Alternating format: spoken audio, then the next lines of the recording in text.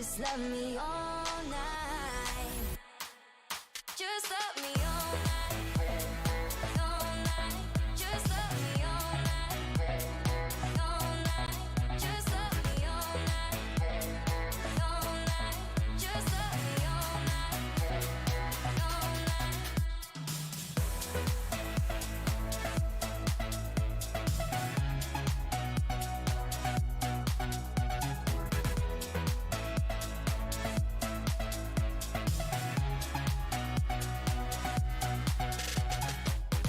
Tell me you want me, baby.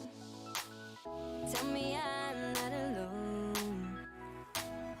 Tell me you wanna be with me tonight. With me tonight. With me tonight. You know what I need, know just where to touch. Make me feel like I can't explain. Oh no, don't you leave, it's just a bit of fun. You know how to drive me insane. I know it shouldn't feel right, but baby, don't go. Just love me all night. Just love me all night. All night. Just love me all night. All night. Just love me all night. All night. Just love me all night. All night. It shouldn't feel right, but baby, don't go. Just love me all night. Just love me all night. All night. Just love me all night. All night. Just love me all night. All night. Just love me all night. All night.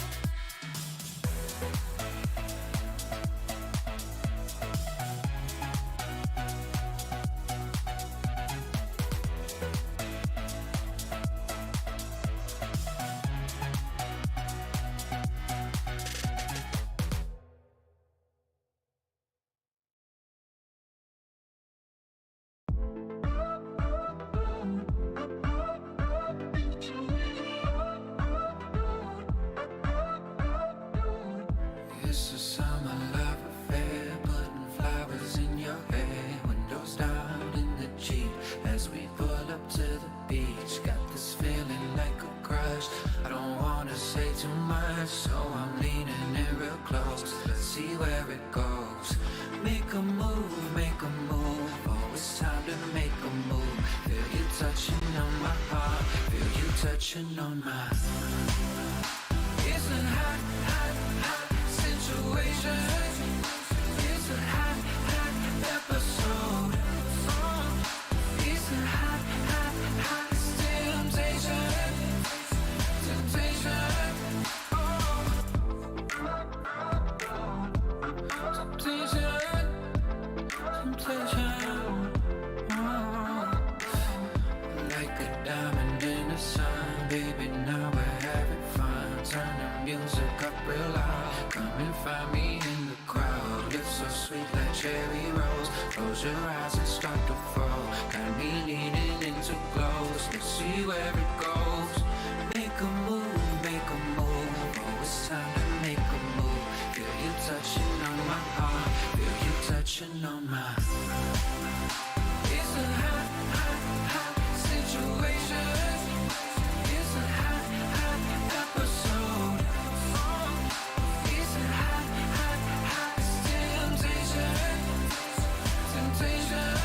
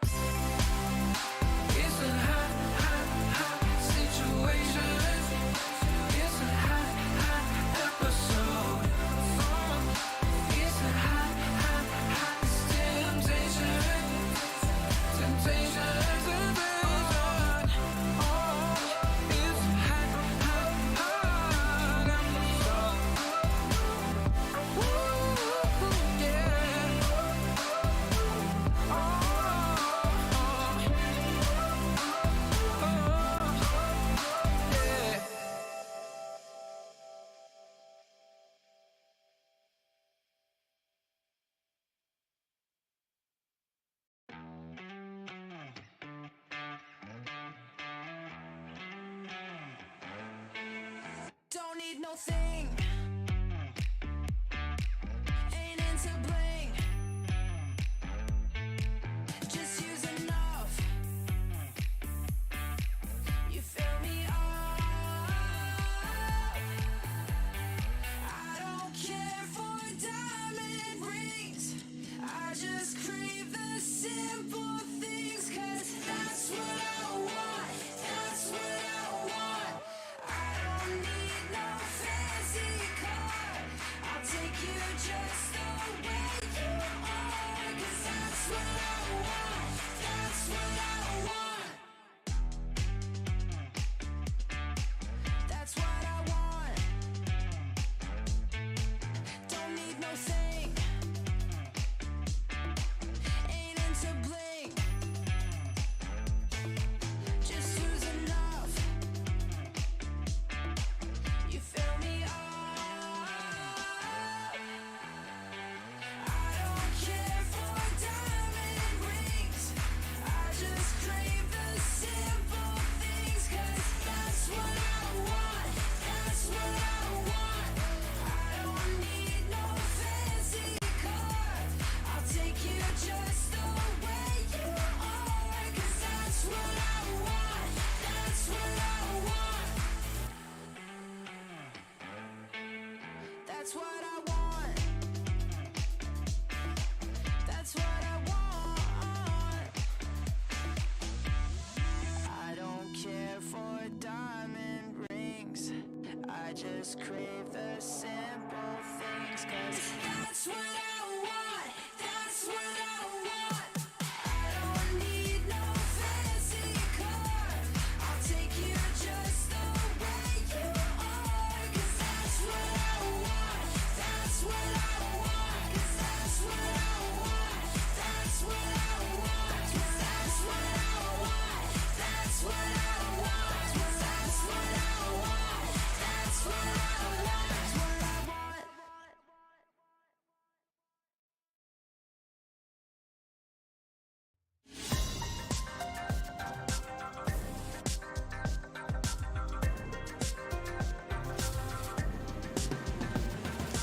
Moving forward in the future. Now that we're together.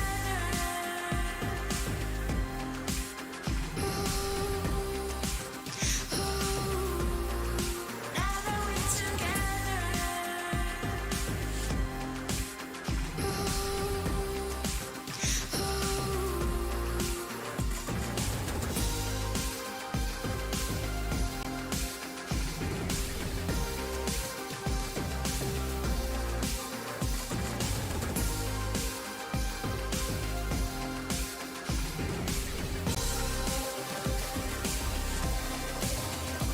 moving forward in the future. Now that we're together.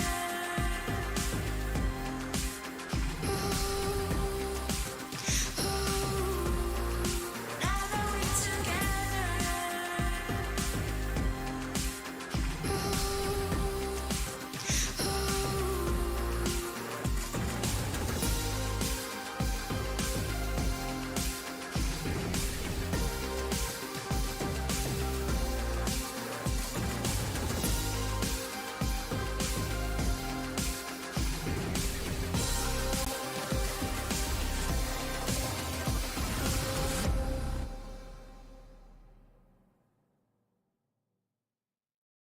We just wanna have a good time, good time, good time, good time, good time, good time. We just wanna have a good time, good time, good time, good time, good time, good time. We just really wanna feel fine, feel fine, feel fine, feel fine, feel fine, feel fine. We just wanna have a good time, good time, good time, good time, good time, good time. I'm a jump from the ship, but I can't swim. I'm a run from the life that I'm living. Like a ghost fading into oblivion. Big win, big win. I'm a joke from a rope I'm swinging. Just a bloke made of smoke and some thick skin. Cauterized by the wound of a vision. A prison, a prison.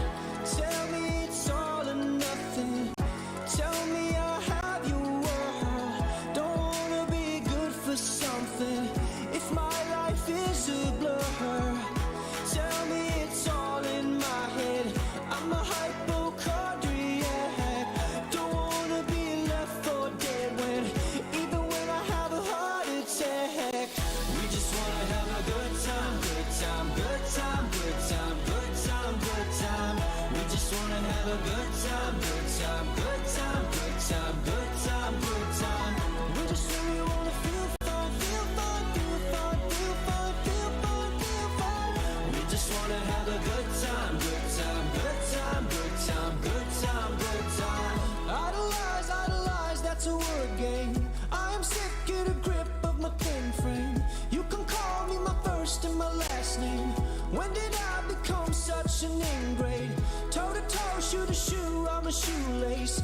I'm a fraud, I'm a zoo in a dark place. Why do I even try to pretend that I can rhyme good? Oh well, I guess. Tell me it's all or nothing. Tell me I'll have your world. Don't wanna be good for something if my life is a blur. Tell me it's all in my head. I'm a hypochondriac. Don't wanna be left for dead when, even when I have a heart attack. We just wanna have a good time, good time, good time, good time, good time, good time. We just wanna have a good time, good time, good time, good time, good time, good time. We just really wanna feel fine, feel fine, feel fine, feel fine, feel fine, feel fine. We just wanna have a good time, good time, good time, good time, good time, good time.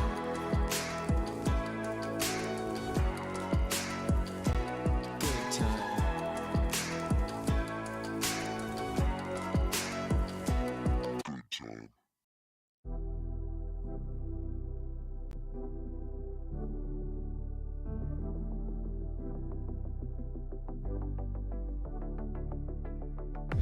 Don't you wanna tell me about the time that we felt free?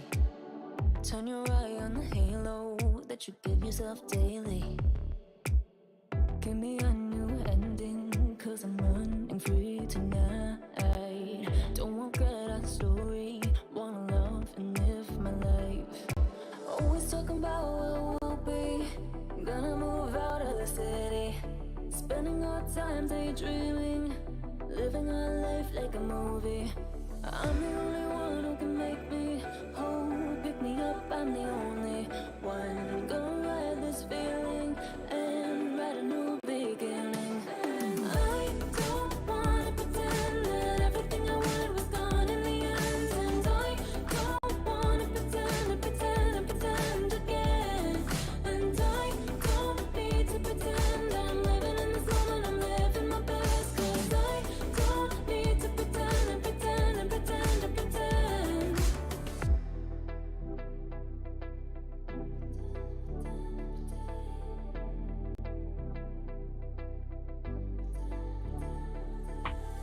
Don't live life in envy, shine a bright energy.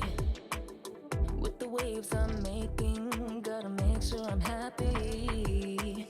I'm the only one who can make me whole. Pick me up, I'm the only one. I'm gonna ride this feeling and write a new beginning. And I don't wanna pretend that everything I wanted was gone in the end. And I don't wanna pretend again.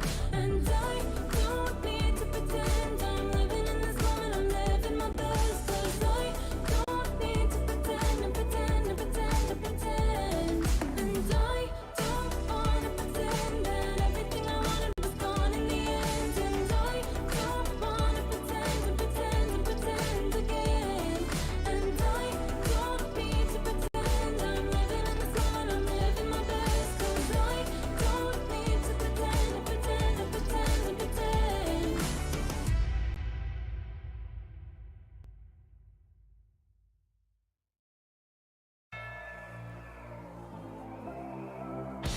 Dear Summoners, Wild Rift League Asia is about to begin. With a brand new tournament format and teams, what changes can we expect?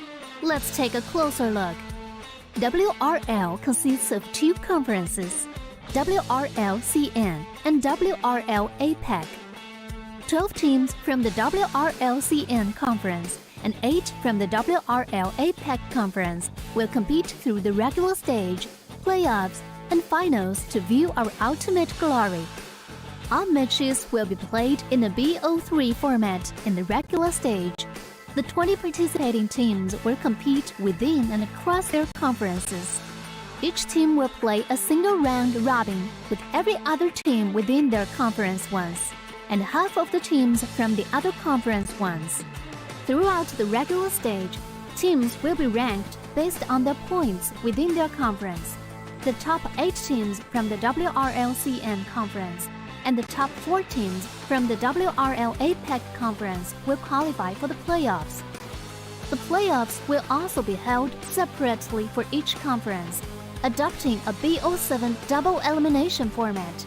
Only the top 2 teams from each conference's playoffs will advance to the finals, vying for the championship. Of course, a new tournament brings unique challenges.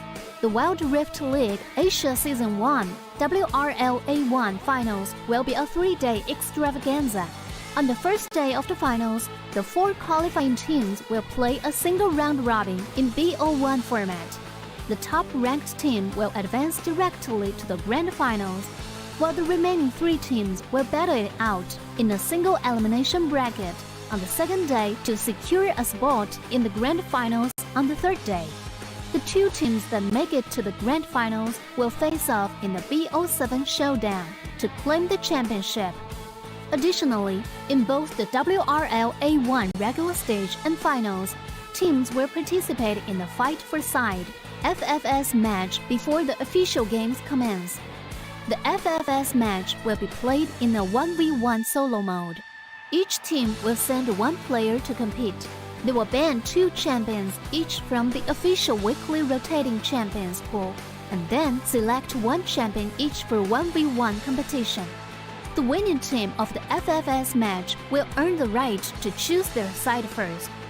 Wild Rift League Asia Season 1 regular stage will officially kick off on April 8th, with 20 top-tier teams assembled and ready for action. Who will climb to the summit and seize the crown? Let's wait and see.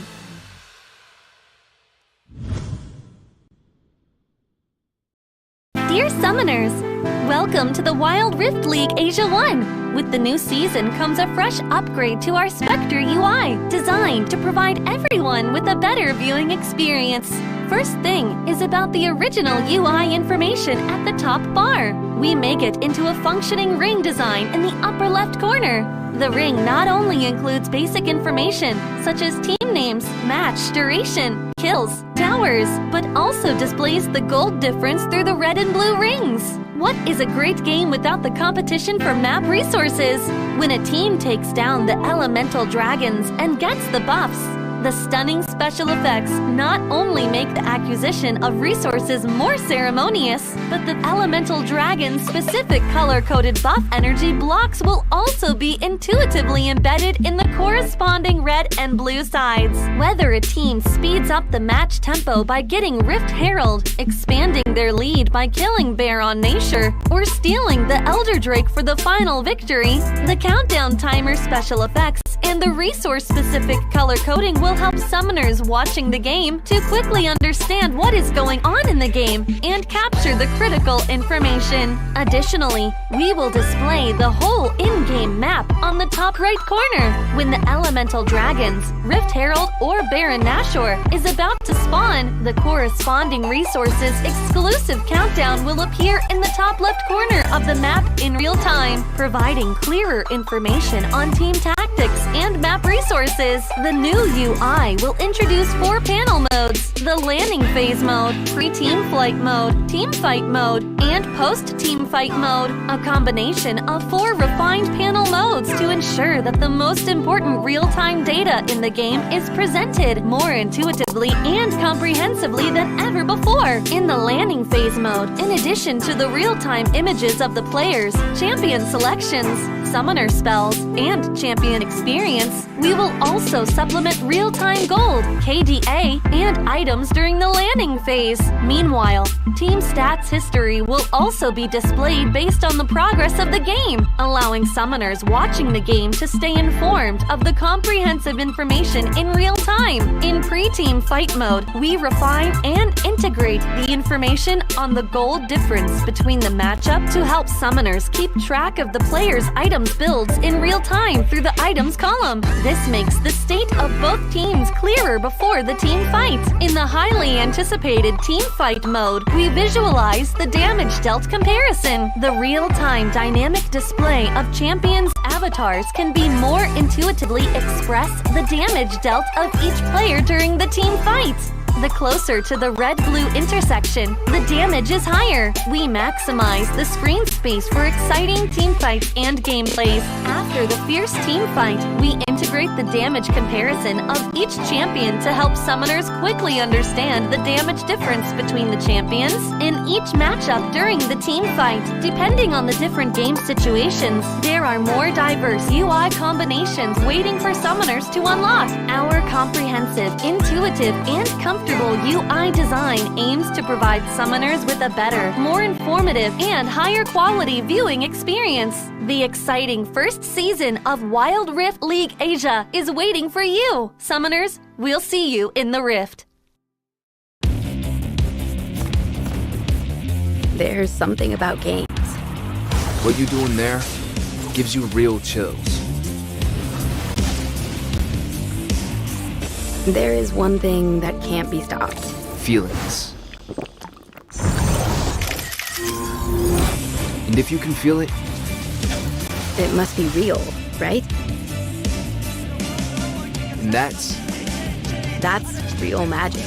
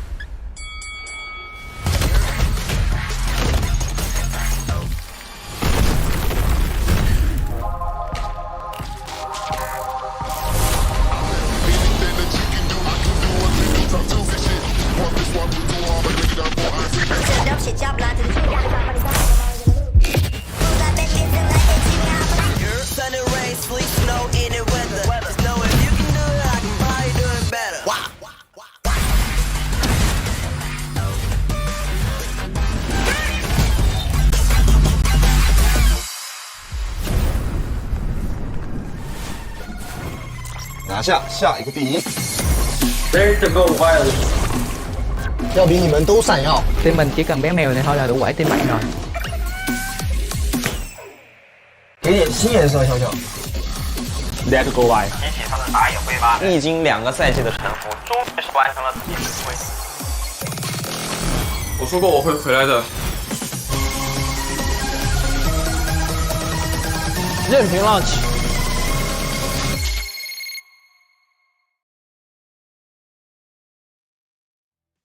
Welcome back, ladies and gentlemen, to another exciting week here at the Wild Rift League Asia 2023 regular season. My name is JDG coming at you. With me is Giyang Gaming, and well, we are going to be starting the week off with a bang here. Oh yeah, we actually came from a really interesting jam-packed action weekend in our week number 2. So if you haven't really checked out the video of our top 5 plays, make sure to check it out on the YouTube channel here, of course, because you will see so many plays, so many highlights that we have seen that occurred in week number 2. And now we're heading down towards week number 3, in which we have a new sets of matches set in stores for us. Another chance for APAC teams to try and up their score line against the CN Confidence teams, because, you know, so far the score is actually 2 wins for APAC. Still the same wins that we had previously in first week. NAOS Esports against Rare Atom and the Nigma Galaxy against Race Esports. But the WRL teams are quite consistent, you know, getting 11 wins so far. Even last weekend, we just saw a glimpse of APAC teams winning, but still the stability of the CN Confidence teams, especially, you know, Thunder Talk at that Sunday's game was just so good. Yeah, and as you can see here in our standings, J Team is actually the only team now to not have lost a match. EDG was taken out by, is that right? Is that KBG from last Sunday? So that was a pretty big upset. EDG now with 1 loss, but following very closely, they JDG, KBG right on their heels. Weibo Gaming, Nova, WHG, Trace Esports, OMG, FBX Rare Atom and Thunder Talk. So a couple of those teams are going to be able to kind of redeem themselves today. Do you know, we actually experienced a standard draft during our Sunday's game. EDG pulled out a Cinch, Jarvan, Jace, Vayne, Lulu against KBG's, typical lineup with the APC. And it was actually interesting because EDG was doing really well in that early to mid game. But again, this ability of having just the APC, especially with the Ziggs, is just so impactful. Here on the side of APC, we do see KT, Roser, Y still being quite stable, sitting at the very top. BRU sitting close second. NGX, after their struggle last week, is looking to have a nice comeback towards this week's games.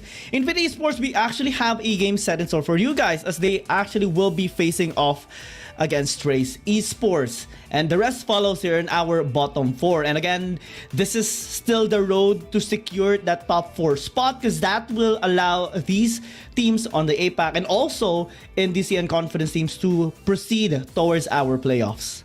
Exactly.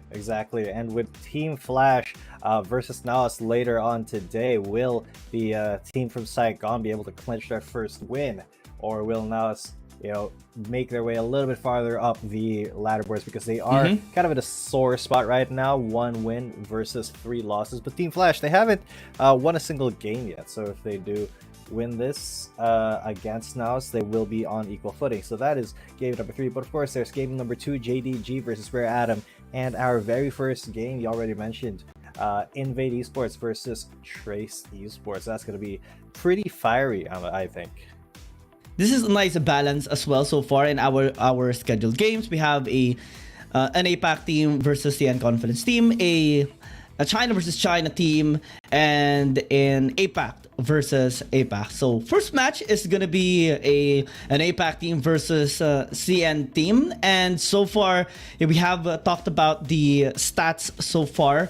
2 wins for APAC, 11 wins for Chinese teams against the APAC teams, and this will be again a chance for an APAC team to set themselves up and help the APAC teams have more good wins against the Confidence teams. But again, so far the standing of Invade Esports hasn't really been the best.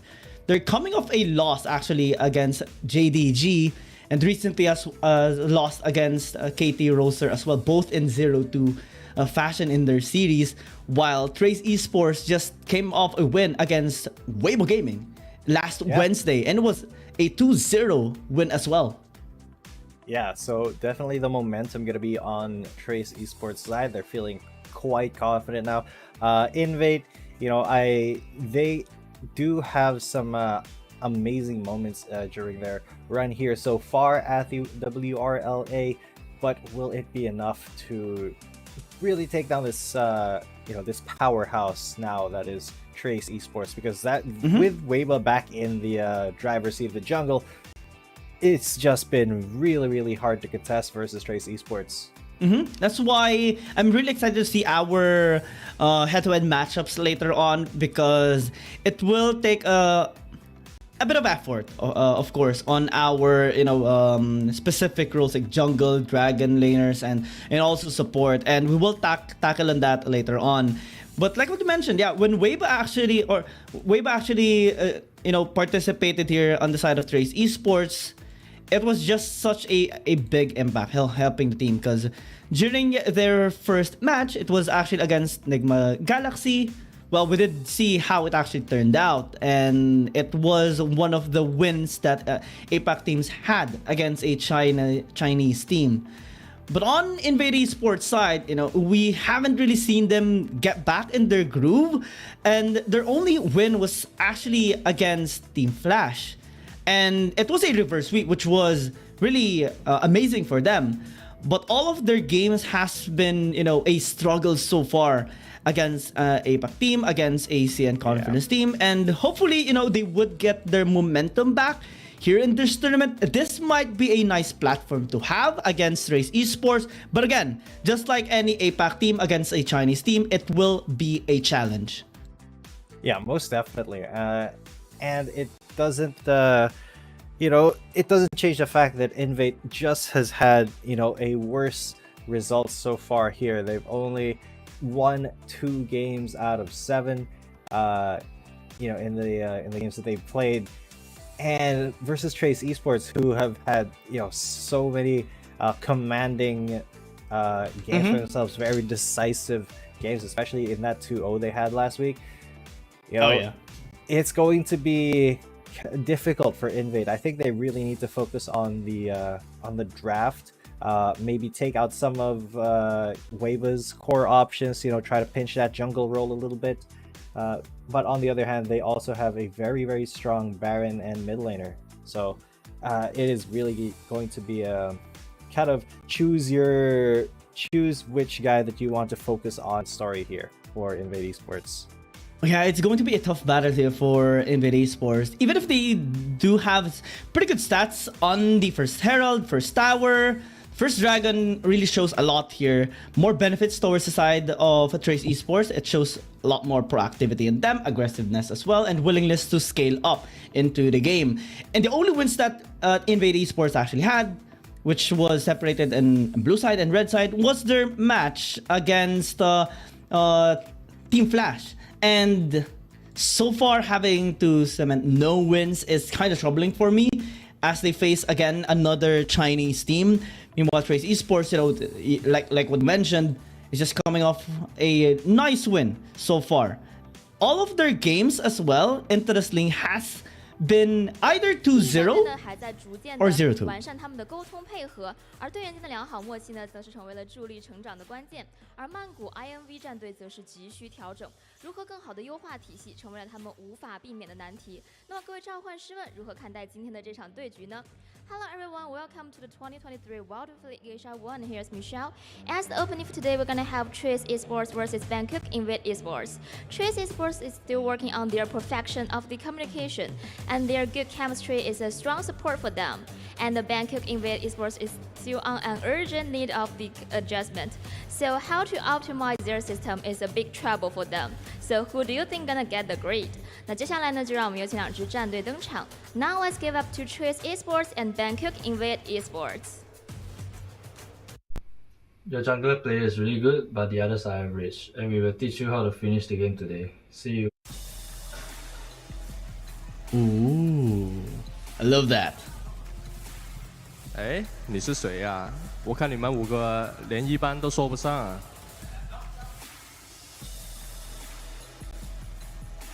I really wish we have an English translation on what the Chinese teams are saying in the Trash Talk session.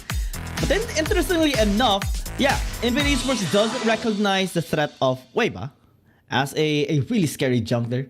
But they say that the rest of the members of Trace Esports are average.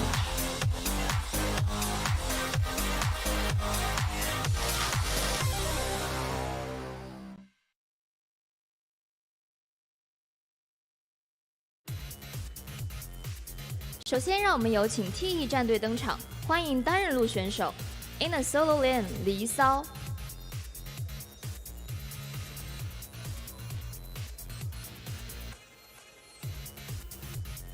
接下来，让我们有请打野选手 In a jungle 灰巴。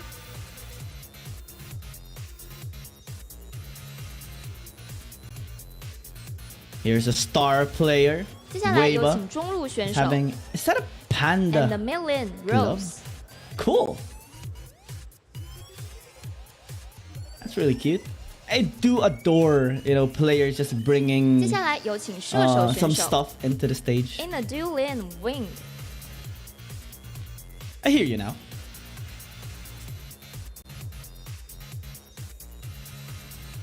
最后有请辅助选手 And the support tag. When just being A-OK here so far. Ooh, 再次欢迎5位选手，有请进入到对战席进行准备。接下来让我们有请曼谷 INV 战队亮相。首先欢迎单人路选手 In a solo lane Asriel。接下来欢迎打野选手 In a jungle Merlin。接下来欢迎中路选手 And the mid lane Bluff X。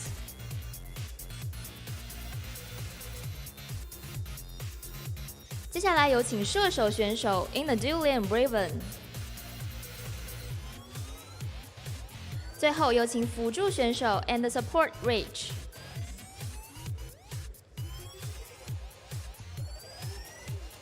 那么我们的双方选手已经准备就位，让我们一起进入到召唤师峡谷之中吧。All the players are getting ready. Let's step into the wild. All right, let's dive into the wild with our very first match of the day, ladies and gentlemen. Of course, remember, we have our fight for side, which is a 1v1 between two of these teams' representatives going to be coming up soon. And whoever wins that gets to pick the side that they want to play out for the rest of the match. So a very big advantage. This is something I actually want to talk about to you. And we have discussed this a lot already in the past few days. Weibo just being a solid jungler the moment they joined, or he was included in the games of Trace Esports. He was a pinnacle player that allowed the team to just cement a lot of wins. Merly, on the other hand, does show a lot of good stats, but in terms of, you know, putting it into a win for NVIDIA Esports, he does struggle a little bit on that. And that is where the statement of NVIDIA Esports a while ago will come into play, because the other members as well, like Raven and even their support Rich, actually does significant work in which they have secured MVP spots as well, especially for Raven in their match against Team Flash. But they might need to be very careful against their matchup as well, because now we do compare Raven and Wind, and yeah, Raven does a really good job in the kill participation, in the damage per minute, and the damage per gold as well in terms of percentage. But Wind has been, you know, that much more stable in the Dragon lane, helping out the team get their wins and also just win in the team fight overall. And the only good performance so far here for Raven is actually with his Zoe and his Senna. And that's a 50-50 on the Zoe as well, because against Team Flash, game number 1, he picked Zoe, and we didn't really see him, you know, have that much impact compared to Tari at that time. Yeah, and now we are going to be going into the champion select here for the 1v1. It's going to be Darius for Lee Sao and Diana for Raven. Now that Diana, we did see it come out last week in the fight first side. It's actually incredibly effective against the Zed. That shield just makes trading a lot less risky. You know, if you were the first one as a Diana to get your foot in the door, because that's extra damage with your skill, and then you get more shield when it all runs out. So, you know, Zed has to chew through that shield and then get you to have health before he can land that big auto attack on you. So, you know, you can really bully a Zed out of lane if you get any sort of lead. So, if that can work against Darius, we shall see, because I'm really scared of Darius's dueling potential, especially with his bleed stacks. So those are very hard to counter, even with the shield. Same sentiments here. And so far, we have seen wins of Diana against the Zed. We have seen, you know, last Sunday, a win with the Diana against a Vayne. It was Andran actually picking up that champion against Xiaojiang's Vayne, which was really fun to see. But again, if it's an ADC against Assassin normally wins. And in this case, in this fight for side between Trace Esports and NVIDIA Esports, we will see yet another chance for the Diana to shine. But the Darius might actually have the edge here, given, you know, consistent DPS, the hemorrhage stacks as well, and just the sustain you actually get with the Decimate. And I do love the skin as well here of Lisa. Yes, I love that that Darius skin. Is it yeah, it's the Dreadnought Darius, if I'm not mistaken. Very sick looking skin. Makes him look like Cho'Gath. But Diana as well, very elegant here looking. So I'm actually very interested to see if so Raven took the Q first, meaning he's not looking to kind of scrap with Lee Sao, at least in the early phases of the game. He's just going to hang back, get some CS in, and let Lee Sao come to him and be impatient, you know? And just a trivia on the first skill rather than the shield. It's pretty common for a Diana actually to use that range skill when she is in a disadvantage. But when she is kind of comfortable going with a duel in the laning phase, usually players do get the shield. And in this case, it's very eminent that the Darius has the upper hand, and Raven has to give some space here and just try to land some CS to get some gold. But now Lisa will just poke right in. Nice pull, actually. Decimate. Yeah, and that is full stacks of the bleed. He's not gonna greed for that, but that is what I was talking about, man. The Darius potential in a duel. You do not want to be in an extended trade with him, because that full stacks of Darius's bleed it just hurts so much, and Diana's shield really doesn't last that long. So yeah, Raven going to be very smart, just keeping his distance, not really trying to go for a kill whatsoever, just really trying to farm up himself, because he did miss quite a lot of CS when he was being zoned out by Lee Sao earlier. But how do you actually engage against a Darius now? Because all of the abilities of the Diana are in melee range, except for that one person Moon, right? But your dash is melee, your ult is melee, and Lee Sao will be very happy closing the distance against Raven. So that puts him in a very difficult spot, as Lee Sao is just trying to pull the wave here to draw Raven a little bit close towards the tower. Might need to respect the amount of movement speed that the Darius actually has. So far he's doing really well, just playing it out safe, and maybe is looking for some ways to actually outplay Lee Sao, maybe bait him into a tower and try to suppress him there. But in just a head-to-head matchup, it's really difficult. Ooh, Lee Sao just literally running Raven out of lane. He is incredibly scared of that Darius upper hand. That is just very, very difficult to come out of, because it slows you down after the fact, and then he can just get you in the perfect range to decimate, and then that is that's already 3 stacks of his passive, and then just a couple more stacks, a couple more auto attacks, especially now that he has ultimate. He slam dunks on you, and that could be the end of the first life. Exactly. That's what Darius does. That's why I really love Darius players, or Darius mains. It's kind of difficult to actually use it, but there was a time. Oh, he's going in now. He doesn't even have ultimate. Lee Sao is going to take that any day. Look at how much Raven's health is just melting away.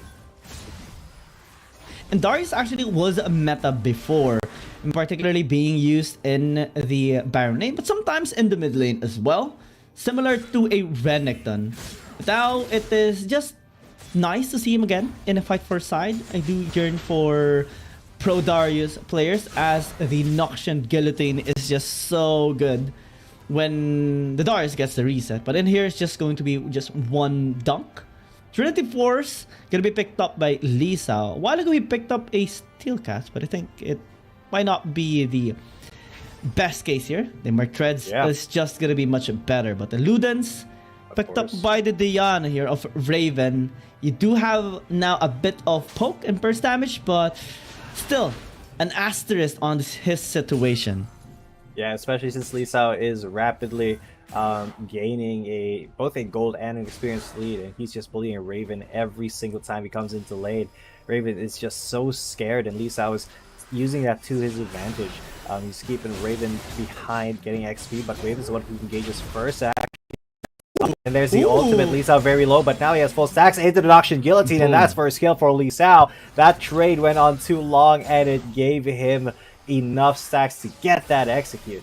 Yeah, Lee Sao almost got taken out, so that's props to Raven nonetheless. And for those who are just new to the live stream, who are just new to tuning by, what we're seeing right now is the fight for side. It is an ARAM game to determine which team is gonna have the side selection priority? They have, or each team has their own representative. In this case, it's Raven and Lee Sao to fight here in a 1v1 in this Aram map, and whoever gets either 2 kills or a first tower or win by sudden death will win the game and will have the team. Looks like Lee Sao immediately just comes in with a ghost, gets the upper hand. Another kill for Lee Sao! Big confirm there after the Noxian Guillotine, and that secures Trace Esports priority on the side selection. Yeah, and well, it is kind of expected already. When you pick the Darius, or you have the Diana matchup against a Darius, it's not gonna look good here for Raven. So side selection now on Trace Esports, and we have seen them get a couple of wins in the blue side and in red side. So this can actually be a little bit predictable in where they would want to go. And personally for me, I'm predicting blue side here for Trace Esports, given that they have cemented 3 wins, and that 2 of which was against Atom, if I'm not mistaken, or never mind, it was against Weibo Gaming, and their 1 win in red side was against Rare Atom. And now we do get the stats ready, and well, the side has been announced. They are going to be picking blue side here, so they're just trying to utilize what is working for them. So that means they will have first pick priority. Maybe they can threaten a Zoe pick, a Senna pick, that can actually negate, you know, the champion that has been working so far here for Raven on the side of Invade Esports. Because the only wins they had with MVP is with Raven with the Senna and with the Zoe. So if you remove both of that champions, that is kind of going to be difficult here on the side of Invade Esports. Absolutely. So Invade, you know, if they do get banned out here, they have, you know, other plans that are less risky, right?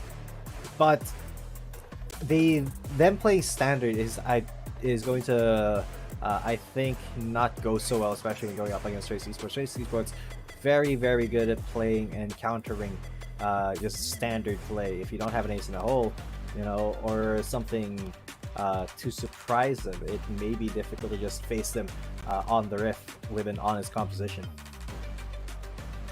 Or entirely, actually. Just Trace Esports being kind of solid in the recent games. Happy to cement a win against Weibo Gaming, which was actually surprising, but really fascinating to see as well. And I think that same momentum will be attempted to be continued in this series against Invade Esports. Again, the matchup has been established, and one of the key factors here of Trace Esports in their wins actually was stat. Having to have 100% kill participation in their game against Weibo Gaming is just a delight to see.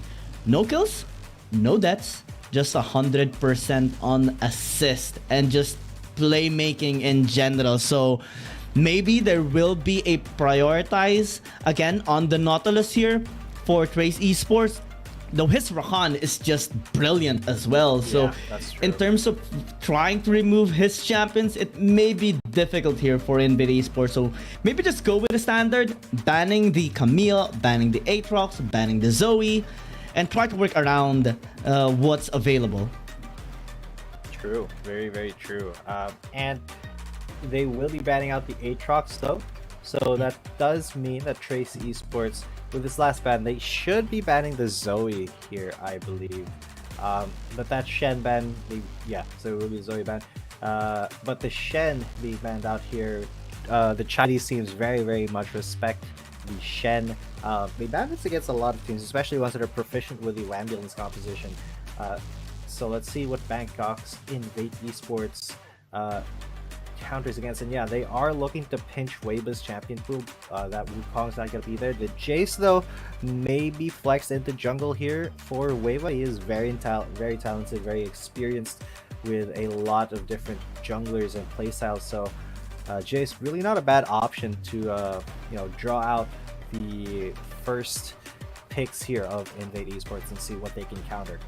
So it might be a Senna coming out. Yeah, and that is the champion here of Raven. It helped them win against Team Flash in their second game.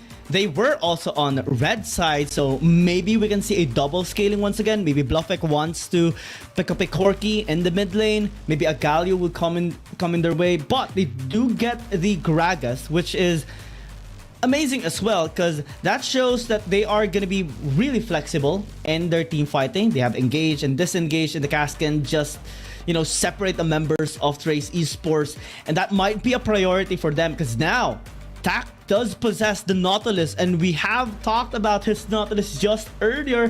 100% kill participation and 100% dominance in setup for Trace Esports. All right, so what this means is, once again, Invade Esports are going to have to pick a couple of the champions that they can get counter-picked on, especially since, you know, Trace Esports also picked their bot lane duo. The Jack's going to be picked up here for Azriel. He is really good on the Jax. It's just that Jax himself has not been really good so far. Look at that, only 40% pick rate and a 35% win rate. A lot of teams, once they see that Jax, they immediately pick a champion that can really duel him, right? And take the fight to Jax early on.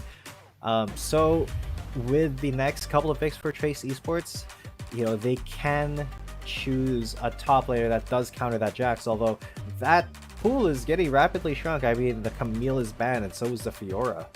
The Renekton's still up though for now. Riven has been banned as well.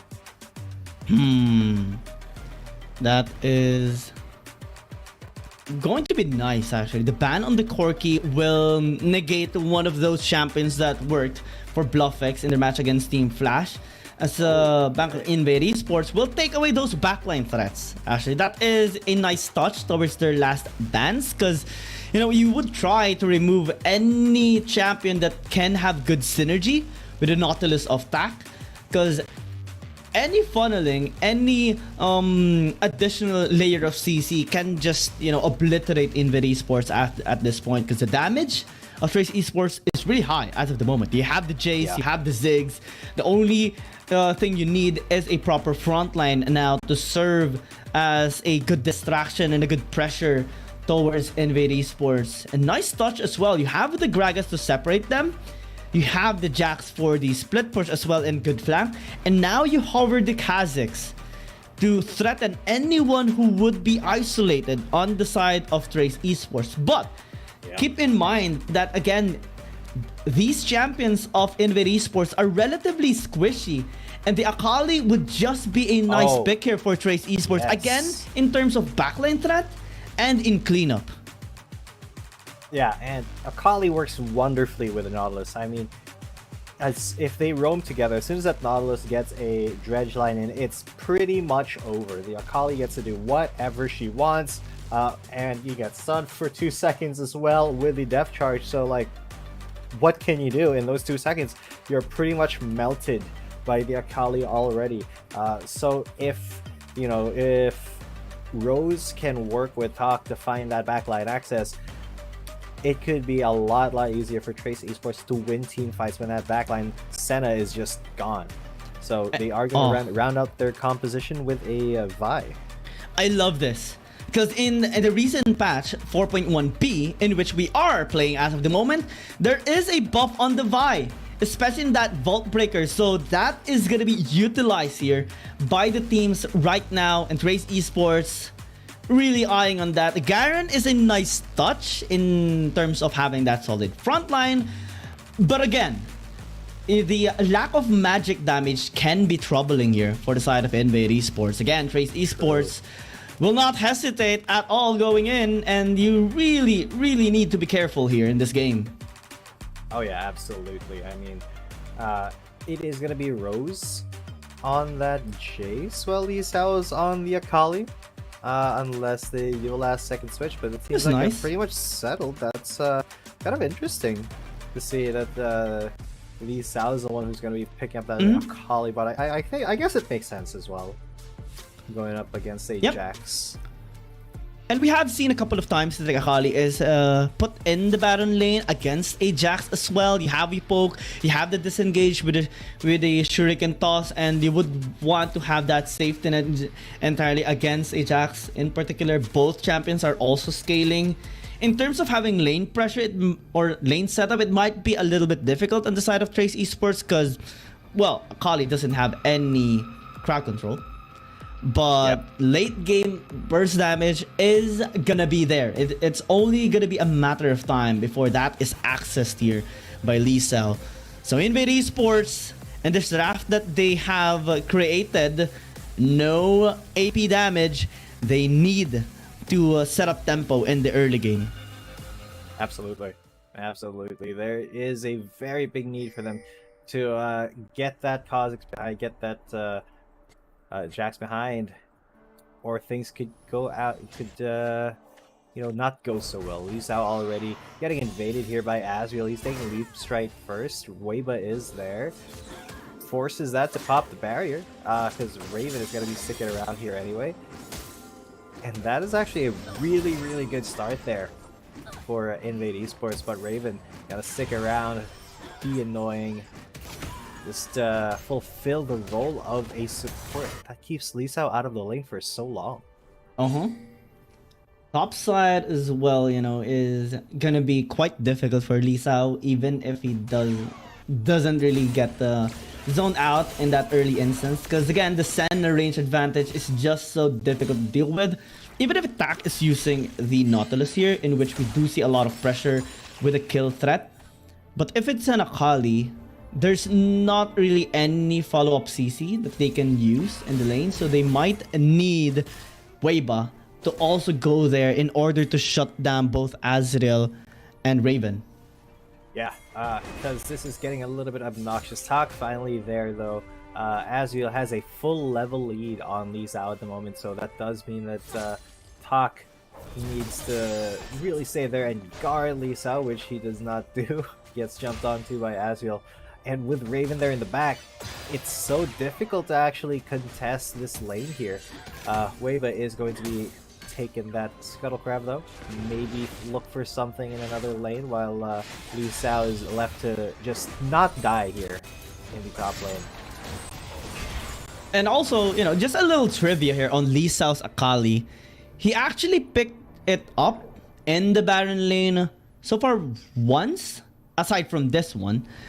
It was the match against Nigma Galaxy during day number 2. And although he did have some strong points in that particular game, it still was a bit of a struggle. It was a loss. And now, oh, look at this. That is them jumping onto Raven immediately. And ouch. Raven being the target there. Tay almost dies. Azriel now still back into the fray. Pops his barrier. Talking Lee Sao. What a surprise ambush they have laid here for the members of Invade Esports. And they get the upper hand in the lane. They get to push quite a bit here while Azriel and Raven are forced to back out. And yeah, they could also look for a tower plate here. Yeah. Lee Sao gonna be fighting back.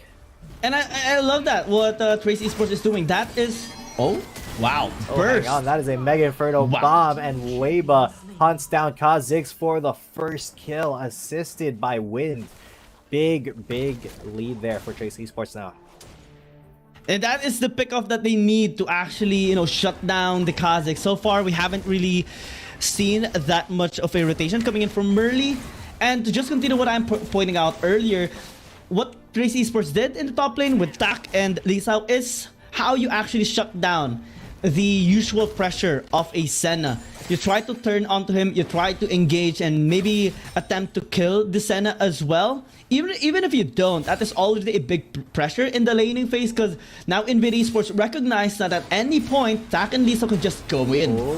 Azriel has been dredge line. Weiba goes over the wall, but because that counter strike was spinning, they did not want to chase the Jax. So just a little bit of Weiba showing his presence here near the Baron lane, making sure they don't do anything. But there it is. Depth Charge comes in, and then the flash and the dredge line. The Senna is down. Azriel's gonna get hunted as well. He survives because he popped the ulti, but Weiba is over there as well. They're gonna be going out the Bluff X now, who's taking 50% of its health and damage. Merly, not really very useful, gets pounced on, down to 20%, but they chase him away. A big threat now from Trace Esports as they invade the jungle. And now with the perfect execution, now with the depth charge, they're able to kill Raven. A while ago, they were only able to shove him away, send him back towards the base, and now we're seeing even a goal lead rising towards Trace Esports. This is not looking good on the side of NVIDIA Esports, especially that they are lacking that magic damage. Late game, they do have quite a lot, especially with the Jax, with the Senna. But how do you actually deal with Lee Sao later on? How do you deal with Wind? Now, oh, they found another hit onto Raven. He goes down immediately. Rich now very in the back seat. He gets taken out as well. Wei, but just proving to be a very incredible jungle right now. Much more effective than his counterpart, and they get first dibs on this dragon. 2-0-1 already. Yeah, single pick-offs is just so easy on the side of Trace Esports. You have Divide, you have that lockdown onto one champion. I want to calculate how many seconds they could actually pin down a single champion. I'm guessing about 5 seconds. That's because of the Vault Breaker, the Cease and Desist, and, you know, Nautilus things. So that is already enough given the squishiness of the champions here of NVIDIA Esports. Lisa just gonna be stopping that recall. Yeah. Oh, Lisa, you cheeky fool. And this is the replay. Bang. Yeah, Wei just getting the catches again and again. Yeah, Mega Inferno Bomb after that Vault Breaker, everything just thrown out there. 100% respect as well to take down that champion. And now with the leverage that Trace Esports is getting, they're gonna be trying to accelerate that even further as they do pick up the Rift Herald after getting the dragon as well. Merly here though, gonna go for a gank onto Rose. They may have caught him, but he's a little bit tanky, and there goes the depth charge, going to be knocking that Kha'Zix up, but Rose is out of danger until Raven comes in from behind. That is not going to hit, but BluffX still committing. Talk danking so much damage, and Rose is safe. He gets another accelerated shot blast onto Raven, and now they're the ones on the front foot. Onto Asriel. Oh my god, there it is. Vault Breaker, Mega Inferno Bomb, everything is going, but Asriel is still living. He's still barely alive. Wind may be changing that though. What? Oh, it hits! What? And he's literally 1 HP. They're just trying to corral Asriel into his death, and it is Wind who gets it. 5-0 after, you know, basically that was a fish in the battle moment for Asriel. But they're going to get re-engaged on Wei, but now incredibly low. Lisa, oh, what a explosive cast coming in from Rich. Another kill for Invade at the very least. They get one. Raven flashing in, gets two. Wind now the target of Rich. Will he be able to slow him down enough for the other two to come in and catch him? No, Wind gets away scot-free so far. And unless Rich wants to go for this gank, he will be targeted by the tower. And that is the end of that. And bot lane though Until is... the bot lane. Yeah. BluffX is going to get dove by Rose and Talk. They're tanking so much, but BluffX is a Garen. He's tanky as well. So he is going to be able to save that bottom tier 1 as of the moment. Top side going to be pushed as well by NVIDIA Esports. So props to Raven and Rich. Will they get the tower? Yeah, they do. Lisa was just too late to defend that. So that is a slight win for NVIDIA Esports in their attempt to get back in this game. Again, this team is so far struggling to get back their groove. 2 consecutive losses so far in terms of series, and all of their games so far has been, you know, 0-2. So this is so far not looking good. They're trying to come back. This is going to go down. Asriel already got jumped on. Will he live? No, he won't, because Talk is there. The CC from the Nautilus, a little bit too much to deal with. Merly and Raven are there to stop the rest of it, but that is a tower and 1 kill for free for Trace Esports. Such clean execution for Trace Esports. They do get a tower, they do get engaged, and again, the layer of CC is just so obnoxiously good at the side of Trace Esports that nobody that gets targeted on NVIDIA Esports side is able to survive. And even if they do have the Dawning Shadow, even if they have the cast, it's just so difficult to negate the engages here of Trace Esports simply because the damage is also relatively high with Wind on the Ziggs, with the Jace of Rose. They can easily 100 to 0 anybody. And again, Tak is just that support that enables the team here massively. But it's a Garen. X gonna get jumped on, but yeah, it is a Garen. He gets another spanking butt though. It's just Hawk is gonna get jumped on. He gets away by Spider Manning, and Azriel, he's hard committing. There's the counter strike. He doesn't stun at all. So there is the stasis coming in. Lee Sao, though, he's dancing in and out. Finally, Tak goes down there to make Inferno Bomb though. Going to do a lot of damage. Raiden gonna get kicked in the face and then taken out. An execution onto the Jaxes. Murley tries to jump in and gets flashed off of. Rich now in the mids. He can try to take down Lee Sao, but he's not gonna be able to as Win comes in to support. And that is a 3 for nothing. Lee Sao just finding the correct angle to get into that fight, but Burley is there. He gets exhausted, and now Win's gonna get jump on, and the Sancho charge takes him out, and that is a 4 for nothing this time for Trace Esports. Did get Tak, but at what cost? At what cost? Let's check out this replay and how Tak was able to really put them deep inside their lane. Look at how extended they are here in this bottom lane. The stasis as well to buy enough time. Lee Sao found the opportunity. The Mega Inferno Bomb was so good coming in from Wind as well. Perfect execution. Wind comes through, and while all that is happening, topside was being pushed by Rose. They got an inner turret in that, and Murley was, you know, that was a bit of a disrespect, honestly. Kinda going greedy. again, yeah, that was greedy, and just 4 for 1 is a massive loss in general for any team, and Invade Esports are just in a deeper hole right now. Yeah, and they're trying something desperate, trying to barge down mid lane, all in the center shroud, but Lee Sao just engages fiercely onto Murley, misses the shuriken throw though, so this will be a little bit of a separated fight. Trace Esports at least keeping Invade at bay, and really showing them we are the ones in charge here. We can't even push a lane without us trying to do something to you. So Invade really have to respect the threat that both Weiba and Lee Sao pose right now. Interesting items though on Azriel and Bluffix. Both has hull breakers, so we do get their intention now in this game. Side lane push can be the way, but there's an issue. Who's your wave clear? You don't have a Ziggs.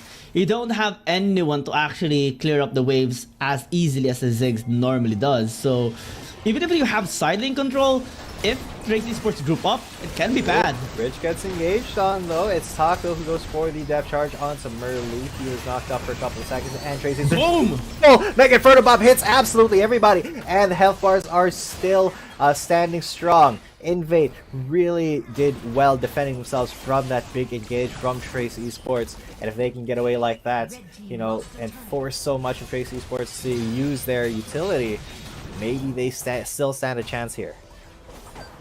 I don't think there is a bit of a chance for Invade Esports at this point. Look at the gold lead, 11,000 at almost 11,000. Yeah, maybe there can be a glimpse of hope, but it would require Trace Esports to make a crucial mistake. It would require a massive turnaround just for Invade Esports to have yet a small glimpse of hope in this game. I think the lack of wave clear, the lack of a mage damage dealer or magic damage dealer is just so bad here on the side of Invade Esports. And now Trace Esports is just looking for more picks from multiple angles. They have side lane pressure as well, because, well, even if Azriel and Bluffix has hull breakers, 1v1 is still bad for them because Trace Esports is just so ahead. Yeah, absolutely. There's very little chance that you actually stand against that Jason 1v1, even if you are tanky there, and it doesn't really matter because Trace Esports is so ahead. Yeah, all 11,000, more than 11,000 gold now in the lead, as you're just trying to make something happen with a push, but of course not coming too hard as Lisa was off the map. Definitely going down there to counter that 1v1 push, but BluffX gets jumped on. Weiba not deciding to commit though. Tuck is there. They just want to keep Invade away from this Baron enough to control the side lanes themselves with the Jace. So what can be the angle here of Invade Esports. You can foresee team fight, you can side There lane it push. is. Uh-oh. A catch onto the Garen, and he went a little bit too deep. Not good. Got that dangerous CC trade once again coming in clutch. It laid the way for that Mega Inferno bomb. And he's a tankiest member, so what more if it's the And another others? catch. There is Rich going Uh-oh. to get jumped on. The depth charge is committed, and he gets jumped on by the Akali. That's Lisa with another kill under his belt. He's waiting for that Sentinel to dissipate, but he is on the chase now. Trace Esports, just such clean team fighting, 2 for 0, and now they are on the Baron. Easy Baron take for sure. Absolutely no chance for Invade to contest. Oh. Uh-oh. Well, Has to get jumped on again. no follow-up attack is just zoning them away completely. Nobody can come close to him. Lee Sao has a nice angle. Look at that damage, and he got the Shuriken onto the Cog 6 as well. Mega Inferno Bomb coming in. Very, very low health bars here for Invade Esports. But there are still 2 committed on the Baron. This is just Trace Esports being incredibly efficient. Rose and Lee Sao took that Baron really quickly while the rest of them forced Invade away. Absolutely zoned them away from the Baron. No chance for Invade Esports to even force that, honestly, because Merly's behind 1-2 levels against Weiba, and even if he tries, he could easily just be bursted out here by the members of Trace Esports. So it's starting to be dim here, this game, against Trace Esports. Weiba has a nice angle. Lee Sao as well. Look at his flank. Oh, he's baiting them towards Lee Sao, but the stasis protects him for a little bit at least. He goes for the Malt Breaker there, and then the Mega Inferno Bomb hits 4. That is a lot of damage coming in, but he's still going to get melted. There's the Demotion Justice coming in, and the Vi is dead. But another couple of kills coming in here for Lee Sao and company. Tak was the one who got the other. But now, Rich going to get Aggress on, taken out, executed, and Lee Sao goes for another kill. It's who steals it though with his Dredge Light, and that is a 4-for-1. They are running into the base. That was actually, no, that wasn't a 4-for-1. That was an ace. Everybody's dead. Yep. And they're just gonna have a pretty nice win. Heading down towards this first game, 16 minutes and 20 seconds. Such a dominating one-sided victory by Trace Esports. Yeah. Amazing work coming in for Trace Esports. It just felt like an inevitable end there for Invade Esports, and a very good way to start the week, with that momentum still behind you, looking to get this 2-0. I mean, there is still a chance here for Invade Esports to, try to push this into a game number 3. But that performance in game number 1 is really not so good, especially if they want to regain their momentum in this tournament. Because it started off with the first blood of Weiba in the bottom lane, punishing Merly really deep in his jungle with the help of the Ziggs as well. Of Wind, the Mega Inferno Bomb just helped, Trace Esports get that early game momentum. The engage as well with Lee Sao intact onto Raven was magnificent in the Baron lane. So that is already 2 positions in the map that they have control of. And I don't really think the Garen in the mid lane was any good here for Invade Esports, because not only do you lack damage, you lack magic damage and wave clear as well, and we didn't even see BluffX do anything in this game. And it's just a one-sided victory here by Trace Esports. Definitely a stable game as it is reflected in the gold chart. And Invade Esports, they cannot make the same mistake. And we do understand, okay, BluffX Corki has been banned away. Oh, there are other champions you can use in the mid lane. There are other... Yeah, maybe you can pick up Illusion to have, at least an aggressive laning phase, since they do have the Kha'Zix, because the Garen really didn't do anything in this game. Raven is trying, but against Wind, we do see the massive difference between the impact of Wind and Raven. The Mega Inferno Bomb was just obnoxious in this game, helping out in almost any fight that occurred against Invade. Yeah, pretty much. I mean, there were times where we caught the entire team, caught 4, caught 3, and that's just how that composition works. You get to catch on to somebody with a dredge line or even a depth charge, and then you just sink that Mega Inferno bomb where whoever it was got stunned, and it's just the easiest setup. And that's usually in the later stages of the game, when they're clumping up. That's usually a depth charge into boom, 3 people getting knocked up for the Mega Inferno bomb, and that was just a little bit too obnoxious for Invade to deal with. So we'll see if they can deal with it in the next one. But the Akali as well by Lee Sao, absolutely amazing, just dominating the fights again and again, always there to clean up and finding the right angles for pretty much every fight. Oh yeah, and to think that his last match with the Akali was a loss, but now he will cement the MVP. 6-1-2, relatively good kill participation, but his overall damage is just so good in the fights. 27%, not a whole lot compared to what Wind has put in this game for sure. But this is a nice comeback by Lisa on that Baron lane Akali, and that shows the flexibility in general here of Trace Esports.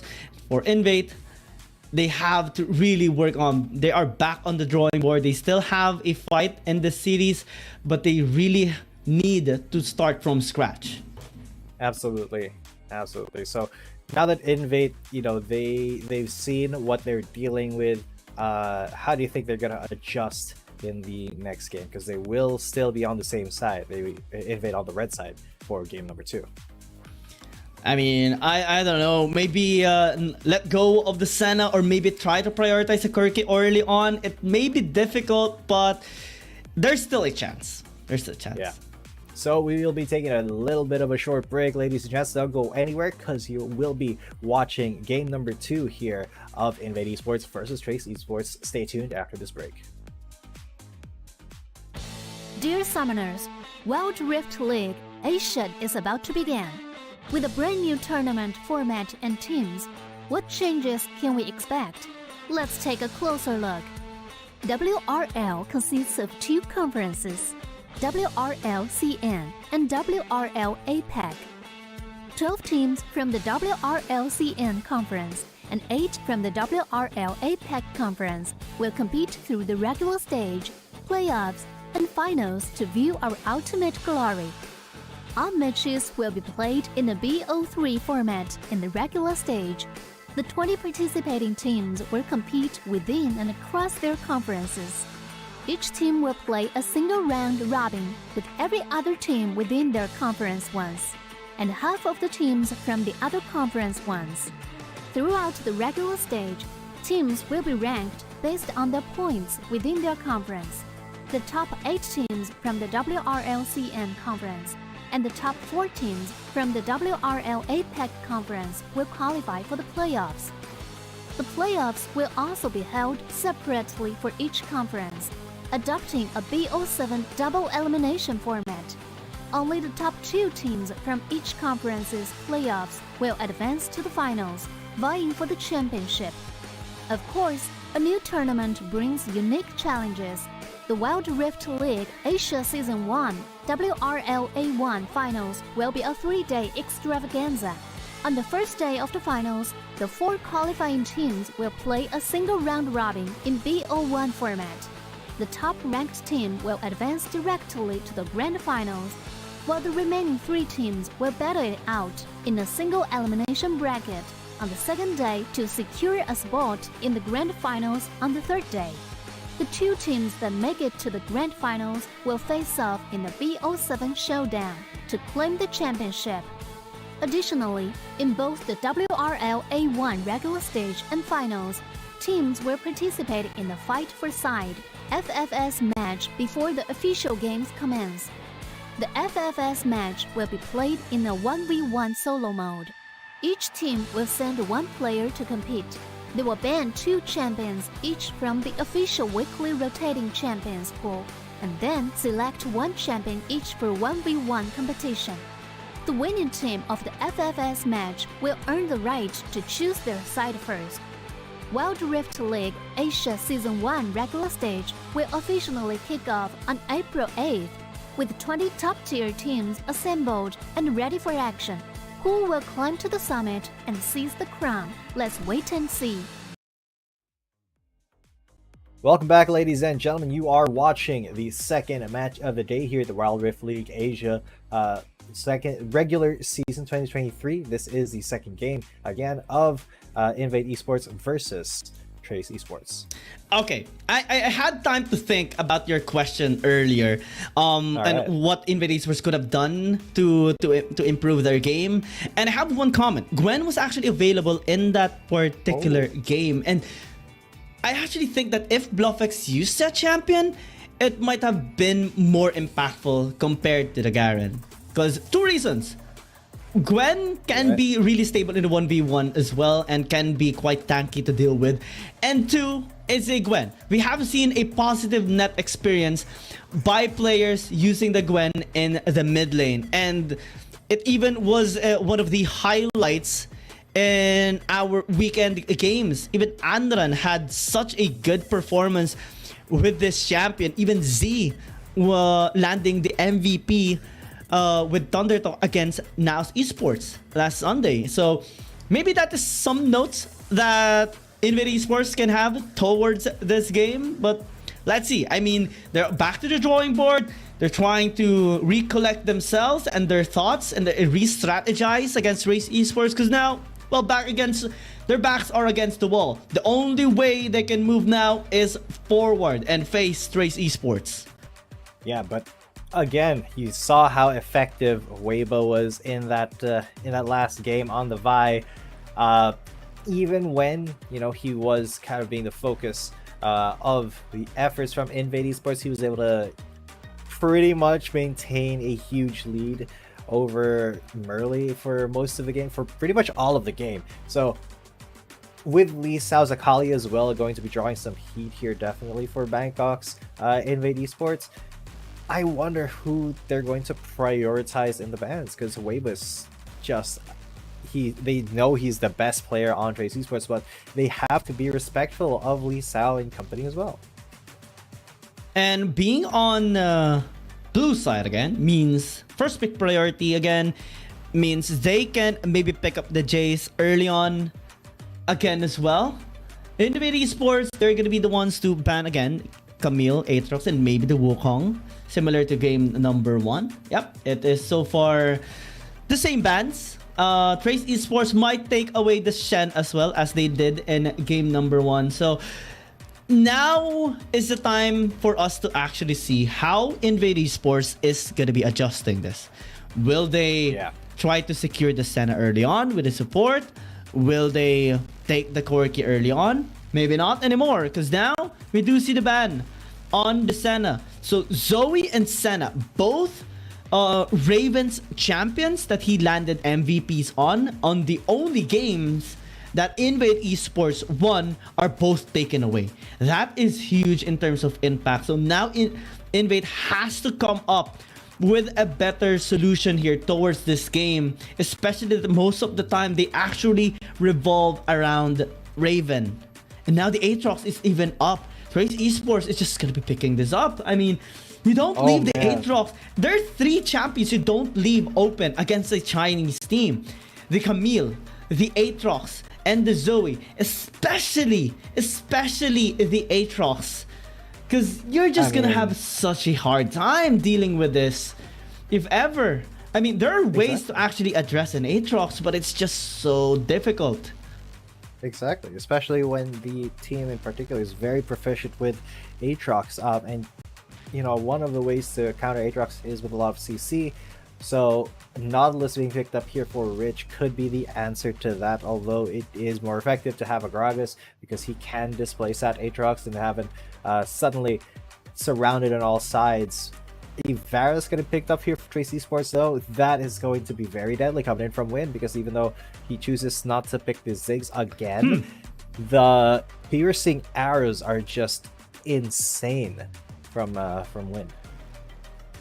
So I wonder if this is going to be a support Nautilus or will this be a jungle Nautilus? Because we have seen a history already with a Nautilus being used in the jungle to actually have that burst damage against an Aatrox, and it actually worked in that particular game.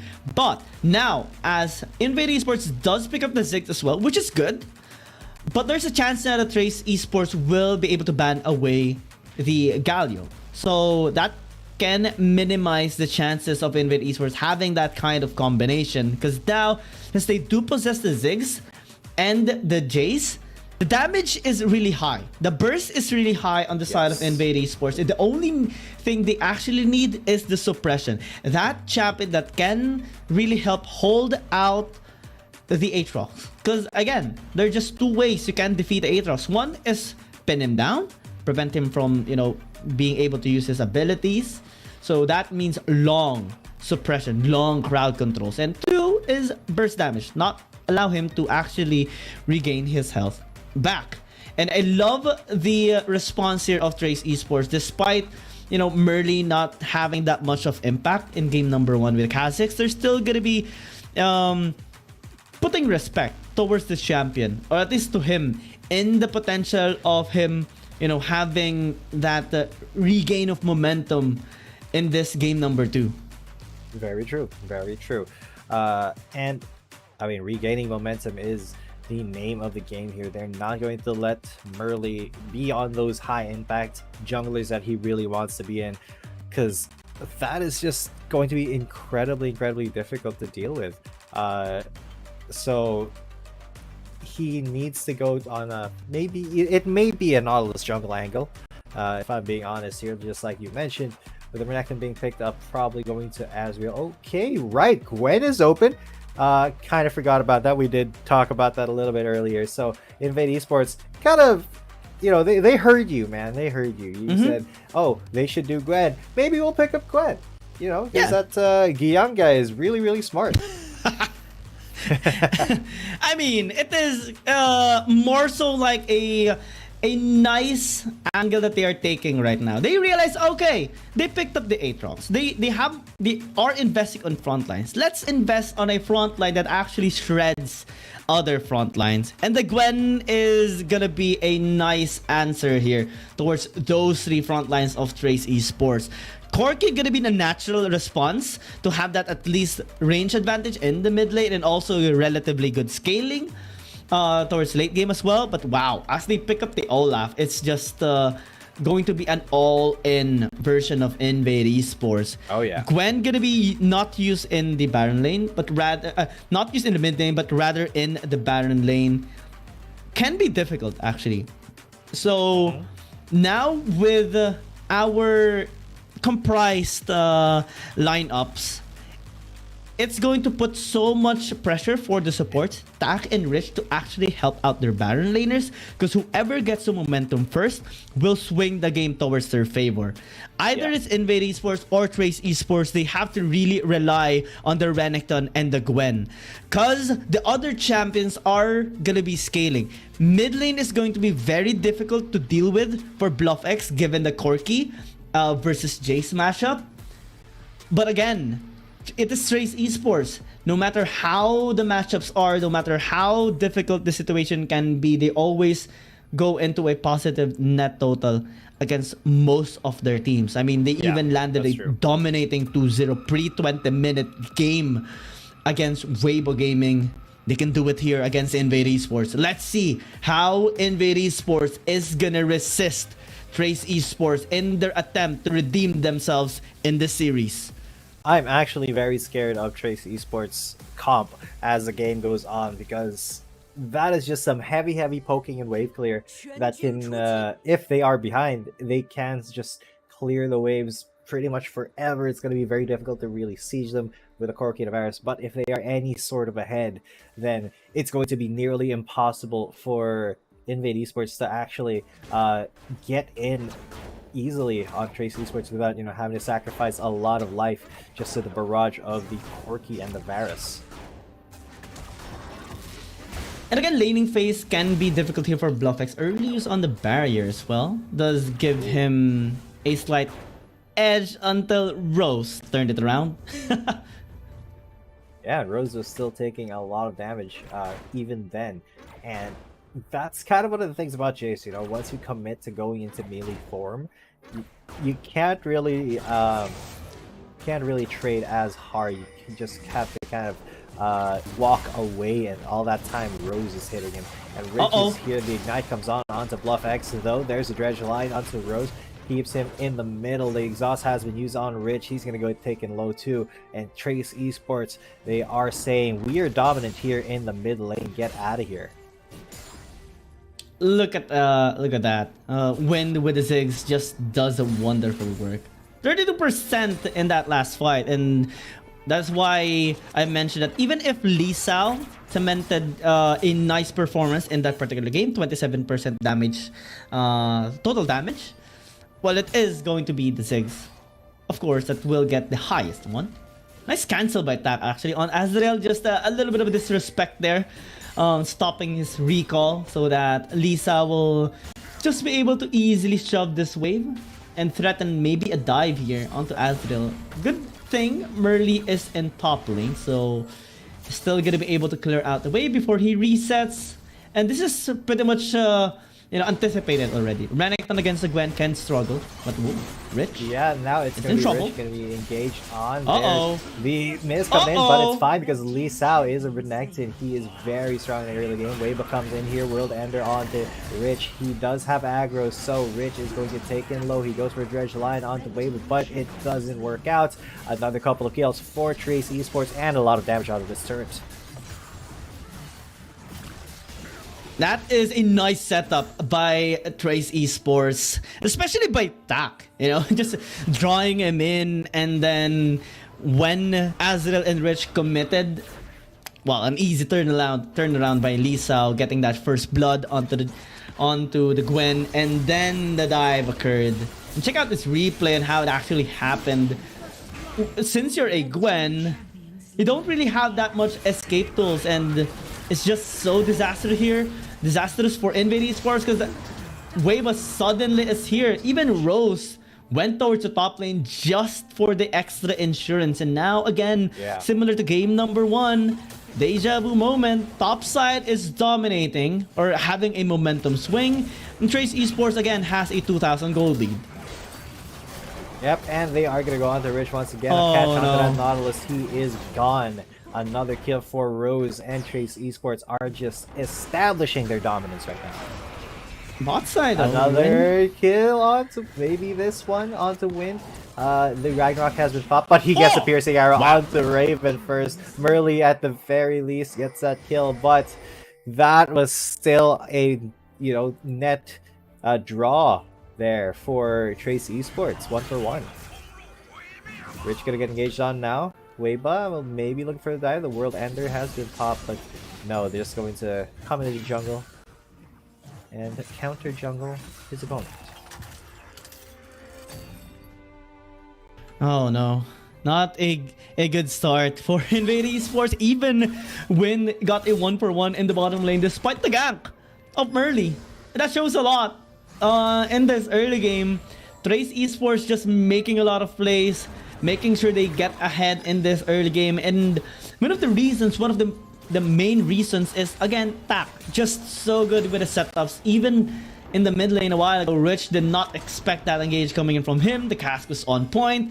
We even see 2-0 scores now for Lisa in the top lane. And again, it's everyone. Look at the gold here, or the items chart. Just everyone from Trace Esports ahead in their respective opponents. Tak even having the luxury of stopping any recall. So, man. Yeah, Lee Sao so strong right now. He does not know that Merly's in that push. He's gonna get engaged on, and he flashes out, gets exhausted, but there's a Ragnarok. They get the kill. Ouch. And that is a dead Croc. Another death, though, onto the Nautilus as Trace Esports was trying to bait the Dragon Raven. Very low now, and they can just go into the Herald Pit, take Shelly, and get the momentum for themselves. Shelly says, no, don't kill me, but Trace Esports wants a double objective here, as they're even just leaving Weiba in the top lane, while the rest of Trace Esports are heading down towards bot lane, or at least the bot side river, to establish control in that area. And well, Rich is gonna try to go in on the top, but what can he do, especially without any follow-up? Reset has been established with Trace Esports. Can they actually reach here? I don't think so, because, well, They're actually, there, though. they're taking a lot of time. Lisa, yeah, is there. That as well. Bluff X engaged on. He is exhausted, and they will start the dragon fight. It is no steal. Still gonna go to Invade Esports, but on the back, Ragnarok will result in a kill. Lee Sao very now getting low, but still Azriel is the first one to melt down. No, he's not. He keeps alive for another one. Wava, though, has been chased down. The final hit there. The Mega Inferno Bomb gonna miss Talk, but barely. Lee Sao is alive still, though. And that is a net positive, actually, for Invade Esports. Yeah. Trace Esports, for the first time ever, actually, was a little bit uncoordinated. Wava was a little confused whether he has to go in or go out, because some of the members are actually quite low on their side. Rose was chasing away Merly, but it doesn't really matter for Invade Esports already, because they got they already acquired the dragon thanks to Raven, and now, well, they're at least gonna be using this Herald to push down the tier 1 tower. Oh, 12 HP. Wow, still standing strong. Not even close, brother. Barely standing here, but if Wing gets anywhere near, that tower is gonzo. So it's still up for now, but just barely. Trace Esports, though, they still have a pretty small lead to work with. And Lee Sao, even if he is a level behind Azriel at the moment, I don't think it's a good idea to take him down or try to dive him without backup. So that's what's going to happen, because Rich and Merly are on the prowl now. Oh, yeah. Azriel may be orchestrating the dive first, but he does take a tower shot. This is what I like, though. You know, the late game scaling of the Gwen. Even if he struggled in the early game, the moment he actually just gets that the Rift Maker and the Gnasher's Tooth, you are going to be able to deal massive damage already. You will win the 1v1 against almost anyone. And we're starting to see now a glimpse of hope on the side of Invade Esports through Azriel.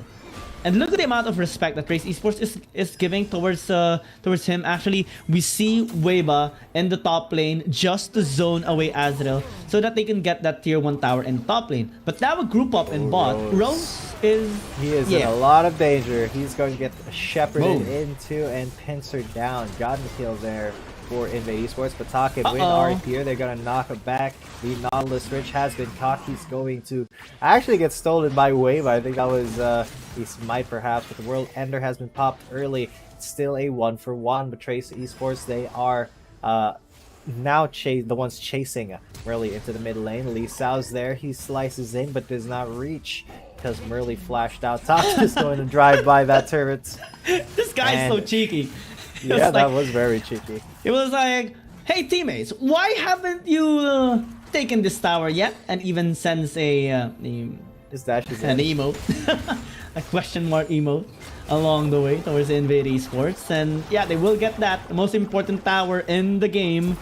And still, just a solid setup here by Trace Esports. And what happened earlier as well is that they got the tower in top lane, the tier 1 tower in top lane, and also denied that answer from Invade Esports, successfully defending their tier 1 tower in the bot lane. So that is just giving, you know, more pressure towards Invade Esports into scaling towards the late game, because now they're down almost 4,000 gold. RH is up, which they will want to acquire, but they're struggling to do so just because of the setup here of TAC. Yeah, and they're trying to keep Rose away from this fight with the Mega Inferno Bomb, but you know, Waba's already inside the Baron pit. They have priority on the positioning here, and Talk doing a really good job of kind of zoning them away. Merly hesitant to commit here as they jump onto Lee Sao. He's able to slice and dies out of there. They're still safe, but not Rich, because he's been caught and taken out already. They jump back in onto two members of Invade, and that's a 3-0. Trace Esports winning that fight very, very handily and taking the Herald as well. Now they have so much leeway here, and okay, Bluff X is gonna get jumped on by Rose. He gets exhausted. Lee Sao has not gone into the fray yet because they thought that he was a little bit too far. Now Talk the one chasing him down. And there's nothing that Bluff X can do at this point. At most, he is quite lucky to not be punished there by Rose and taken down. And in this replay, we saw the attempt of Merly and Azrael to flank right through, but we've already picked up that RH. The zone by Rose as well to take one down on the side of Invade Esports caused the numbers disadvantage for Invade. And it's just not the time yet for Azrael to actually pop off. Nearly gets taken down in mid lane too. Bluff X now though, will he be the one defending this? Merly is there and they're going to be jumping on him. He activates Ragnarok early, so this gives him a lot of time. There's a big explosive cast coming in, but wind is pretty low. That doesn't matter because Rage is going to get melted down, and boom! There it is, the world-ending Weiba taking down 3 members pretty much by being Aatrox, and that does mean they catapult into the lead with this Infernal Drake, but Gwen is the only one left alive. Oh, Talk actually fights Azrael as well. Now this is going to be a pretty slow chase. Talk is the support, but if he can keep it just running into Azrael, yeah, he's just following. Weiba is on the way now, and yeah, he activates Youmu's. They secure the kill. Just chase the Gwen 5,000 miles into his own jungle. You know something's wrong when the Gwen loses for support. Yeah, now he is gonna get caught though. Immediately flash depth charge. Even if he landed the Change of Corruption there, it didn't really matter. But now though, he is still in the fight. So is Rose, actually. But they just want to look to disengage now, spend some of that money, and come back stronger in the next fight.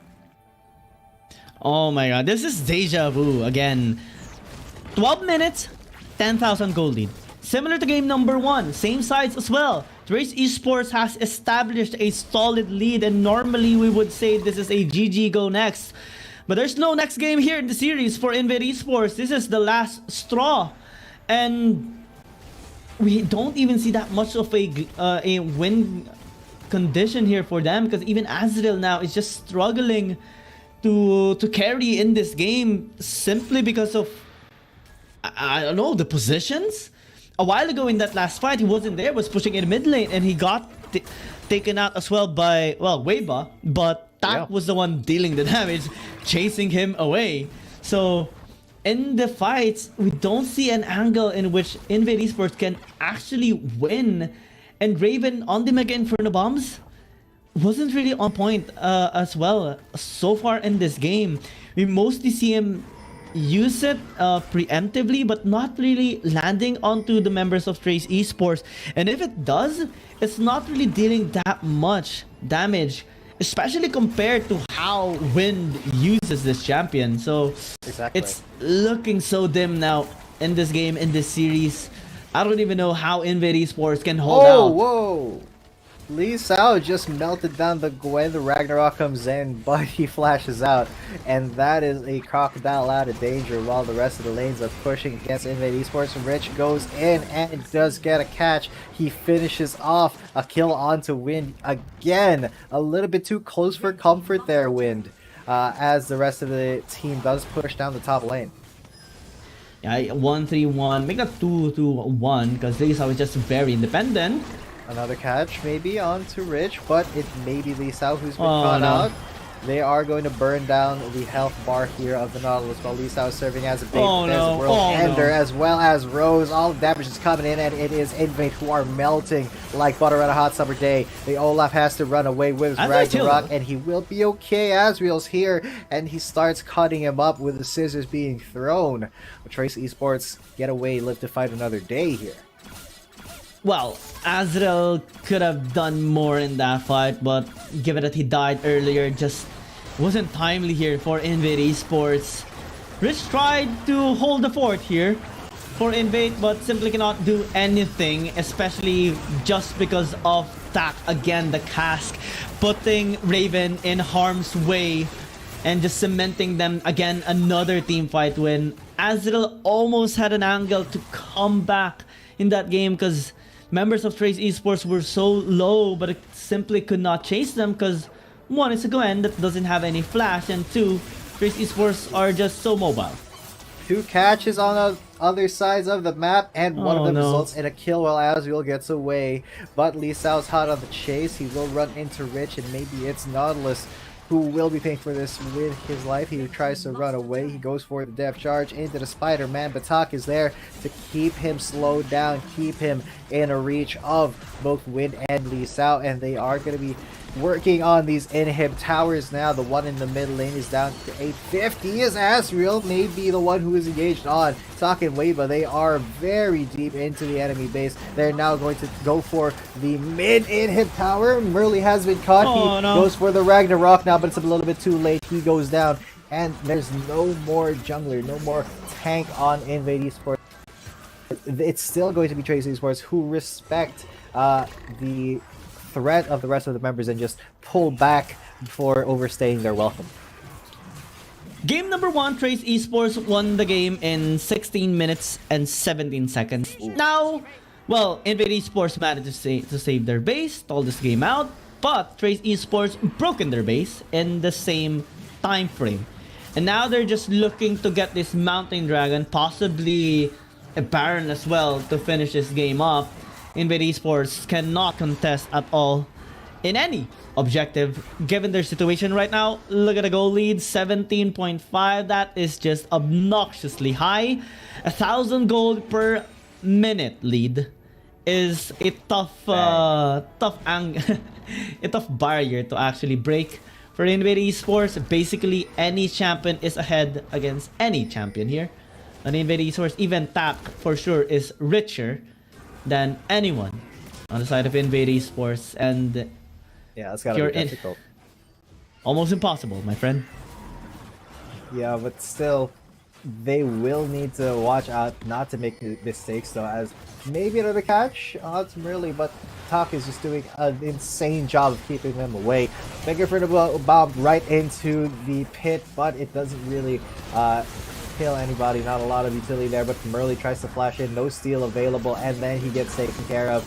There's the world-ending Weiba. He is going to catch up to Asriel, takes him down. Rich now as well on the chopping board. BluffX tries to go into the skies, but he gets melted into fries. Another kill onto the Nautilus, and it's just one champion, just the Ziggs. There's the rest of the team funnels in. Trace Esports looking to win 2-0. A flawless game for them. A flawless match pretty much, and the Weiba getting the final kill just before the Nexus explodes.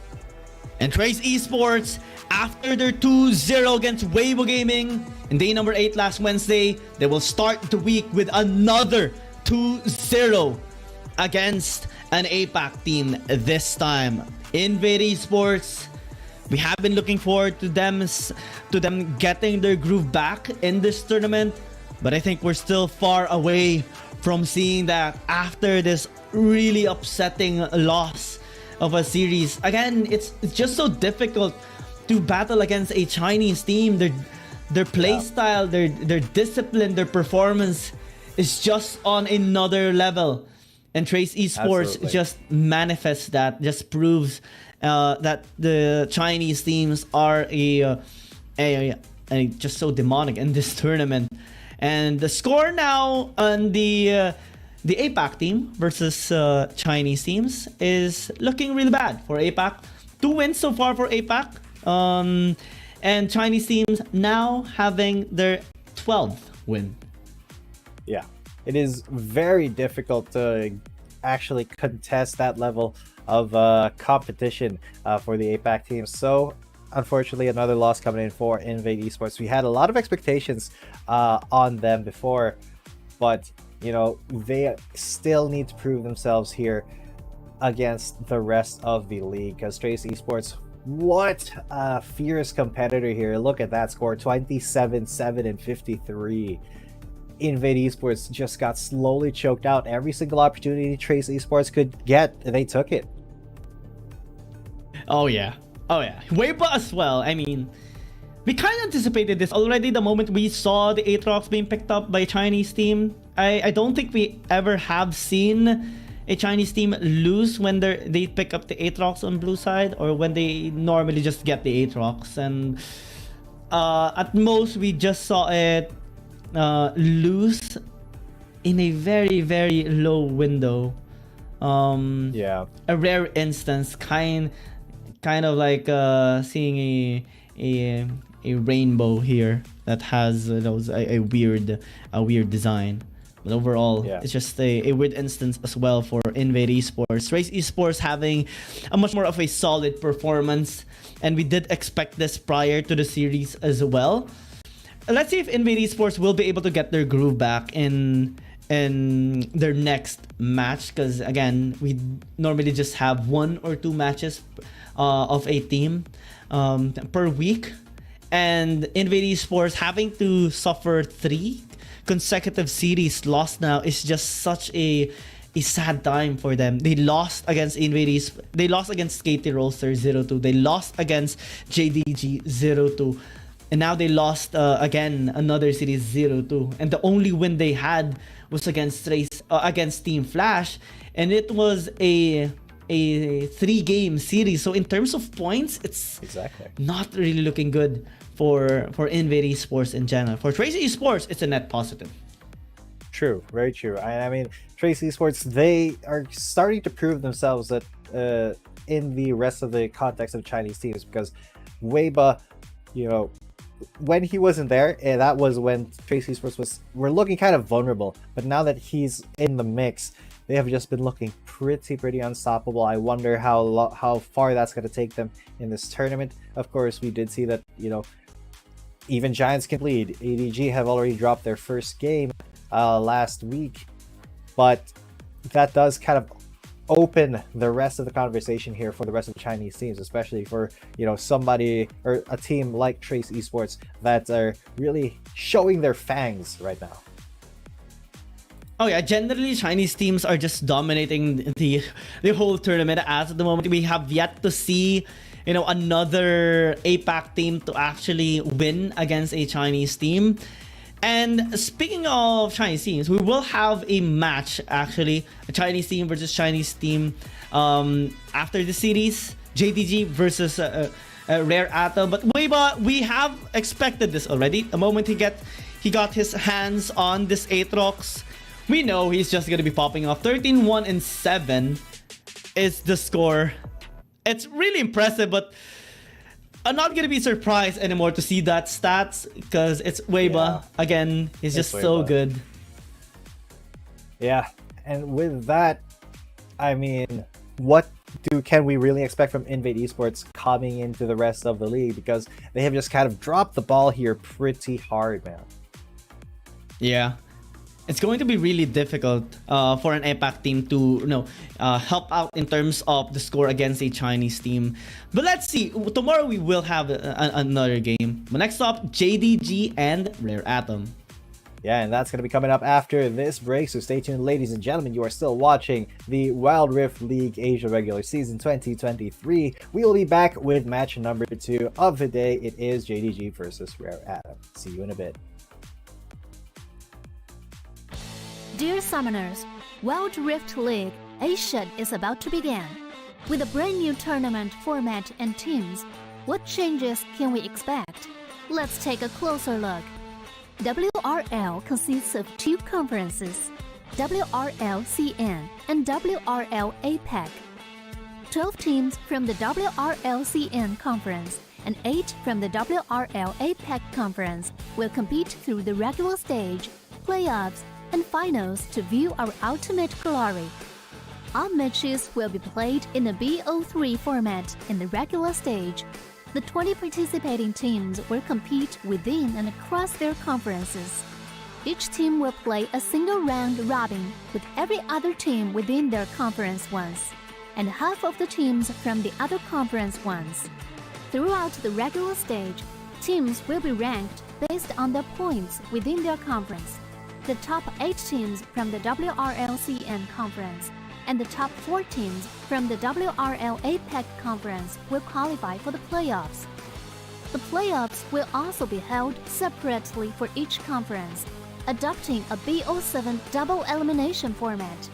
Only the top 2 teams from each conference's playoffs will advance to the finals, vying for the championship. Of course, a new tournament brings unique challenges. The Wild Rift League Asia Season 1 WRL A1 Finals will be a 3-day extravaganza. On the first day of the finals, the 4 qualifying teams will play a single round robin in BO1 format. The top-ranked team will advance directly to the grand finals, while the remaining 3 teams will battle it out in a single elimination bracket on the second day to secure a spot in the grand finals on the third day. The 2 teams that make it to the grand finals will face off in the BO7 showdown to claim the championship. Additionally, in both the WRL A1 regular stage and finals, teams will participate in the Fight for Side FFS match before the official games commence. The FFS match will be played in a 1v1 solo mode. Each team will send 1 player to compete. They will ban 2 champions each from the official weekly rotating champions pool, and then select 1 champion each for 1v1 competition. The winning team of the FFS match will earn the right to choose their side first. Wild Rift League Asia Season 1 regular stage will officially kick off on April 8th, with 20 top-tier teams assembled and ready for action. Who will climb to the summit and seize the crown? Let's wait and see.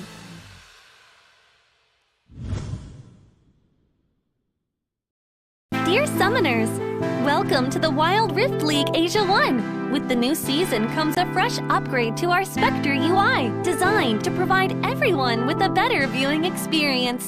First thing is about the original UI information at the top bar. We make it into a functioning ring design in the upper left corner. The ring not only includes basic information such as team names, match duration, kills, towers, but also displays the gold difference through the red and blue rings. What is a great game without the competition for map resources?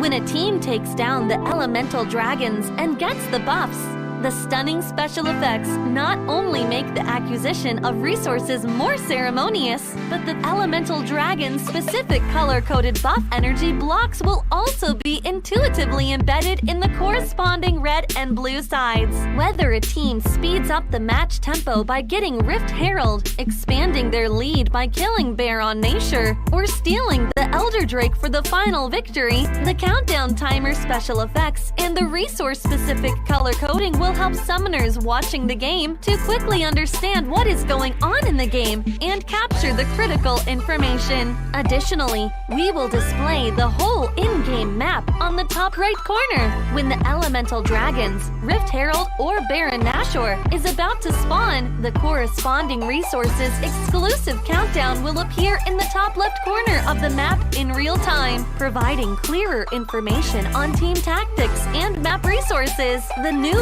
UI will introduce 4 panel modes: the landing phase mode, pre-team flight mode, team fight mode, and post-team fight mode, a combination of 4 refined panel modes to ensure that the most important real-time data in the game is presented more intuitively and comprehensively than ever before. In the landing phase mode, in addition to the real-time images of the players, champion selections, summoner spells, and champion experience, we will also supplement real-time gold, KDA, and items during the landing phase. Meanwhile, team stats history will also be displayed based on the progress of the game, allowing summoners watching the game to stay informed of the comprehensive information in real time. In pre-team fight mode, we refine and integrate the information on the gold difference between the matchup to help summoners keep track of the players' items builds in real time through the items column. This makes the state of both teams clearer before the team fight. In the highly anticipated team fight mode, we visualize the damage dealt comparison. The real-time dynamic display of champions' avatars can be more intuitively express the damage dealt of each player during the team fight.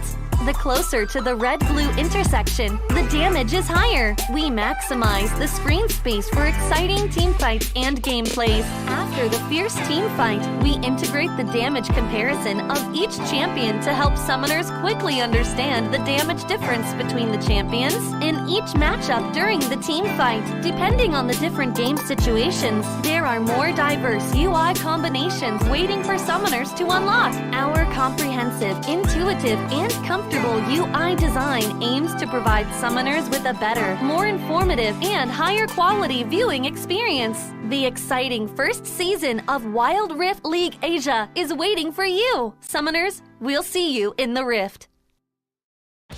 Dear Summoners, Wild Rift League Asia is about to begin. With a brand new tournament format and teams, what changes can we expect? Let's take a closer look. WRL consists of two conferences, WRL CN and WRL APEC. 12 teams from the WRL CN conference and 8 from the WRL APEC conference will compete through the regular stage, playoffs, and finals to view our ultimate glory. All matches will be played in a BO3 format in the regular stage. The 20 participating teams will compete within and across their conferences.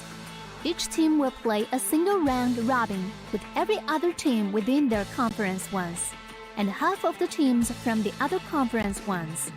Throughout the regular stage, teams will be ranked based on their points within their conference.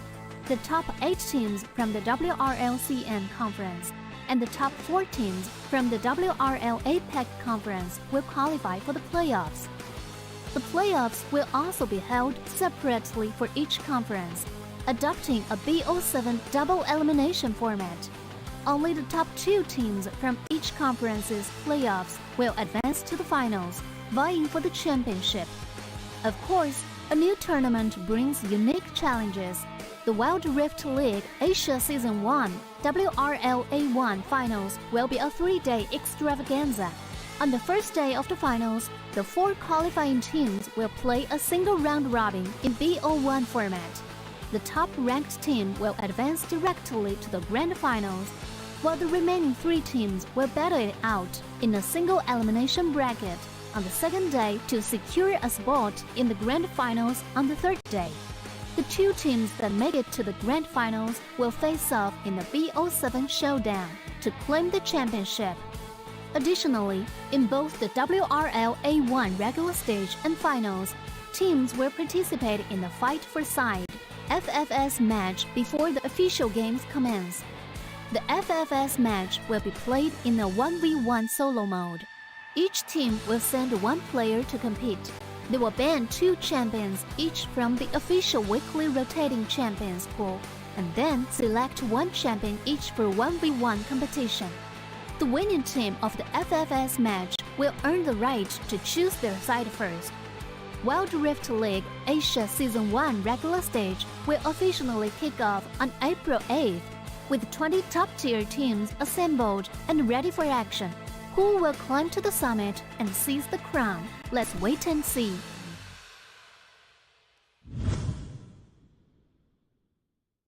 Dear Summoners, welcome to the Wild Rift League Asia 1. With the new season comes a fresh upgrade to our Spectre UI, designed to provide everyone with a better viewing experience. First thing is about the original UI information at the top bar. We make it into a functioning ring design in the upper left corner. The ring not only includes basic information such as team names, match duration, kills, towers, but also displays the gold difference through the red and blue rings. What is a great game without the competition for map resources? When a team takes down the elemental dragons and gets the buffs, the stunning special effects not only make the acquisition of resources more ceremonious, but the elemental dragon's specific color-coded buff energy blocks will also be intuitively embedded in the corresponding red and blue sides. Whether a team speeds up the match tempo by getting Rift Herald, expanding their lead by killing Baron Nashor, or stealing the Elder Drake for the final victory, the countdown timer special effects and the resource-specific color coding will help summoners watching the game to quickly understand what is going on in the game and capture the critical information. Additionally, we will display the whole in-game map on the top right corner. When the elemental dragons, Rift Herald, or Baron Nashor is about to spawn, the corresponding resources exclusive countdown will appear in the top left corner of the map in real time, providing clearer information on team tactics and map resources. The new UI will introduce 4 panel modes: the landing phase mode, pre-team flight mode, team fight mode, and post-team fight mode. A combination of 4 refined panel modes to ensure that the most important real-time data in the game is presented more intuitively and comprehensively than ever before. In the landing phase mode, in addition to the real-time images of the players, champion selections, summoner spells, and champion experience, we will also supplement real-time gold, KDA, and items during the landing phase. Meanwhile, team stats history will also be displayed based on the progress of the game, allowing summoners watching the game to stay informed of the comprehensive information in real time. In pre-team fight mode, we refine and integrate the information on the gold difference between the matchup to help summoners keep track of the player's items builds in real time through the items column. This makes the state of both teams clearer before the team fight.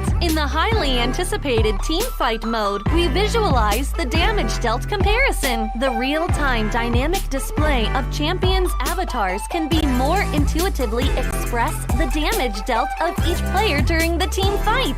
The closer to the red-blue intersection, the damage is higher. We maximize the screen space for exciting team fights and gameplays. After the fierce team fight, we integrate the damage comparison of each champion to help summoners quickly understand the damage difference between the champions in each matchup during the team fight. Depending on the different game situations, there are more diverse UI combinations waiting for summoners to unlock. Our comprehensive, intuitive, and comfortable UI design aims to provide summoners with a better, more informative, and higher quality viewing experience. The exciting first season of Wild Rift League Asia is waiting for you. Summoners, we'll see you in the Rift. Dear Summoners, Wild Rift League Asia is about to begin. With a brand new tournament format and teams, what changes can we expect? Let's take a closer look. WRL consists of 2 conferences, WRL-CN and WRL. Welcome back, ladies and gentlemen. You are still watching Wild Rift League Asia Regular Season 2023. My name is G10. Coming at you with me is Kiyang, and we are now on our second match of the day, JDG versus Rare Atom. This should be interesting because JDG is just coming off from a win against Invade Esports 2-0 last Saturday, and even came off a win 2-0 as well against Thunder Talk last Thursday. And their only loss so far is actually from EDG. So kind of that shows a lot here in this tournament. Whereas Rare Atom, they are coming off from a win against Cerberus Esports. They denied their reverse sweep, but all other 2 series were actually losses. 0-2s as well against NAOS and Trace Esports. Exactly. So it can be quite difficult now. So far, they're trying to maintain a positive performance in this tournament, trying to redeem themselves, and it can be a big challenge to, especially to face JDG, because again, this roster is just has been so consistent so far. All of their games has been wins. Yep. All 2-0s as well. Except for their match against EDG. I mean, it's EDG. It's EDG. What are you going to do about that? And Rare Atom now, they have not been performing really too well so far. They have just been kind of outmaneuvered at every turn here by pretty much all of their opponents. It's not looking all too good, but they are still rocking a win against Cerberus Esports. So they at least have that against an APAC team, but against Trace Esports, we did see them falter incredibly hard.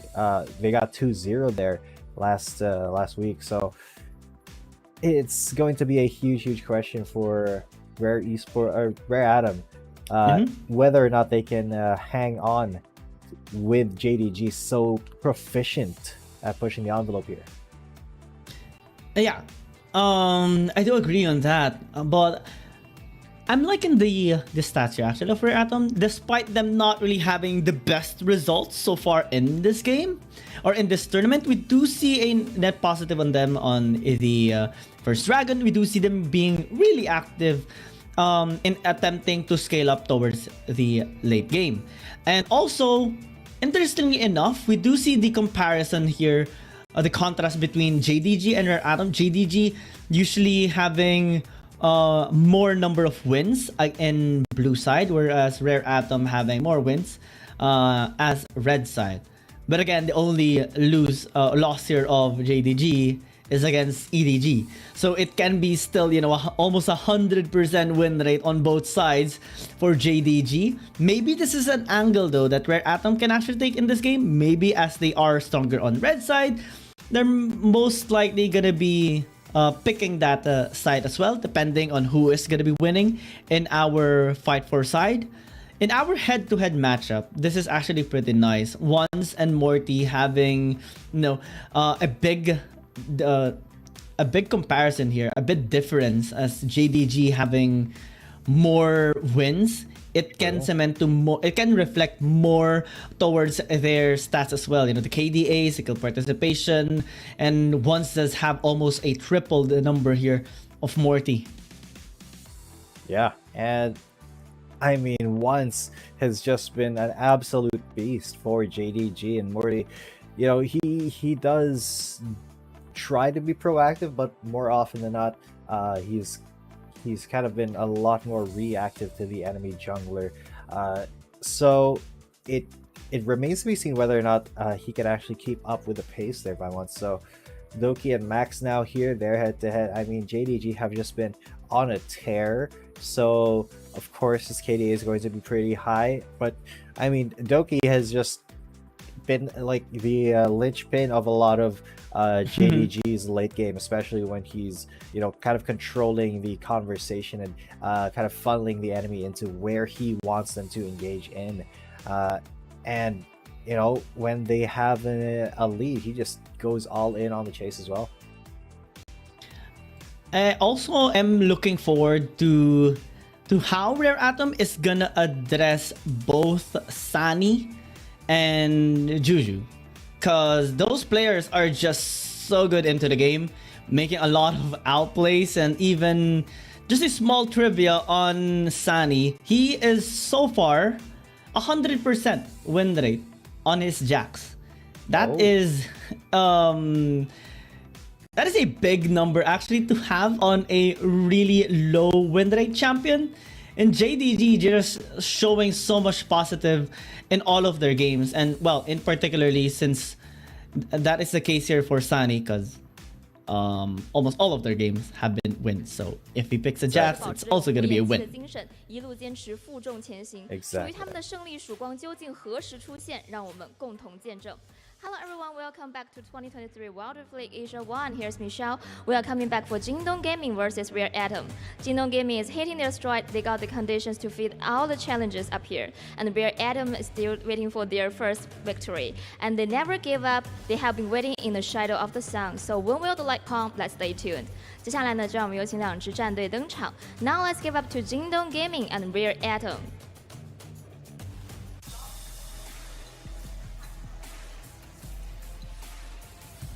现在我们的战绩是3-1，今天打完就4-1了，这件事情真的是太酷了！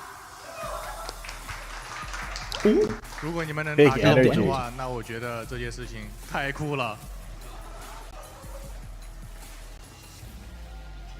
What does that mean? Tai,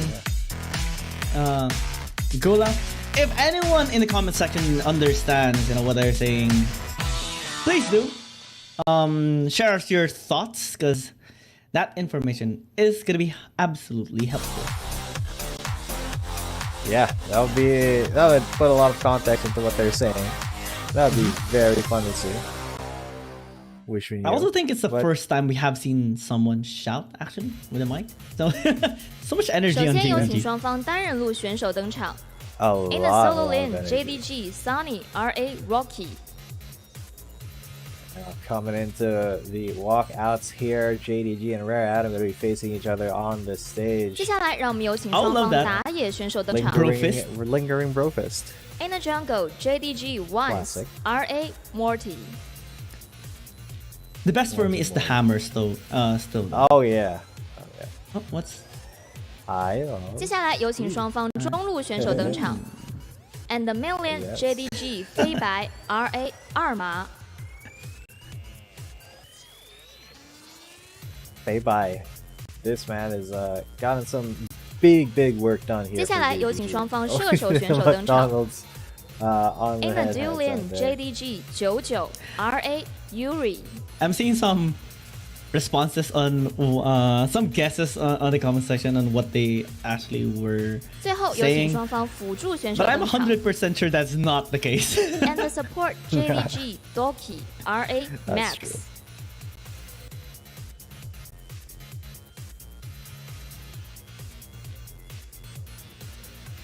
再次欢迎两支战队，有请进入到对战席进行准备。 I love the All the jacket players though are here getting ready. Let's step on into the what wild. he's wearing. It does. Wonder what Max was wearing there. I wonder indeed. I wonder as well. But the fight for side here gonna be coming up in just a little bit. It's Juju and Rocky coming in for both Rare Atom and JDG respectively. So we're gonna be seeing them on Howling Abyss, trying to take each other out. First to 2 kills wins and gives their team the priority in side selection for the rest of the match. So that's going to be a big advantage. And you saw how it worked for Trace Esports in the first time as well by Rocky to it's gonna be playing here. Oh, interesting actually. As well for Rare Atom,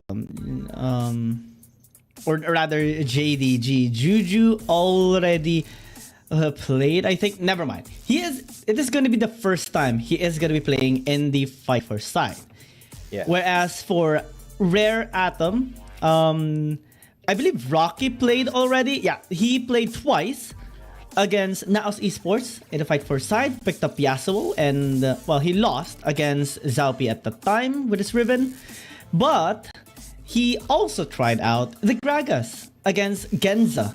Oh yeah. And he actually won in that particular match. So maybe it can pull up a surprise again in this game. We have seen a Darius already, and it might be the case. No, never mind. They banned it.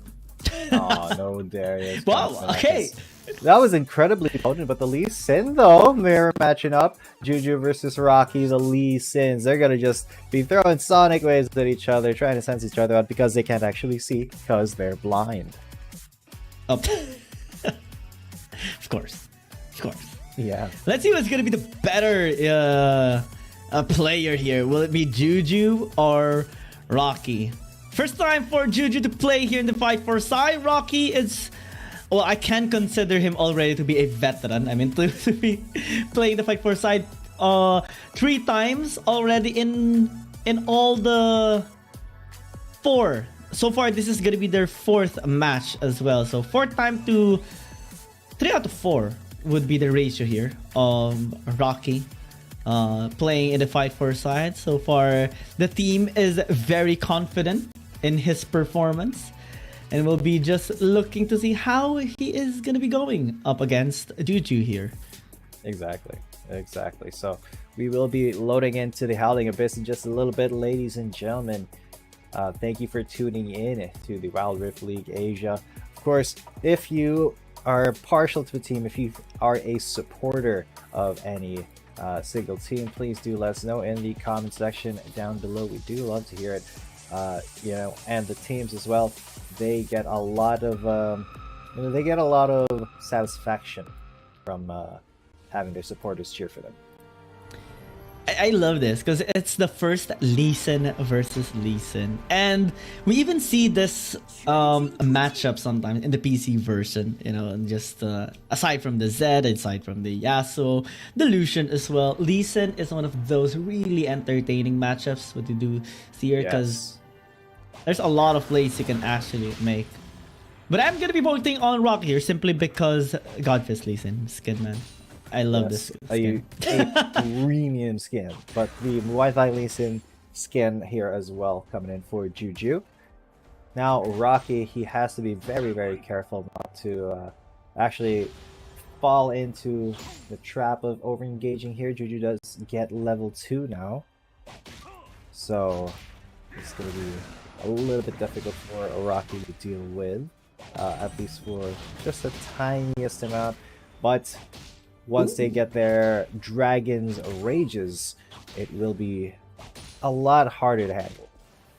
And wonder what their itemization is gonna be here as well. Will they opt in to go with a lethality for burst damage? Are gonna be trying to stack up some armor for the resistance as well, or are they gonna go with some, you know, sustain items like Divine Sunder to maximize the proc? Because again, well, this is a Lee Sin.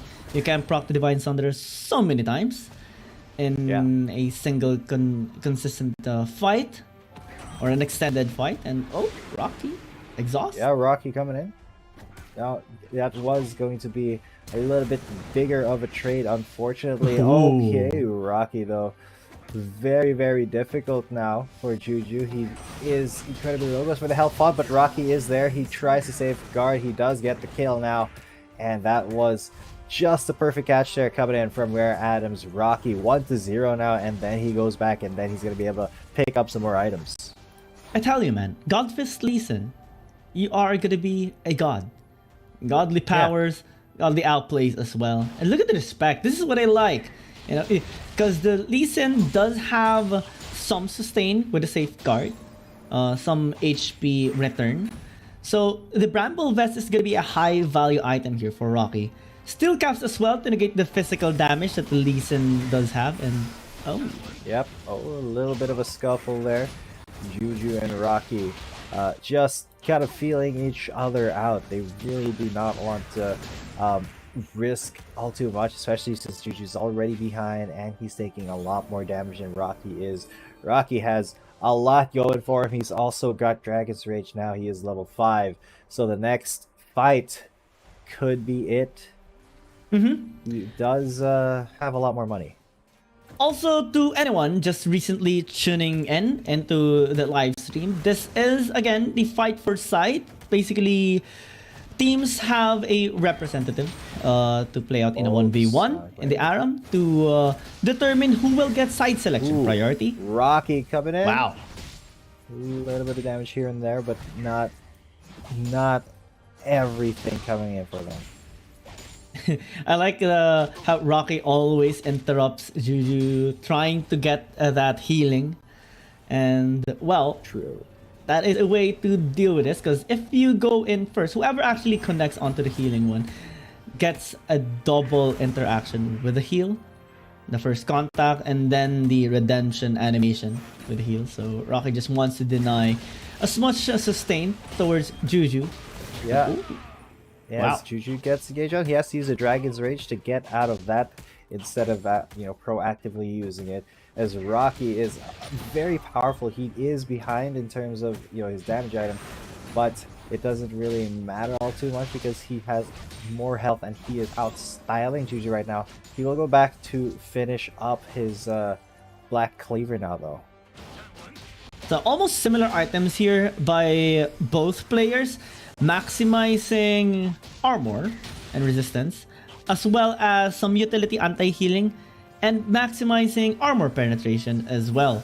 So I guess it's going to be a long game here, because both players are actually just trying to scale up in the game though.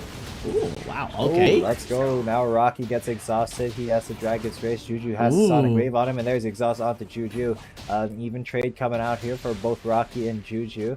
But Rocky does have that health font on his side of the map. Juju trying to push a little bit aggressively here. But Rocky's completely fine with that. JDG coming here very soon as he tries to get a little bit of foot in the door there. It's gonna be an A-OK moment here for both players. Rocky did have an edge already, getting that first blood. So in terms of gold, it is helping him out massively. But again, as they do tank up. Okay, here's Juju coming in. There's a kick, but the Sonic Wave comes in. Juju's low, Rocky's low. The last one hit, it will be the Sonic Wave, clutching it out for Rocky. That's 2-0, and Rare Atom gets side selection. Fascinating work coming in from Rocky, and that is why Rare Atom really loves putting him in the fight for side, because he has a really high win rate in the fight for side. And even though he lost against Zaupi, NAOS, he was able to redeem himself just last Saturday with the Gragas performance, and now another consecutive win with the Lee Sin. 2-0 victory as Rare Atom does get side selection priority. I wonder if they are gonna be going towards red side, as we talked about, since that is maybe where the only side that they actually have acquired wins, and JDG will also be happy on either side. And we do get the news now. Rare Atom does choose red side. So nice. Wow, man. G10, all of our predictions have been on point so far with the side selections. Even last week. That's true. That's true. I mean, it is such a big advantage for Rare Atom to take that red side, because that really kind of plays a lot more into their playstyle in the picks and bans, because they like to be able to secure that double champion priority first instead of the just the one champion. They're okay with letting that first one go if it means that they're able to get the draft that they want. So I'm wondering what will be the take here of Rare Atom, since their most wins are when they are on red side, but it's only in the one series they had against Cerberus Esports, denying them on a reverse sweep. And one of the important things to take note is the performance of Yuri with the Ziggs and also Max with the Nautilus. Both have acquired MVPs as well. And they have picked up, a really aggressive but also stable mid lane champion from Irma. Getting the Garen, getting the Wukong. We were a little bit hesitant on the Garen in that game number 1, but it actually turned out great for Rare Atom. So maybe they can surprise us again in this series, in this game number 1 against JDG. But again, being on red side means you have to ban the Camille, the Aatrox, and the Zoe. Yeah, really not a lot of choice here for Rare Atom, while JDG, they're free to kind of pinch Morty's cool a little bit here. Take it out the Shan, take it out the Kha'Zix as well. And I will be incredibly surprised if the Zoe does come out. I just don't think that's I just don't think that is the way to go. Though there has been a nerf on the Zoe already, since we're already on patch 4.1b. So the Paddle Star and the Sleepy Trouble Bubble damage has been reduced to about 5, 10, maybe 15%, depending on if you are going to be comboing them in. And I think that is going to be a big deal nonetheless, just because of the usual burst that we do see with the Zoe, sometimes 100-0, and I think that will be mitigated right now. And look at just how the impact on the nerf has been. Normally when we see a Ziggs open, it is immediately taken on blue side, but JDG says we're willing to get the Olaf. We're seeing this as a better priority. The Zoe, though, is the thing, man. I mean, having that on the side of Rare Atom, this is going to be a little bit difficult, if not a bit difficult for JDG to deal with. unless, you know, Juju's incredibly prolific with his Olaf, because he does need to run that Zoe down. He needs to have enough durability and strength to go into the backline onto that Zoe. So I wonder how this challenge is going to go for him. Gragas as well. Wow. This is a team fighting based composition that JDG wants to have in this game. Rare Atom kind of angling on single target burst a while ago with a Lee Sin. Maybe Morty is feeling a little rocky as well. But if Fiora might just do good here for Rare Atom. And Rocky had actually a really nice performance with this champion in their match against Cerberus Esports, being able to just bait out so many people and outplay as well in team fights and even in small circumstances. So it's going to be looking to mimic that performance in this game against JDG as well. But the thing that I'm kind of nervous about is who's going to be the front line in this game.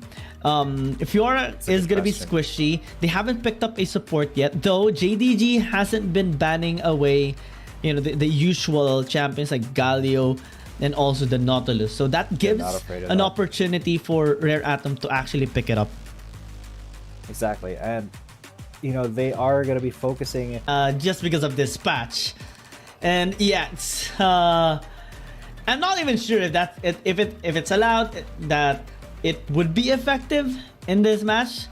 This is going to be the first time we are going to be seeing it, if ever. But no, Rare Atom does go with what is working, the Galio for the extra crowd control and the hero's entrance. JDG banking on more late game and pokes actually, because Virus Corky is poke city. Yeah, that is definitely going to be you know, another one of those wave clear comps that can just engage at you from a mile away. And JDG, this can be a very, very powerful start for them. You know, if they can get this going. It's Rare Atom. Again, the Garen coming out here, probably going to be in the mid lane there for Irma. Going up against the Corky, this is going to be very difficult in the early game. A little trivia though. Rare Atom had this Garen in the mid lane for Irma against a Corky as well during their match against Cerberus Esports, and they actually did a really good job. Autolus and I were so confused on how, you know, it happened, but it's more on Cerberus Esports' fault actually. But Rare Atom is going to be banking on that here in this game against JDG. Let's see if it's going to be panning out. 60-40 in our voting poll. More so on the side of JDG. And it is a natural assumption as well. This team has been just cementing so many dominating wins. Again, all of their matches has been either 2-0 or 0-2. All of which were actually wins except for EDG. Yeah, and with all that being said, are you ready now for the first game here of the second match of the day? Rare Atom, will they be able to stem the tides here that JDG is going to be constantly washing up on their shores? Well, wait and see, ladies and gents, because we are going to be going to game number 1. I do love the new animation here, like the start. We now see, you know, today's casters, Young and G10. Just yep. I just want to say, express my appreciation on it. You know, we look good, man. We look good. Yeah. So do you. Sunny having a bit of a hard time there on Rocky, and again, it is because of the vitals, the grasp as well. Ooh. And normally, actually, we do see a Ribbon winning against a Fiora, but so far, well, Rocky's doing a nice bait there on the Ignite early towards Ribbon, and naturally, it is the only thing that makes a Riven win against a Fiora. So if you actually bait it out early, then you're going to be having a much more stable laning phase without that threat of the grievous wounds. Exactly. So now, coming into this early game, we don't really have a lot of advantages to be pushed at the moment. Irma gonna get visited just a tiny bit by Doki there. Not a lot, but just enough to say, hi, how are you? Feibai, of course, will have the chase. Yeah, he will just have the advantage in everywhere. Typical Garen things, you know, just running and screaming towards the opponent. Yep. Upside, a bit of a poke there by Max. A little bit. Sandy. They actually lands a stun on both of them. Max and Rocky taking quite a bit of damage. Sane could be the way here for JDG to get a foot into this game, because at least until the Grand Challenge is available for Rocky, he will have a pretty significant advantage in you know, just dueling that Fiora. I mean, ideally. One's just gonna be visiting Irma here, helping out Feibai. Just okay, that is a big catch on the Max, and that's the first kill coming in for Sani. Rocky was not able to do anything to prevent it, as Doki had a lot of CC for himself. Yeah, I mean, Riven plus a Gragas, absolutely no way out for Max there. I mean, you don't have your ult just yet to actually exit.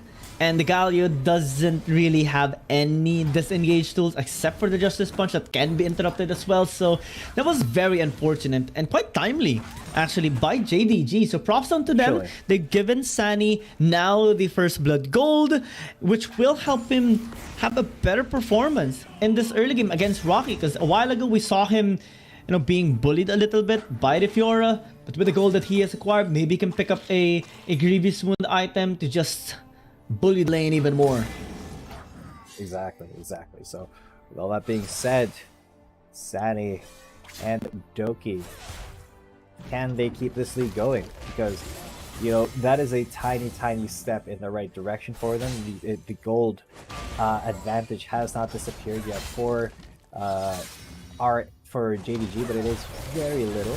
That Jace looking very poised to make this gank happen, even though the explosive gas has been used. The Grand Challenge has been issued. Then Jace comes into the skies. Doki just barely lives. He gets flashed onto as Rocky is now under tower. He will be stunned up, but he won't die. 1 HP on the Fiora. Sani failed to secure the kill, but it's going to be a good opportunity for Rare Atom. Yeah, nice gank by Morty, and even though Rocky went a little bit too deep there, was still able to survive, especially with the barrier and the sustain that he does get. And we will see here in this replay how, you know, amount of vision was actually negated towards Morty, and the moment he went in, flashed into the hammer strike, Doki almost had no way to escape.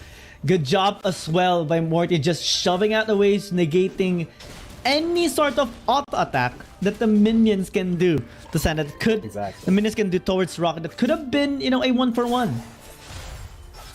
That could have been pretty bad, but now Rocky, he was just hanging on by the skin of his teeth here. A very good effort coming in from Rare Atom, but they still have not turned this gold lead around. It is still very slightly out of JDG's favor, but with the objectives coming up in about 5 seconds, we'll see if Rare Atom wants to leverage that little kill that they got into a good position here by the Dragon. Oh yeah, Dragon, we have seen Rare Atom really prioritize this objective most of the time, but they're looking to contest now. Sleepy Trouble Bubble.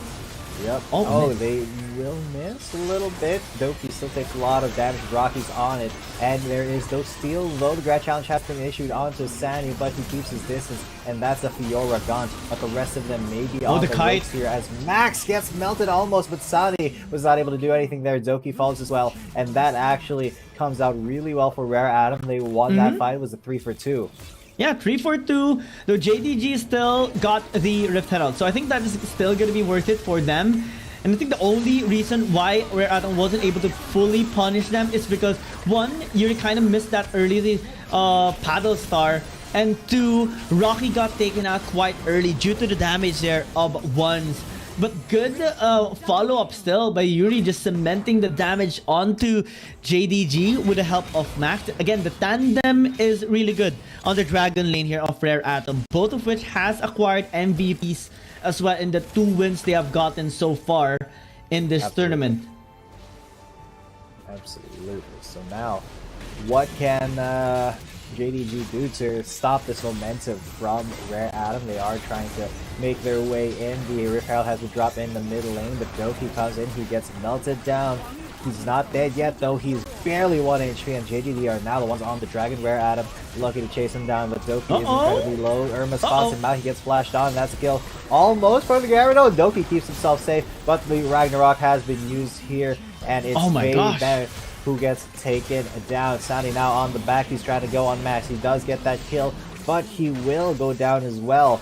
Juju and Doki on the ropes now. Once is still pretty full, but Yuri is just raining down Sleepy Trouble Bubbles and Paddle Stars to keep them out of the fight. The zone control of Irma is just so good in that fight, chasing almost everybody, chasing Doki as well, preventing him from doing what he intended to do in that fight. And even flashed in over the Dragon Pit just to chase him down. And even if he did not get a kill onto him, it was able to have a nice flank towards the other members of JDG. Now they're up gold. Exactly. Now they have gotten the first Dragon as well. Again, the stats have been really reflected so much here in this game. Rare Atom really playing towards their strengths. Now, here's the question. What do they do from now? What is going to be their angle here? Do they try to push top side? Do they plan to push bot side? Because JDG still has the pushing threat in the mid lane, especially because of the RH earlier. So they might just get this. Look at how extended they are as well, invading the jungle camp of Morty. And it can be scary because they can transition top side. Irma. He goes for the Justice onto Fei-Bai, but he barely lives. He has to be careful not to get dove, though, just like Rocky is getting dove just this moment. Sadie and Doki trying to make their way in on Fiora, but he still has his riposte, so it's going to be dangerous if they try to CC him, and he immediately responds to a riposte, stunning the other guy. So now, just a little bit of a reset there. Rare Atom and JDG both looking for an opportunity, but not trying to force anything once.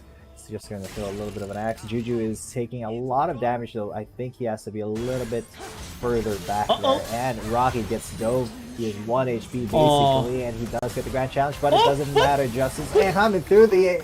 And it's almost a kill on Tasani from Max coming in with the hero's entrance. No way. 1 HP on the Riven.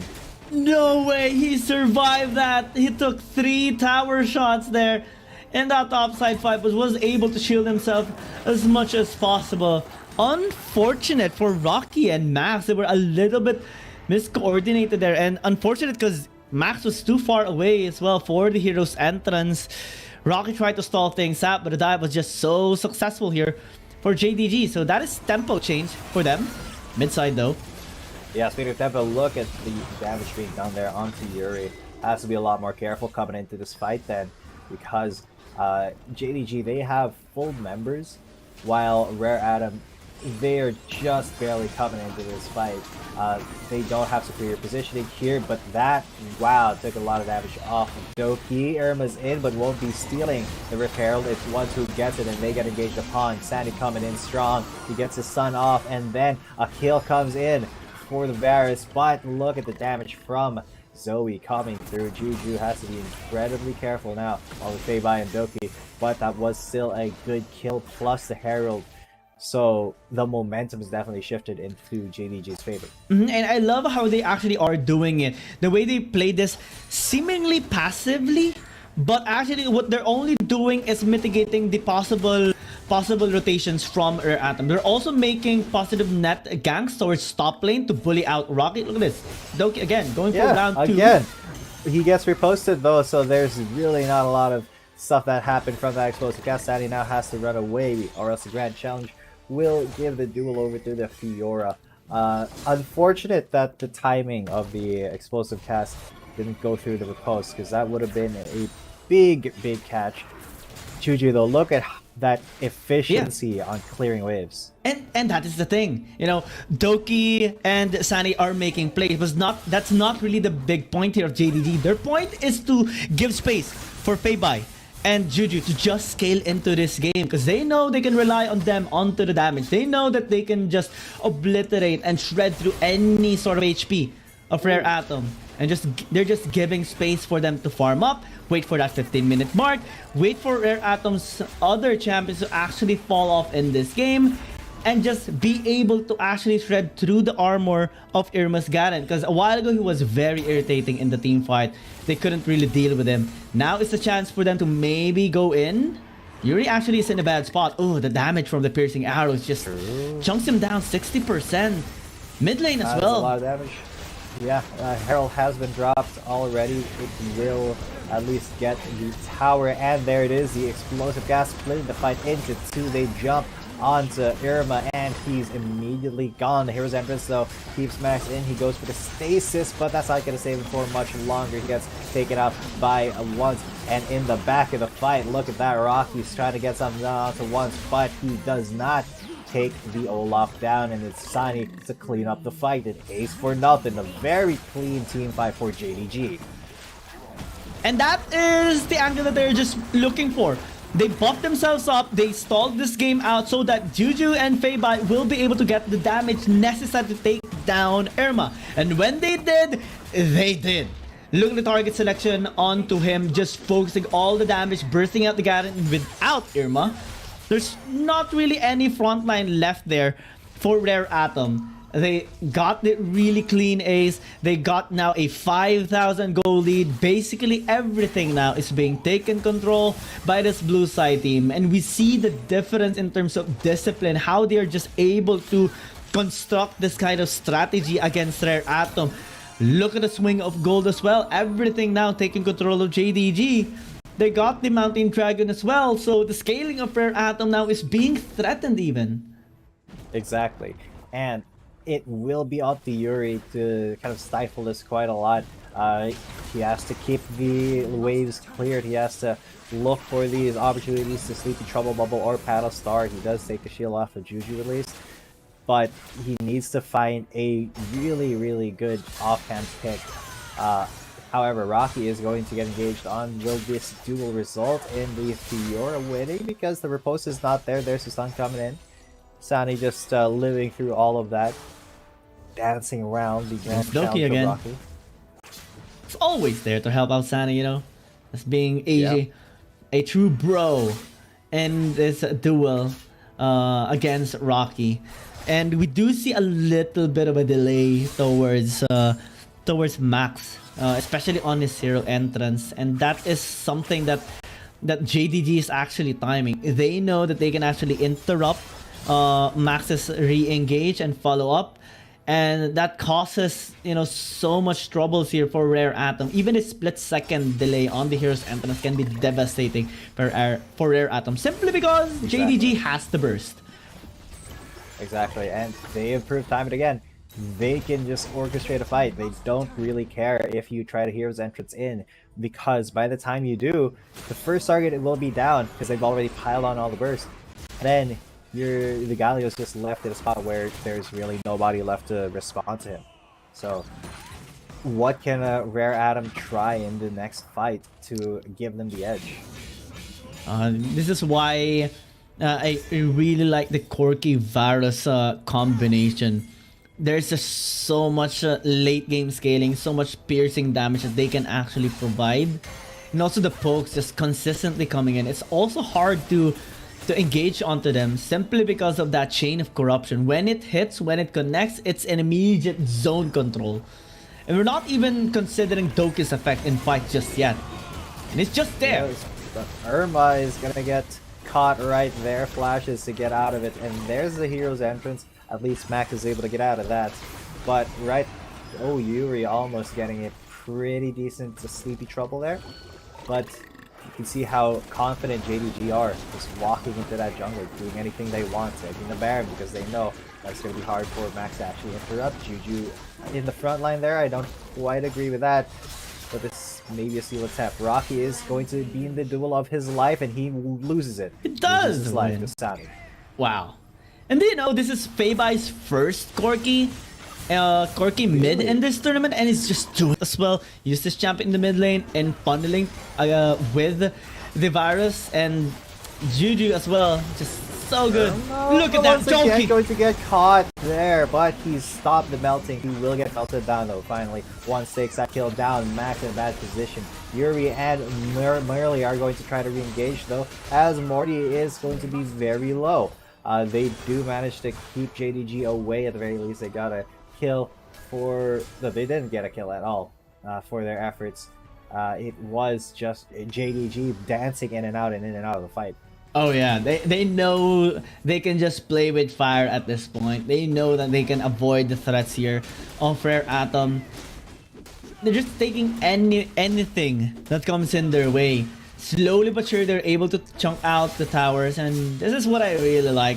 The 1v1 of Rocky and Sani has been going on for ages, and finally we do see that solo 1v1, and Sani wins it. The timing, the punish, the moment that Rocky realizes that he's gonna be dead, Sani says, "Yup, you're dead. Nobody's gonna be there to save you. No supports this time helping each other or us here in this fight," and just a solo domination there by Sani. Exactly. And Sani 6-1-4 already, just being the Riven that you want him to be, an absolute terror in the side lane, taking down even Fiora's. No questions asked. Once is level 15 as well, going to go for the secure on this Infernal Drake, giving them even more power in the next few team fights.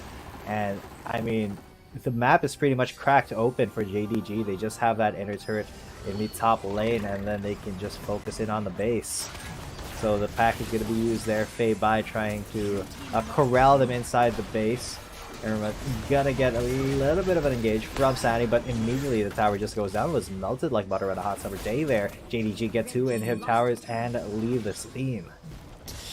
And we're starting to see the gold just continue to balloon, almost 8,000 already. Rocky trying to make something work here on the side of Rare Atom. Yeah, that is the job of the Fiora.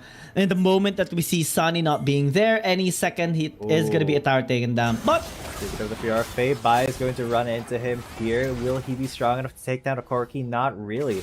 Doesn't even proc all the vitals there for the grand challenge, as yeah, it would be very difficult to go up against 3 members of JDG just rolling up to you in the top lane.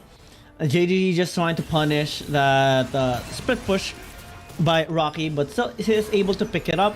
Now this is going to be a challenge though for Rocky, for Rare Atom in general, because so far we haven't really seen them win in this late game a single 5v5 fight. And they're gonna be forced to do that because Elder Dragon is about to spawn, and Sani is, or Rocky rather, is a little bit late on the split push. So many outer turrets are still available in the bot lane, and JDG is even banking on Baron now. Oh no. They are just gonna go for it. They've gotten the Cat Fountain Max as well, but that won't be a big commit. Dogi's just trying to really distract him. Juju's there as well. He goes for the Chains of Corruption. It does hit the Garen. Irma now kind of locked down, but a little bit too far into the fight is Sani. He does get taken out before anybody else. Rocky's on the backside of it. This could be the mistake that JDG has made here, that Rare Atom needs. Juju and Doki going to get chased away there, but ultimately they just lose one player, just Sani, and he was being jumped on by 4 people. But that is the only intention there of Rare Atom. They wanted to stop JDG from taking that Baron. So now JDG regroups, recollects, and now attempts to draw them in for this Elder Dragon. Sleepy Trouble Bubble gonna be connecting onto the virus though, so Juju has to create some space. Just try to play it out safely here. Wait for Sani once again to respawn and come back here in this bottom side river, because they do have a wave. Oh, Rocky. They're engaging onto Rocky. He does get the grand challenge issued, but he gets stunned up into stasis. Chains of Corruptions will hit. and Araki's just trying to make his way out of that fight. Morty as well, the teleport comes in, and Sani is thick into the mix, but he gets almost melted down. He does get taken out by the Fiora now. It's a 1-for-1 so far, but JDG are fighting back. They almost get justice on, but the stasis keeps Fei Bai alive. He absolutely dodged that Demacy injustice coming in from the Garen. It's just a 1-for-1, unfortunately. But jungler down. Rare Atom can be in trouble right now. Check out the sleep and how it actually happened. Started with Rocky being ganked, Doki missing the body slam, teleport incoming by Sani after, you know, the re-engage. But actually, hold that thought. Elder Dragon. Yeah, they are going to be coming into the Elder Dragon. Irma trying to interrupt it. No steal, though, as one secures it. And this is going to be the big team fight that they need. The two kills already. Rocky's going to get chased down. He tries to go for Doki, but he won't be able to pop the vitals now as they're on the other side. As once he throws the axe and gets the slow onto Rocky, this could be it. Oh no, the piercing arrow doesn't hit. Unfortunately, Morty is now the next guy on the chopping block. He gets piercing arrowed. And, well, that is going to be 3 down for Rare Adam. Yuri just taking a lot of damage there. And so is the Nexus. One last-ditch effort here from Rocky and Yuri, but it's not going to matter as that is the first game here for JDG. That was a nice decision coming in from JDG. The moment they realized, okay, Morty is dead, they picked him up. We can just force Elder Dragon, force them to actually come to us. And since we know we can actually take it, since we have a jungler and it is an Olaf and it is once that is using that champion, it's almost 100% sure that they will be able to get the Elder Dragon and force that team fight out. And they did get 2 kills after that, forced a push into the mid lane and just ended it from there.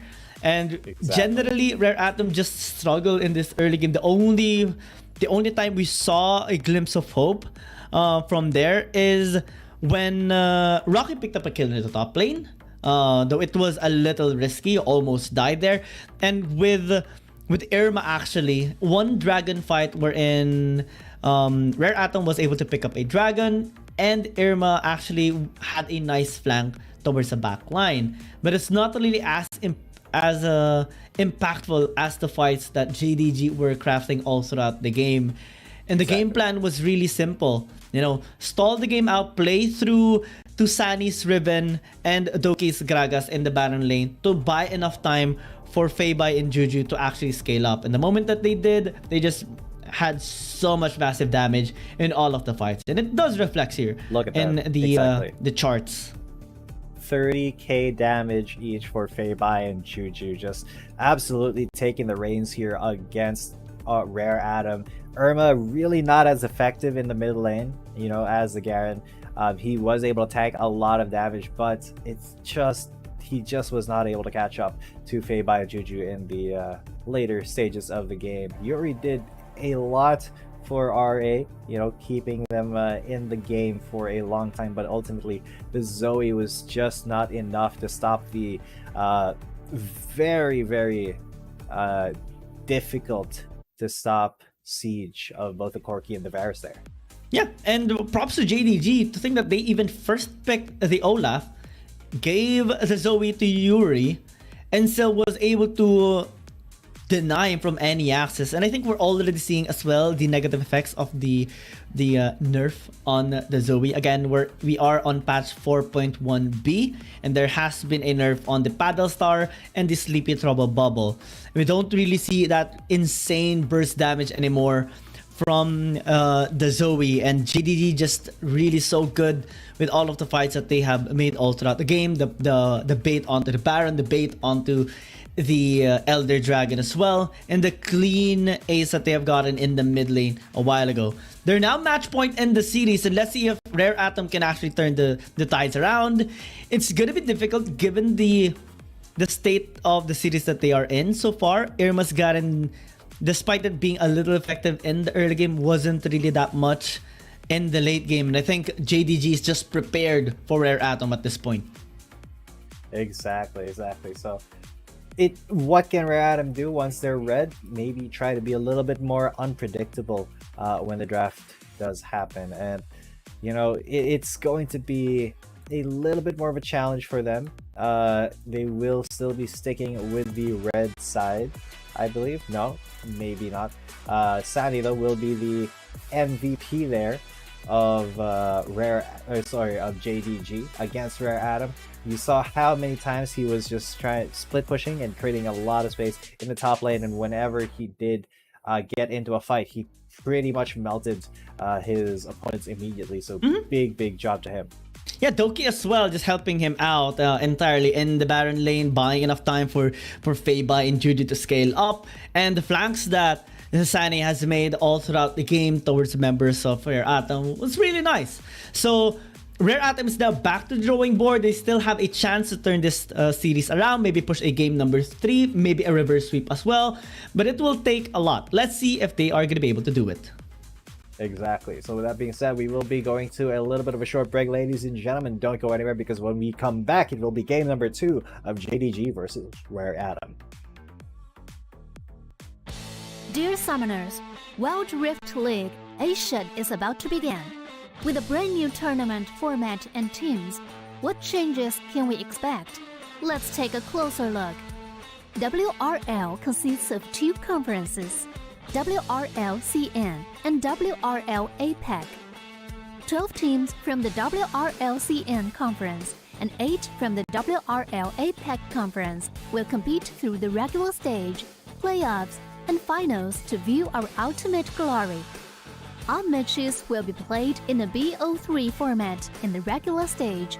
The 20 participating teams will compete within and across their conferences. Each team will play a single round robin with every other team within their conference once, and half of the teams from the other conference once. Throughout the regular stage, teams will be ranked based on the points within their conference. The top 8 teams from the WRLCN conference and the top 4 teams from the WRL APAC conference will qualify for the playoffs. The playoffs will also be held separately for each conference, adopting a BO7 double elimination format. Only the top 2 teams from each conference's playoffs will advance to the finals, vying for the championship. Of course, a new tournament brings unique challenges. The Wild Rift League Asia Season 1 WRL A1 Finals will be a 3-day extravaganza. On the first day of the finals, the 4 qualifying teams will play a single round robin in BO1 format. The top-ranked team will advance directly to the grand finals, while the remaining 3 teams will battle it out in a single elimination bracket on the second day to secure a spot in the grand finals on the third day. The 2 teams that make it to the grand finals will face off in the BO7 showdown to claim the championship. Additionally, in both the WRL A1 regular stage and finals, teams will participate in the Fight for Side FFS match before the official games commence. The FFS match will be played in a 1v1 solo mode. Each team will send 1 player to compete. They will ban 2 champions each from the official weekly rotating champions pool, and then select 1 champion each for 1v1 competition. The winning team of the FFS match will earn the right to choose their side first. Wild Rift League Asia Season 1 regular stage will officially kick off on April 8th, with 20 top-tier teams assembled and ready for action. Who will climb to the summit and seize the crown? Let's wait and see.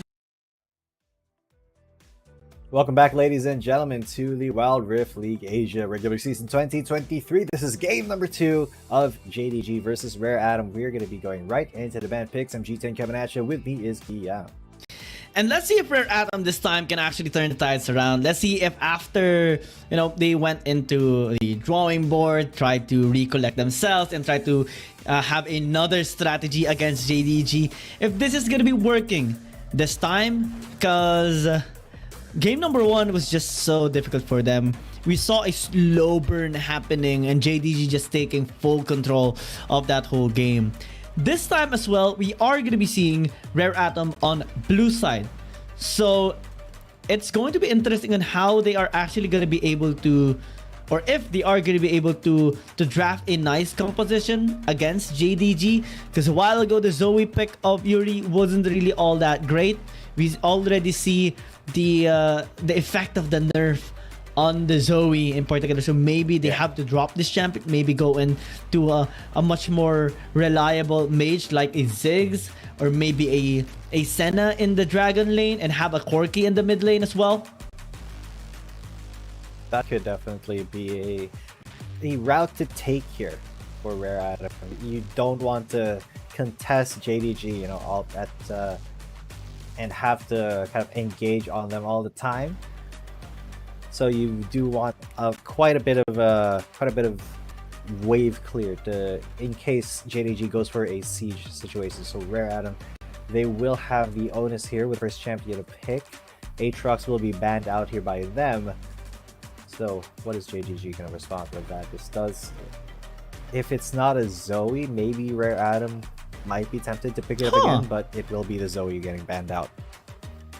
So we still see the respect on the Zoe. That is fascinating and interesting as well. Rare Atom, I think, has anticipated that will go into Senna, like we have predicted, maybe a Corti along the way. But yeah, this is something that I am eyeing into now, since Shen hasn't been banned away. It will be picked up by JDG. Let's see if it's gonna be an ambulance comp though. Galio as well.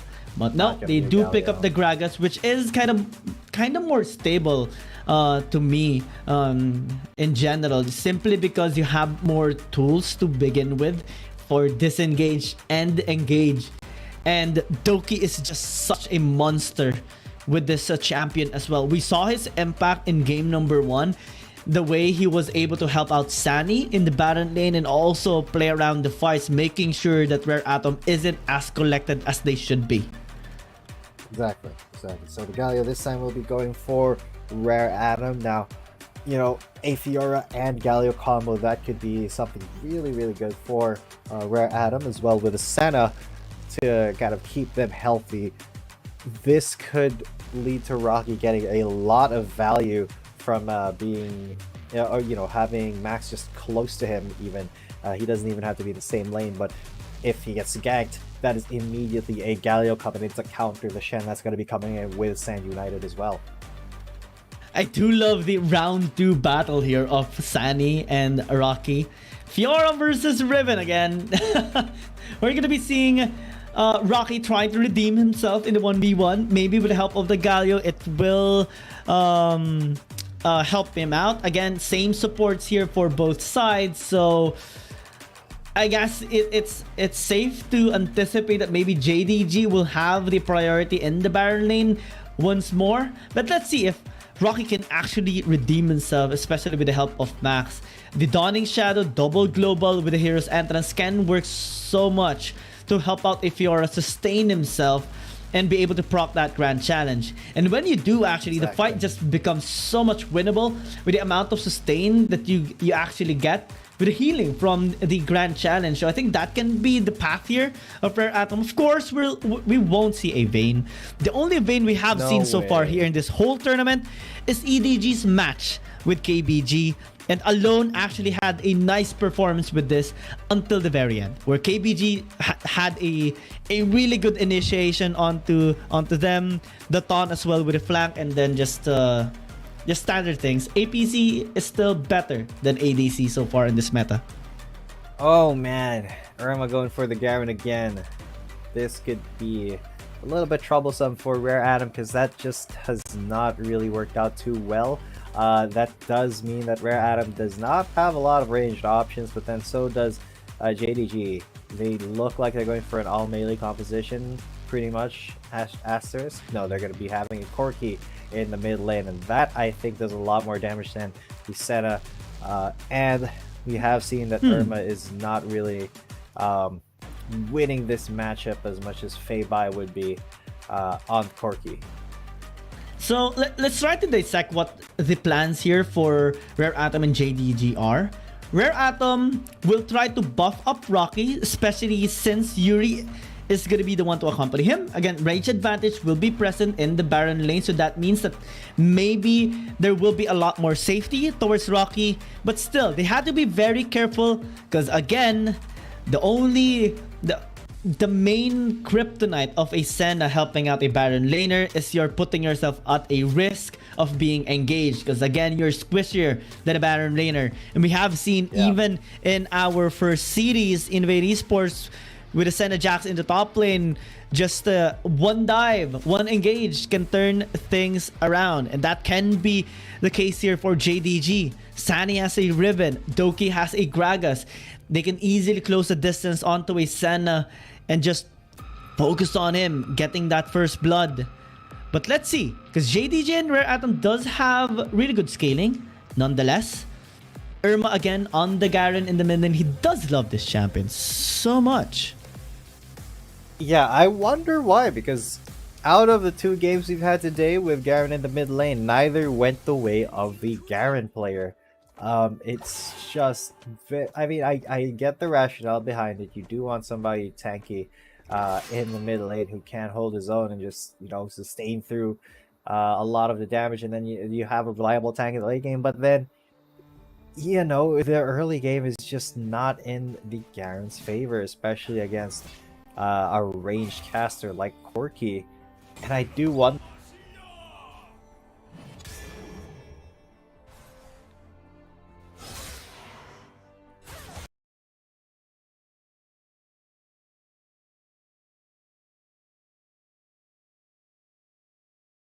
Hello. Oh no. Okay. All right. Okay. So, there you go. we got trapped in a portal right there for a quick second. But to start things off, actually, I want to give you a trivia. Do you know that in the last series of Rare Atom against Cerberus Esports, Garen was was either a pick or ban or a stolen champion from Irma. He actually really loves this champion, and so far the last 5 games he has used this champion, well, twice. So again, given the performance a while ago, so far it is at a 50% win rate. Let's see if he's gonna be able to redeem himself again. That's going to be an engage though. Yuri taken very low. Rocky now trying to fight back, but Sani just so on point with the Riven. Yuri now trying to fight back. He's not going to be able to grasp him. Sani and Doki, they are looking very clean here. Oh yeah. Yuri's just being threatened. I mean, you picked a Senna against a Gragas Riven combination. No, Morty's getting taunted here and then stunned up. They do manage to scare him up. He did use the smite there. Maybe a catch on to Doki. They're going. It's Morty who gets that kill actually, and now they engage. Irma's in the mix. Rocky's there as well. And look at that health bar. Sani is getting melted down. He's going to get taken out by Rocky. And Rocky lives with a little bit of a shield as he is completely almost fine. Once does get it. A fadeaway Q, but he pays for that with his life too. That is going to be a 3-for-1 in favor of Rare Atom. But I thought it was going to be a 3-for-0, but I think they got the kill at the very end onto the Fiora, but really nice start here by Rare Atom. Rocky got that first blood a while ago. The spin to win from Irma. Another engage there. Morty now in the yeah, he's in trouble and he gets confirmed by Doki. And generally, you don't really see this thing happening, but I think it's necessary for Rare Atom to jumpstart this game. JDG Joe slowly catching up. Despite the kills, the gold is still even. JDG still got a couple of kills. And only down 1 against Rare Atom. Yeah, and even though Irma is level 6 phase buy, should not be all too scared of him, because he does have the option to just Valkyrie out, as well as the Shen being able to protect and come in at any time. Sani knows that as well, so they can just feel free to go for this engage, but no ultimate by the Shen just yet, as Sani's able to get out free. Irma was attracted there, but Doki as well keeps himself safe. And just massive trust on his teammates that, you know, the Shen didn't have to ult them and they could just get away. Ooh. Interesting enough. Well, it says Rocky has 100% kill participation and is able to just completely help out the team. But I think it's gonna be much more needed in this game. Again, Rare Atom is having their backs against the wall. JDG does possess match point in the series, and so far is able to recover quite a lot in this game. You know, it started with a 3-for-1 trade, so that gave 1,000 gold lead for Rare Atom. But again, JDG able to get another kill, and also Juju just bullying out Max in the bot lane helps him just get a couple of plates and also negates some of the CS onto him. And now it's slowly building towards JDG's side. And to think that in a few seconds, we're already going to be seeing the first objectives. Early item actually, Divine Sunder picked up for 2 people here on the side of JDG. Sanian once. That is a lot of HP shredding. Yeah, but it's also going to get picked up by Rare Atom's Fiora.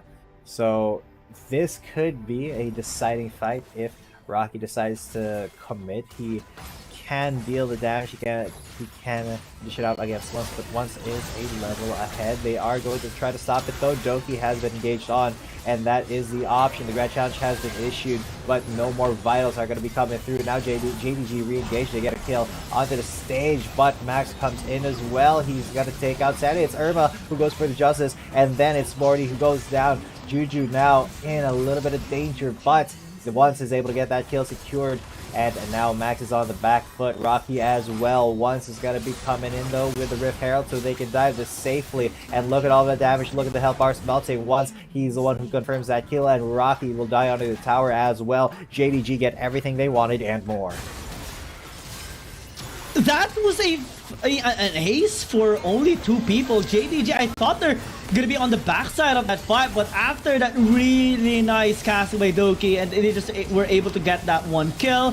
Irma was very tanky until he wasn't, because now Fable and Once just cemented the damage onto him, and they knew that Rare Atom is gonna be stuck under the tower. They're comfortable to push it simply because they have the RH as well, and that helped them gain so much lead now in this game. I'm not gonna be even surprised if we see a 5k. Okay, it's close. It's 4,000, and they're pressuring now onto a dragon. This is a double objective. Fate Seal?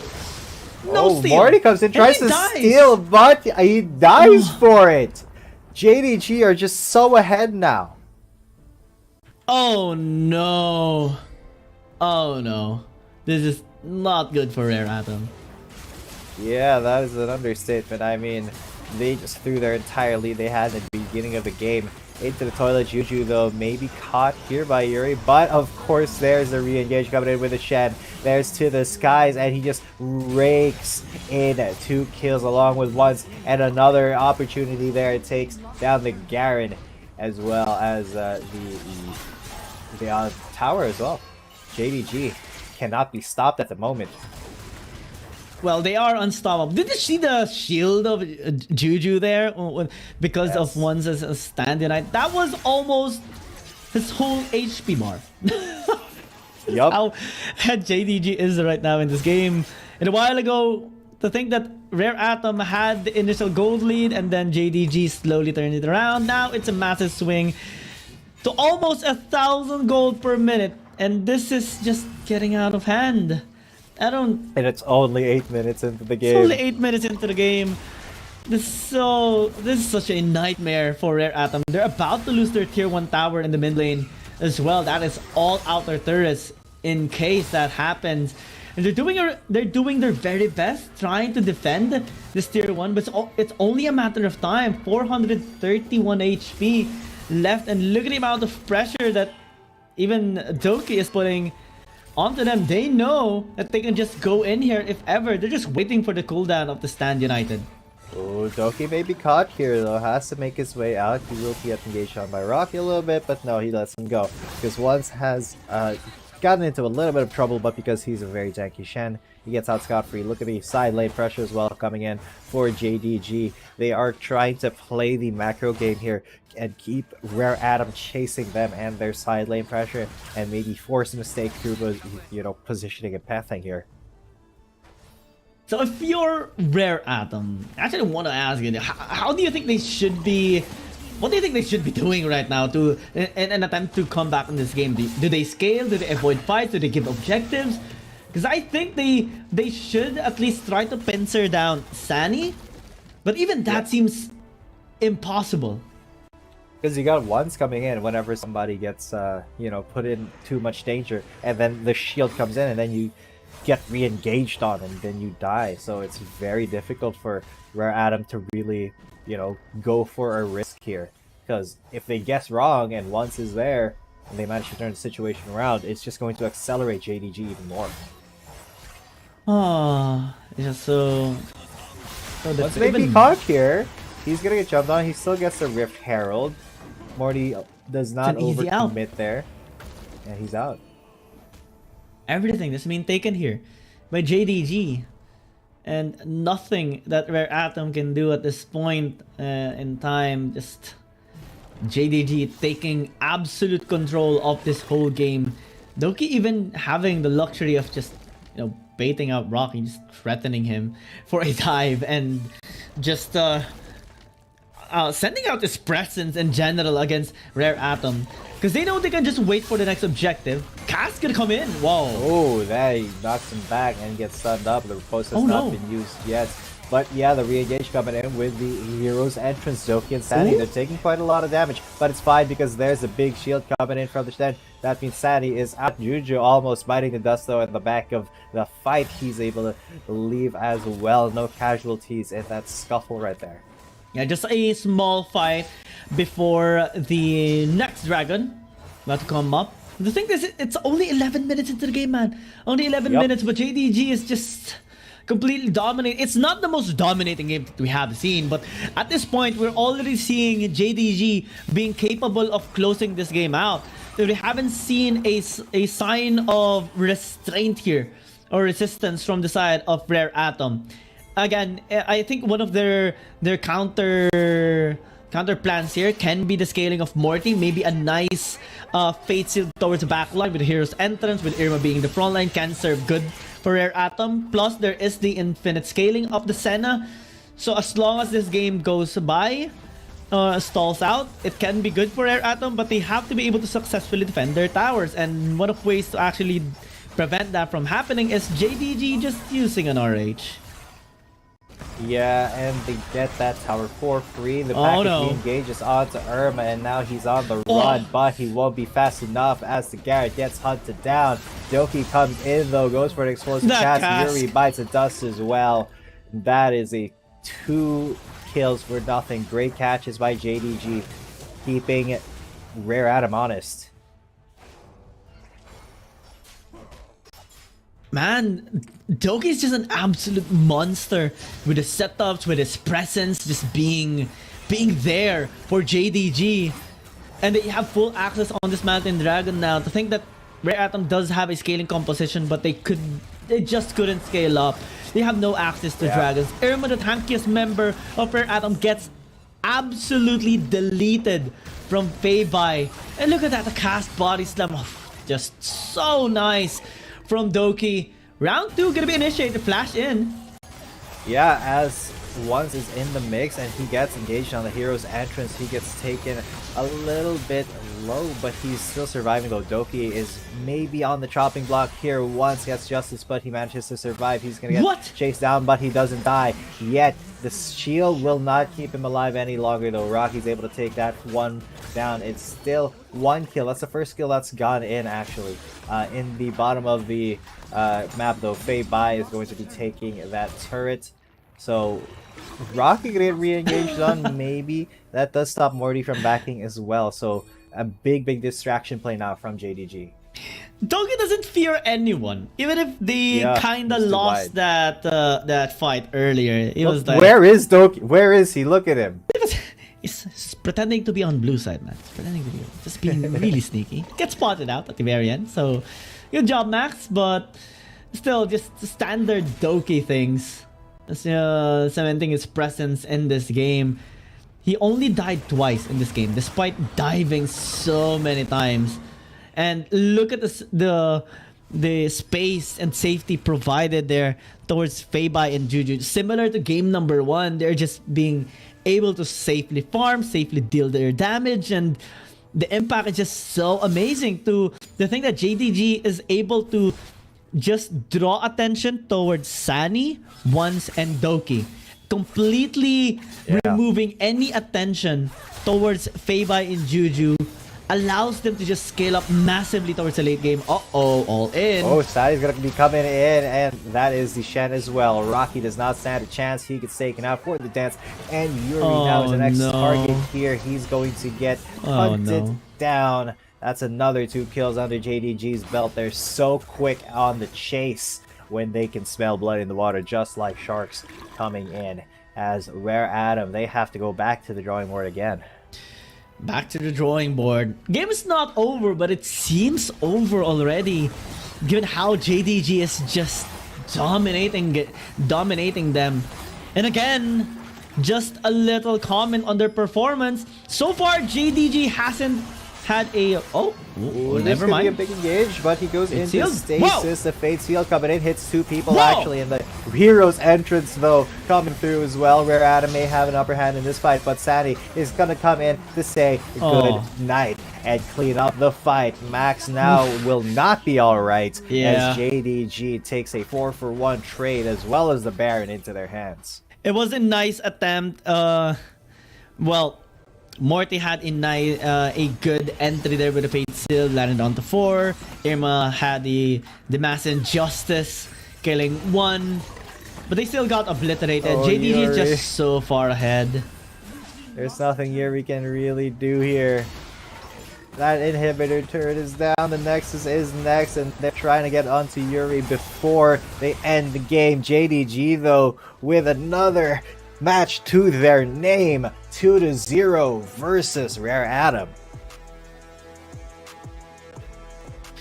JDG, all of their games has been only either 2-0 or 0-2. Now they have secured yet another 2-0 in their name.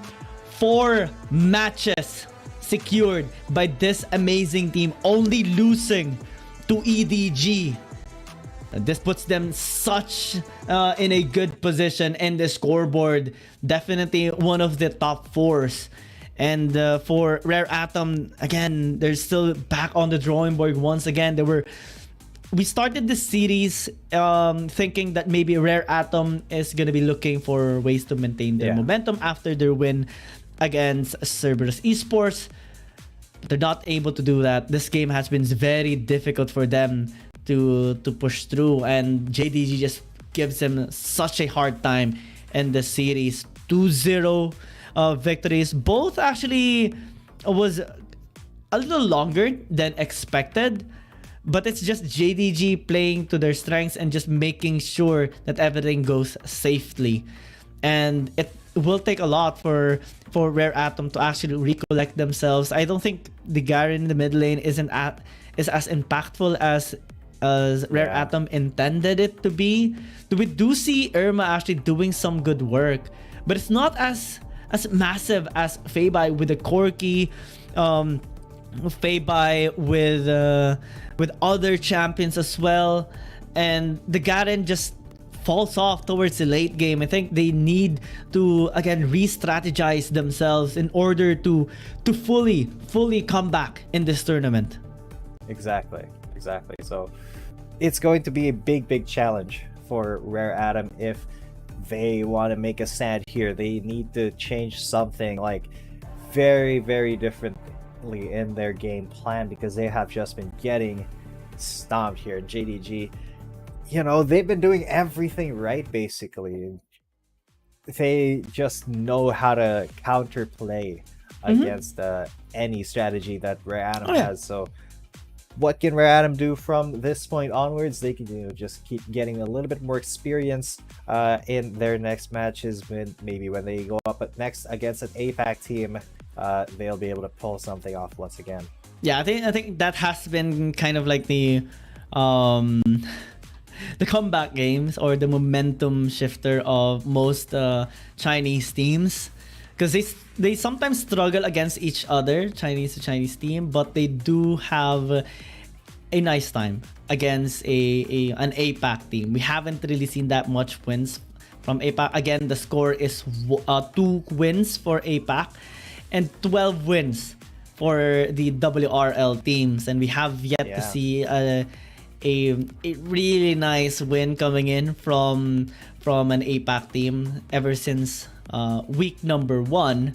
So let's see if it's gonna be possible, because next game we will have an APAC versus APAC, Team Flash versus NAOS Esports, and this should be an interesting series as well. We are going to be dwelling down towards details later on when the series actually starts, but it's something to watch out for, since both teams are trying to regain their momentum as well in this tournament. JDG, in terms of momentum, they're just really stable right now. There's not much teams that are actually able to cement 2-0 victories in all of their wins, and Ones has been one of those players that just allows it to happen. A big factor here, where JDG kind of puts their focus on Ones. Definitely kept the team going in many situations. The threat of Shen just coming in at any time, no matter where you are, no matter who you engage upon, that just kept Feibai and the rest of JDG, Sani as well, just incredibly safe in whenever they were pushing side lane or anything. So good job by JDG for just playing as a team with that Shen. Yeah, and well, for Rare Atom, they still have a lot of chances. Again, it's just their 4th match as of this tournament. Still have 15 games to go. But we're about to see another anticipated match here for today. It's going to be Team Flash versus NAOS. Yeah, we'll be taking a little bit of a short break, but when we come back, Team Flash versus NAOS Esports. See you then, ladies and gentlemen. Dear Summoners, Wild Rift League Asia is about to begin. With a brand new tournament format and teams, what changes can we expect? Let's take a closer look. WRL consists of 2 conferences, WRL CN and WRL APAC. 12 teams from the WRL CN conference and 8 from the WRL APAC conference will compete through the regular stage, playoffs, and finals to view our ultimate glory. All matches will be played in the BO3 format in the regular stage. The 20 participating teams will compete within and across their conferences. Each team will play a single round robin with every other team within their conference once, and half of the teams from the other conference once. Throughout the regular stage, teams will be ranked based on their points within their conference. The top 8 teams from the WRLCN conference and the top 4 teams from the WRL APAC conference will qualify for the playoffs. The playoffs will also be held separately for each conference, adopting a BO7 double elimination format. Only the top 2 teams from each conference's playoffs will advance to the finals, vying for the championship. Of course, a new tournament brings unique challenges. The Wild Rift League Asia Season 1 WRL A1 Finals will be a 3-day extravaganza. On the first day of the finals, the 4 qualifying teams will play a single round robin in BO1 format. The top-ranked team will advance directly to the grand finals, while the remaining 3 teams will battle it out in a single elimination bracket on the second day to secure a spot in the grand finals on the third day. The 2 teams that make it to the grand finals will face off in the BO7 showdown to claim the championship. Additionally, in both the WRL A1 regular stage and finals, teams will participate in the Fight for Side FFS match before the official games commence. The FFS match will be played in a 1v1 solo mode. Each team will send one player to compete. They will ban 2 champions each from the official weekly rotating champions pool, and then select 1 champion each for 1v1 competition. The winning team of the FFS match will earn the right to choose their side first. Wild Rift League Asia Season 1 regular stage will officially kick off on April 8th, with 20 top-tier teams assembled and ready for action. Who will climb to the summit and seize the crown? Let's wait and see.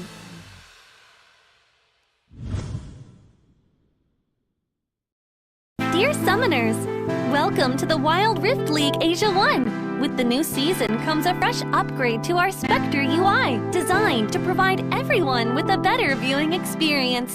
First thing is about the original UI information at the top bar. We make it into a functioning ring design in the upper left corner. The ring not only includes basic information such as team names, match duration, kills, towers, but also displays the gold difference through the red and blue rings. What is a great game without the competition for map resources? When a team takes down the elemental dragons and gets the buffs, the stunning special effects not only make the acquisition of resources more ceremonious, but the elemental dragon's specific color-coded buff energy blocks will also be intuitively embedded in the corresponding red and blue sides. Whether a team speeds up the match tempo by getting Rift Herald, expanding their lead by killing Baron Nashor, or stealing the Elder Drake for the final victory, the countdown timer special effects and the resource-specific color coding will help summoners watching the game to quickly understand what is going on in the game and capture the critical information. Additionally, we will display the whole in-game map on the top right corner. When the elemental dragons, Rift Herald or Baron Nashor is about to spawn, the corresponding resources exclusive countdown will appear in the top left corner of the map in real time, providing clearer information on team tactics and map resources. The new UI will introduce 4 panel modes: the landing phase mode, pre-team flight mode, team fight mode, and post-team fight mode, a combination of 4 refined panel modes to ensure that the most important real-time data in the game is presented more intuitively and comprehensively than ever before. In the landing phase mode, in addition to the real-time images of the players, champion selections, summoner spells, and champion experience, we will also supplement real-time gold, KDA, and items during the landing phase. Meanwhile, team stats history will also be displayed based on the progress of the game, allowing summoners watching the game to stay informed of the comprehensive information in real time. In pre-team fight mode, we refine and integrate the information on the gold difference between the matchup to help summoners keep track of the player's items builds in real time through the items column. This makes the state of both teams clearer before the team fight. In the highly anticipated team fight mode, we visualize the damage dealt comparison. The real-time dynamic display of champions' avatars can be more intuitively express the damage dealt of each player during the team fight.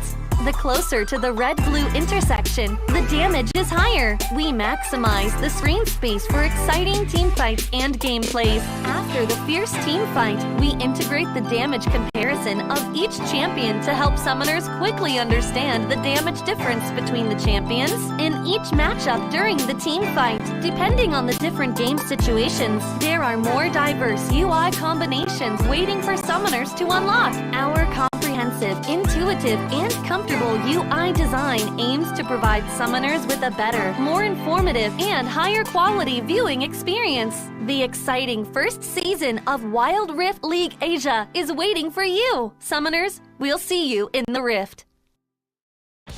Dear Summoners, Wild Rift League Asia is about to begin. With a brand new tournament format and teams, what changes can we expect? Let's take a closer look. WRL consists of 2 conferences, WRL CN and WRL APAC. 12 teams from the WRL CN conference and 8 from the WRL APAC conference will compete through the regular stage, playoffs, and finals to view our ultimate glory. All matches will be played in a BO3 format in the regular stage. The 20 participating teams will compete within and across their conferences. Each team will play a single round robin with every other team within their conference once, and half of the teams from the other conference once. Throughout the regular stage, teams will be ranked based on their points within their conference. The top 8 teams from the WRL-CN conference and the top 4 teams from the WRL APEC conference will qualify for the playoffs. The playoffs will also be held separately for each conference, adopting a BO3 double elimination format. Only the top 2 teams from each conference's playoffs will advance to the finals, vying for the championship. Of course, a new tournament brings unique challenges. The Wild Rift League Asia Season 1 WRL A1 Finals will be a 3-day extravaganza. On the first day of the finals, the 4 qualifying teams will play a single round robin in BO1 format. The top-ranked team will advance directly to the grand finals, while the remaining 3 teams will battle it out in a single elimination bracket on the second day to secure a spot in the grand finals on the third day. The 2 teams that make it to the grand finals will face off in the BO7 showdown to claim the championship. Additionally, in both the WRL A1 regular stage and finals, teams will participate in the Fight for Side FFS match before the official games commence. The FFS match will be played in a 1v1 solo mode. Each team will send 1 player to compete. They will ban 2 champions each from the official weekly rotating champions pool, and then select 1 champion each for 1v1 competition. The winning team of the FFS match will earn the right to choose their side first. Wild Rift League Asia Season 1 regular stage will officially kick off on April 8th, with 20 top-tier teams assembled and ready for action. Who will climb to the summit and seize the crown? Let's wait and see.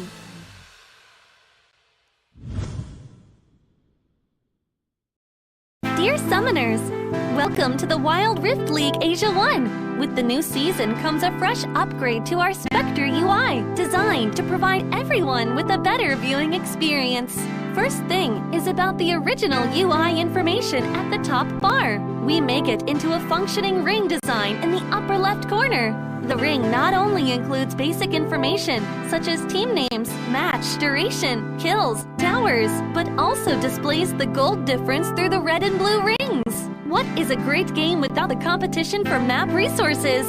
When a team takes down the elemental dragons and gets the buffs, the stunning special effects not only make the acquisition of resources more ceremonious, but the elemental dragon's specific color-coded buff energy blocks will also be intuitively embedded in the corresponding red and blue sides. Whether a team speeds up the match tempo by getting Rift Herald, expanding their lead by killing Baron Nashor, or stealing the Elder Drake for the final victory, the countdown timer special effects and the resource-specific color coding will help summoners watching the game to quickly understand what is going on in the game and capture the critical information. Additionally, we will display the whole in-game map on the top right corner. When the elemental dragons, Rift Herald or Baron Nashor is about to spawn, the corresponding resources exclusive countdown will appear in the top left corner of the map in real time, providing clearer information on team tactics and map resources. The new UI will introduce 4 panel modes: the landing phase mode, pre-team flight mode, team fight mode, and post-team fight mode, a combination of 4 refined panel modes to ensure that the most important real-time data in the game is presented more intuitively and comprehensively than ever before. In the landing phase mode, in addition to the real-time images of the players,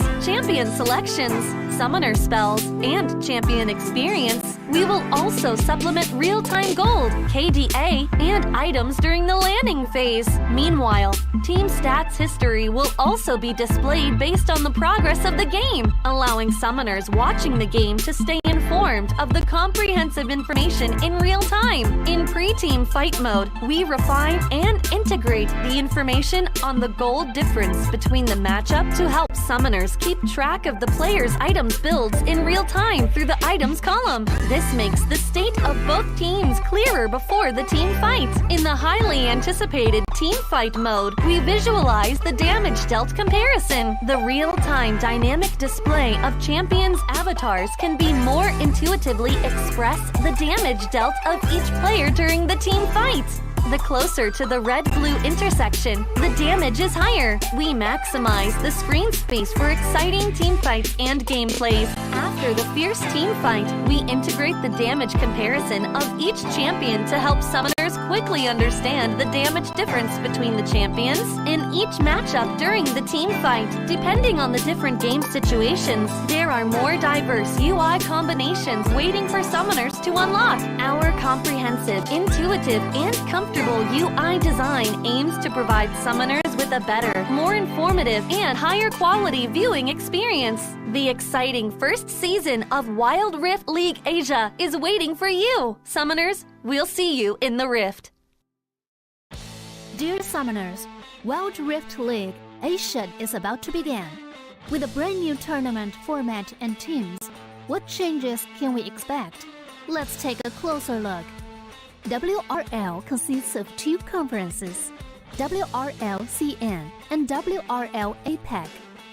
12 teams from the WRL CN conference and 8 from the WRL APAC conference will compete through the regular stage, playoff.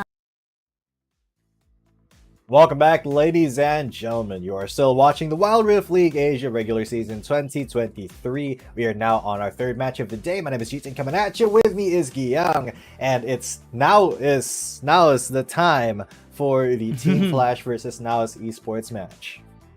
Yeah, this series or this matchup should be very interesting because Team Flash, they are coming from a loss actually against WHB.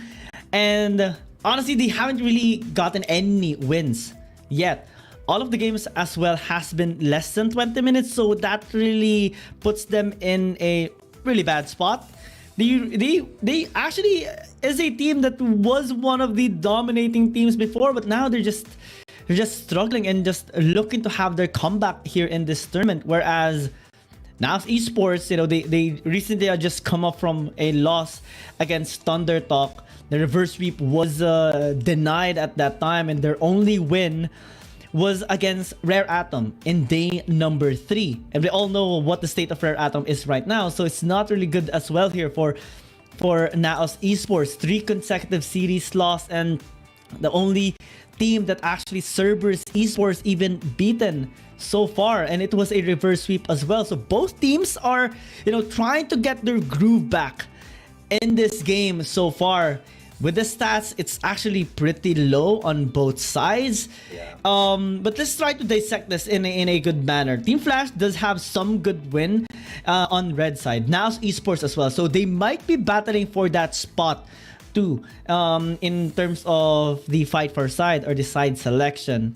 And it's also going to be interesting because both teams can be extra aggressive as well, but it sometimes becomes a little bit too reckless, and that's one of the reasons why they are being countered by the other teams, especially in the Chinese conference, because it's just on a different level for them.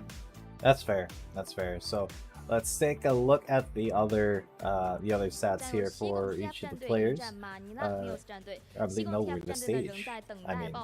重重压力之下的他们能否迎来转机？而马尼拉 NAOS 战队呢，则是遭遇了团战的考验。今天他们将如何化解危机？让我们进入到峡谷当中一探究竟吧。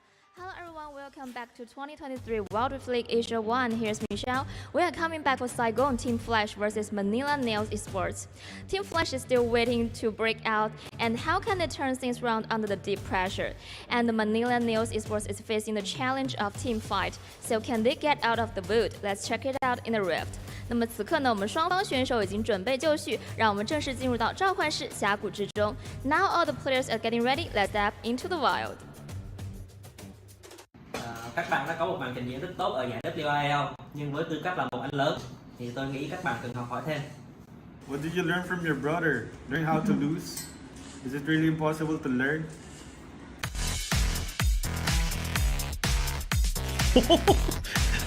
I love Big words. Big words. Mirmo, the man, the Ash God.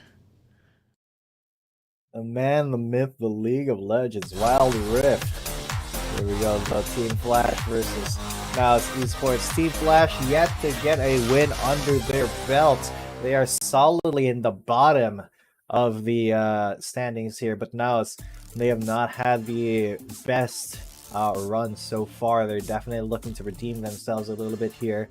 And, you know, one of the things about NAOS is that, excuse me, you cannot let that Ashe open, so you have to waste a ban respecting Mirmo's flash, because he's just incredible on that champion. Now let's take a look at the stats though between Calm and Shy, not the Shy or from the regular League of Legends, but Shy from Team Flash.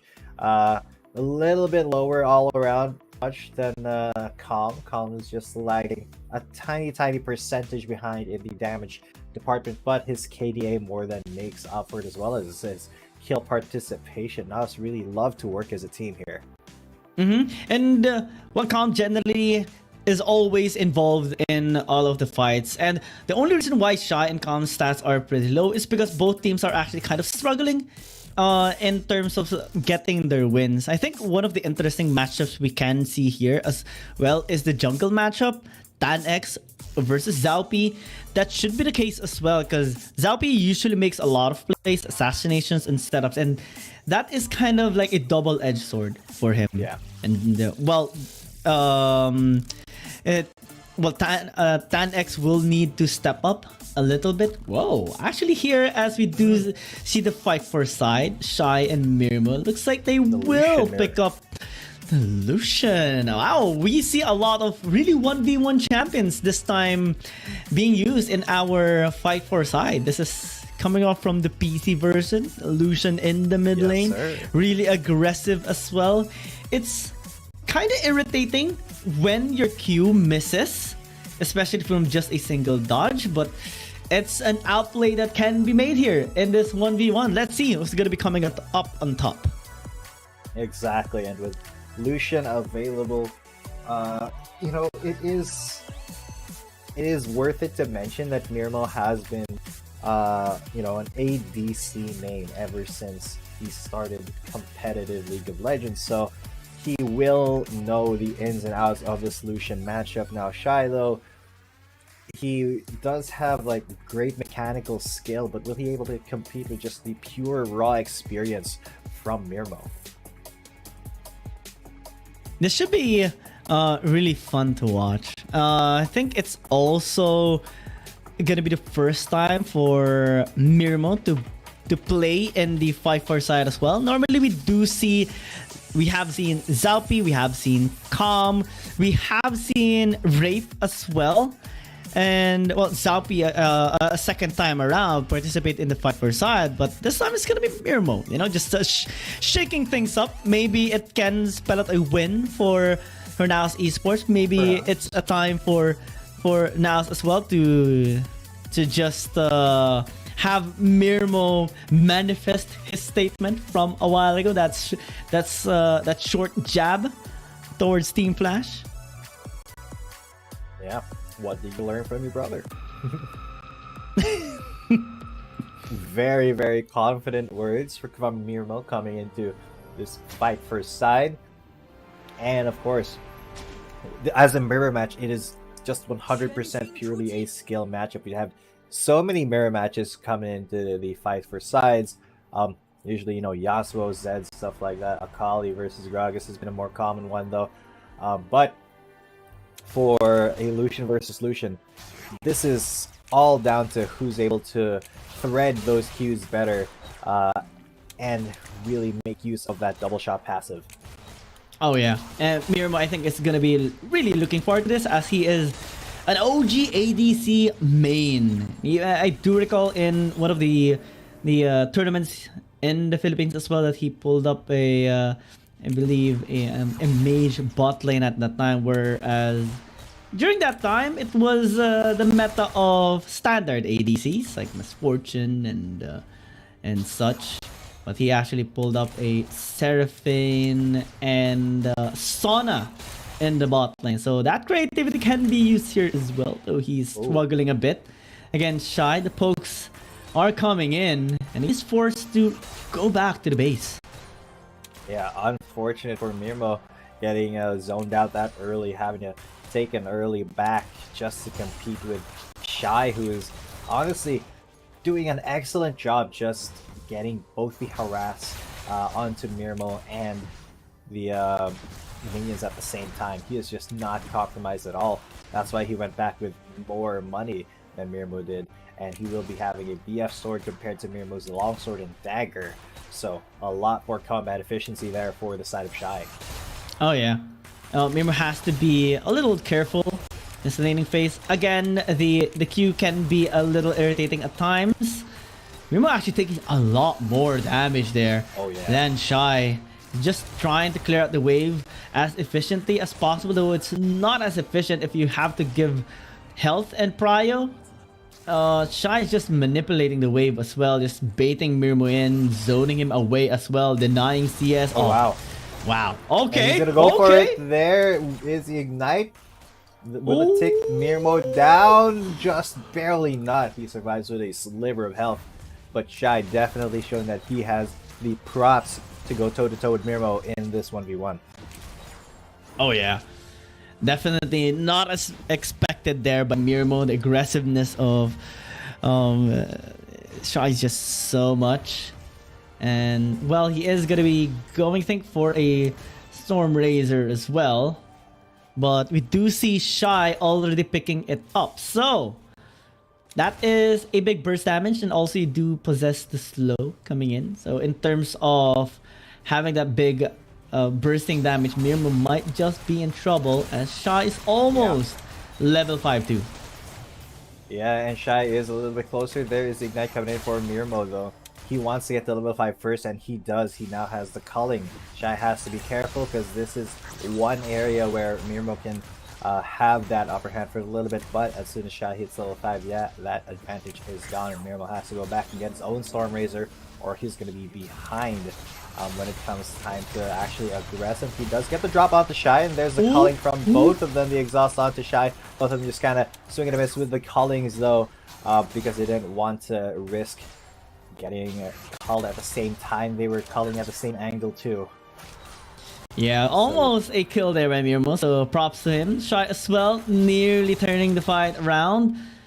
But that is with Mirmo having not really a good item just yet. So now as he goes back to the base, he should be able to mirror the damage capability at least a bit, since he is actually down 700 gold. So that is a full phage item for Shy. So in terms of movement speed, that is going to be helping him out. In terms of damage, also in terms of HP. And we have actually seen more benefits picking up the Ruby Crystal rather than any other damage item, because it gives you 150 health. So that is an outplay potential in terms of sustain.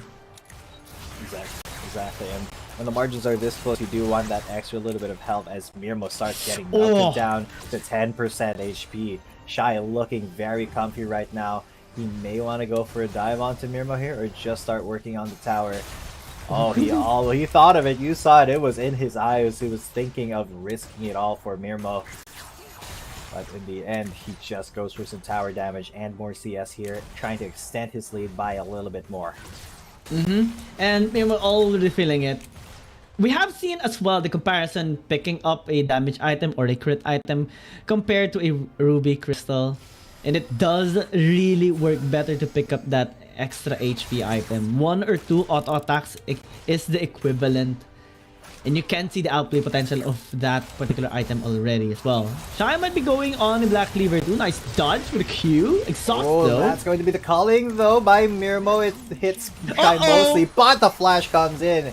And with just a sliver of health, Mirmo was not able to survive. Shy gets the first kill and gets some time to work on this tower again.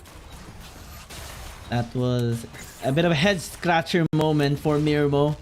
Shy by a small margin, was able to make that outplay, especially with the Black Cleaver. You have more damage, armor penetration, some movement speed as well. And now, look at the goal lead even. 2,000? Yep.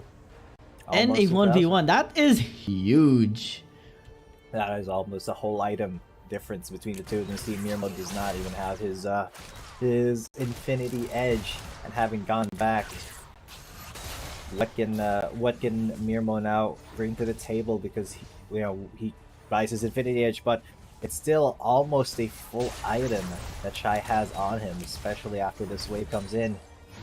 And yeah, it will be up to Mirmo's luck at this point. And will the crits be with him? Yeah, Mirmo's going for a chance here. If he can crit 2-3 times, that should cement him a win here, at least a kill against Shy. But he has to be very careful. You do have the double tap to at least try to maximize that crit damage. Shy misses most of it. Mirmo now on his own. Kali manages to hit Shy quite a bit. There's a Hellfont though, and Mirmo goes for the exhaust. The crits were in his favor there, but they are pretty much the same health. And you can see there when Mirmo gets lucky with that Infinity Edge, he's able to stand up toe-to-toe with Shy. Who's going to be coming up next? Shy aggresses, and there's the second kill for Team Flash. They will be able to get... Yep, you just said it. It happened in front of our eyes, Gian. That's going to be Team Flash with side priority for the rest of the match. Twice in a row, actually. Shy timed Mirmo's Q, and then bam, just went on to him and at least got some damage. But at the very end, we saw already the damage capability, especially with the Black Cleaver. It was almost equalized with the Infinity Edge picked up by Mirmo, but the timing is just so eminent there.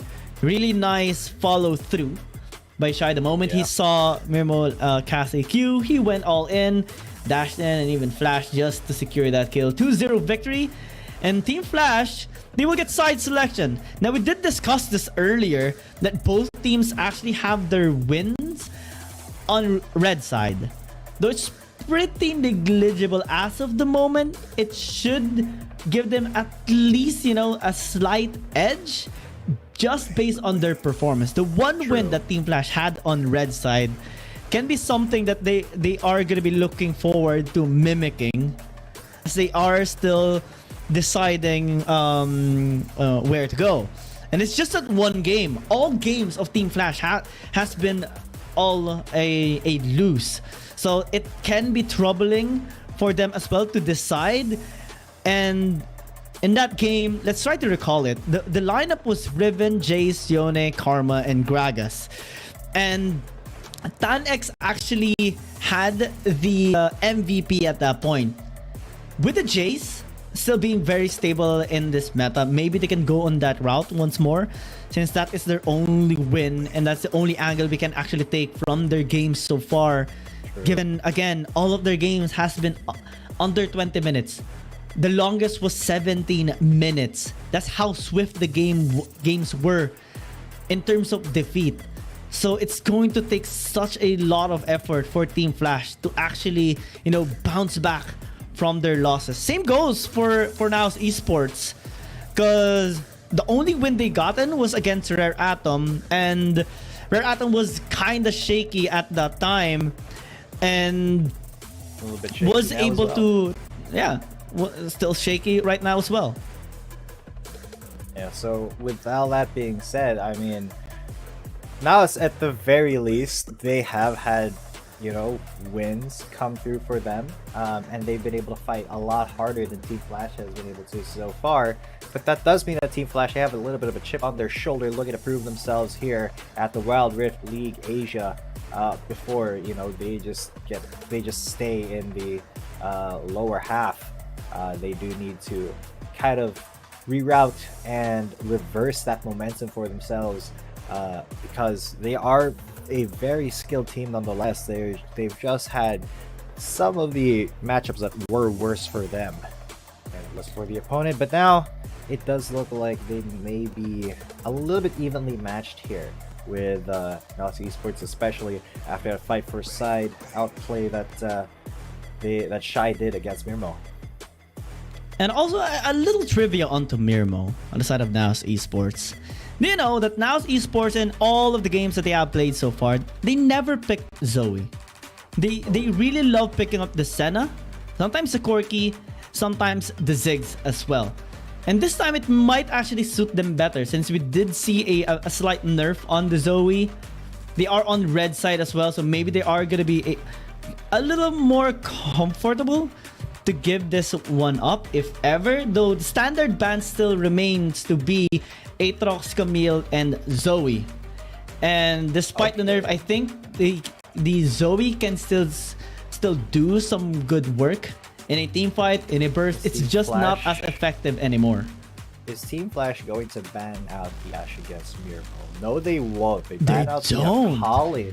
This leaves one of Mirmo's signature champions open for him in the first round picks. Wow. With the Senna ban, that does kind of indicate that Mirmo wants to go towards that Ashe, because Team Flash have a lot of options to choose. They can go for Jace, they can go for Fiora, Jax or Renekton. This looks like they're hovering the Jace.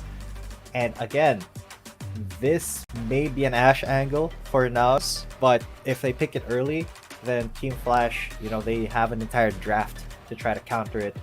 The Nautilus going to be coming through here. A very good choice for Wraith.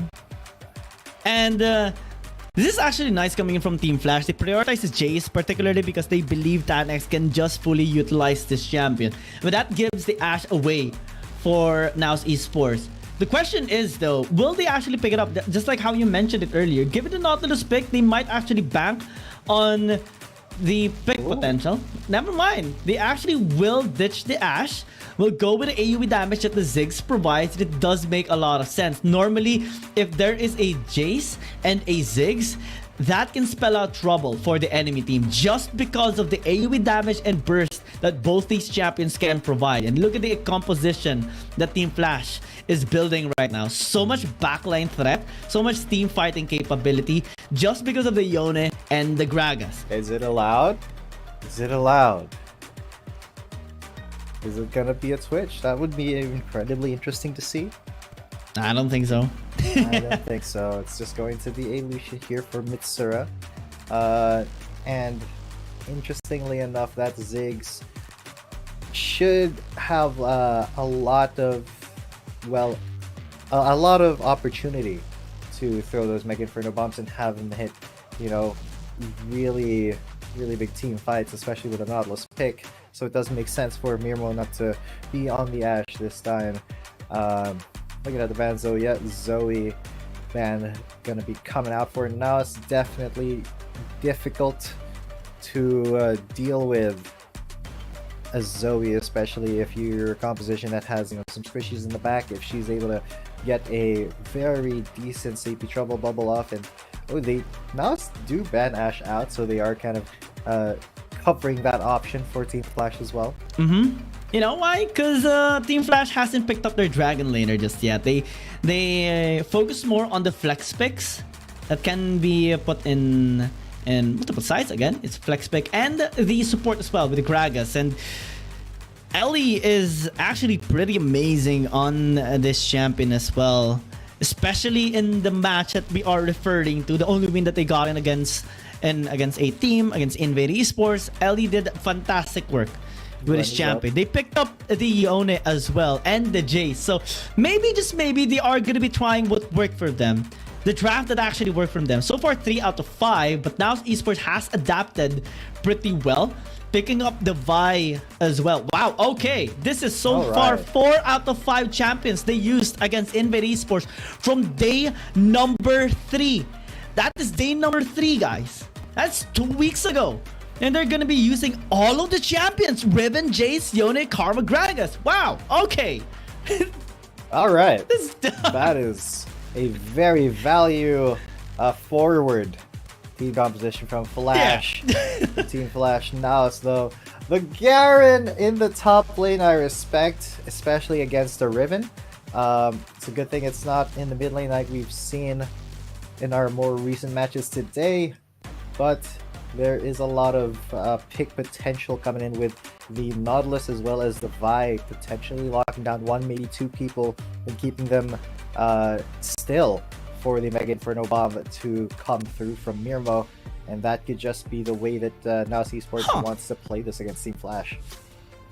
Interesting enough, Team Flash does use the same lineup they used against Invade Esports in day number 3, the only game they won in this entire tournament. But also they switched things up a little bit. It's no longer TanX using the Jace, it's actually gonna be Kuzi in the mid lane, and he's gonna be using the Yone.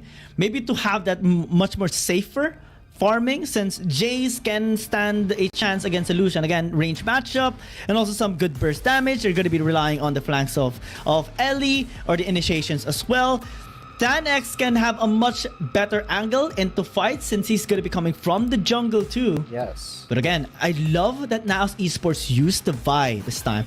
We haven't really seen Vi being used prior to the 4.1b patch, but it's just because of the cooldown of the Vault Breaker. Again, late game, 2 seconds reduced.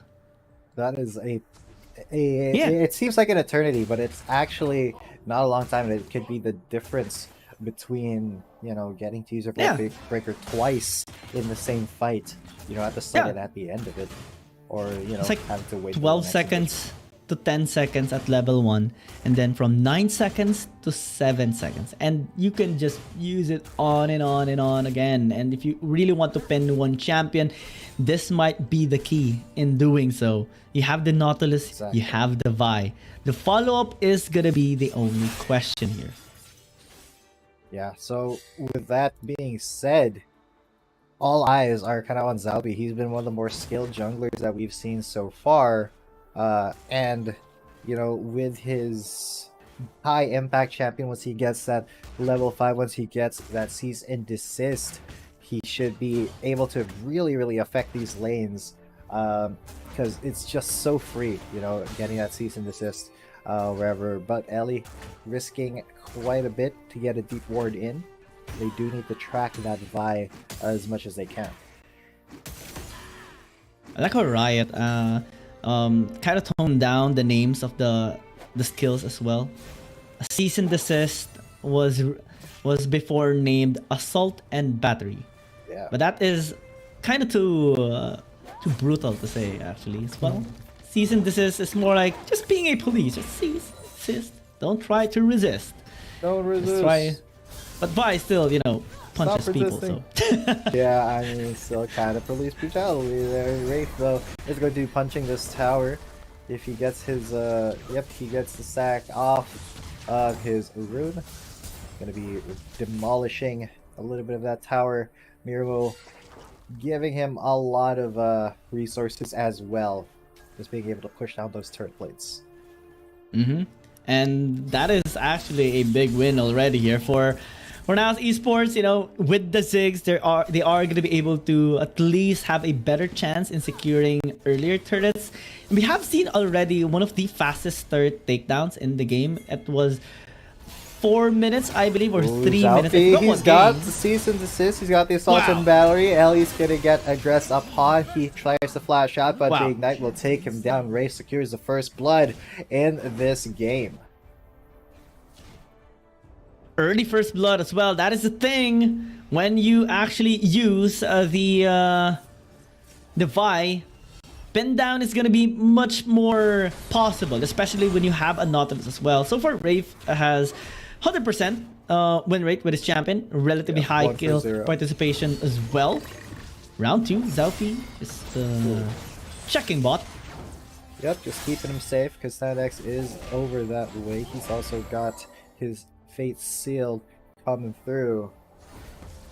Maybe he will have the option the next fight, but nothing being risked too much by NAOS here, keeping just calm in the top lane. Can definitely hold his own against Shy's Riven because he is a Garen, and getting that silence for like 1.5 seconds onto the Riven could mean the difference between getting your damage in or getting it shielded up.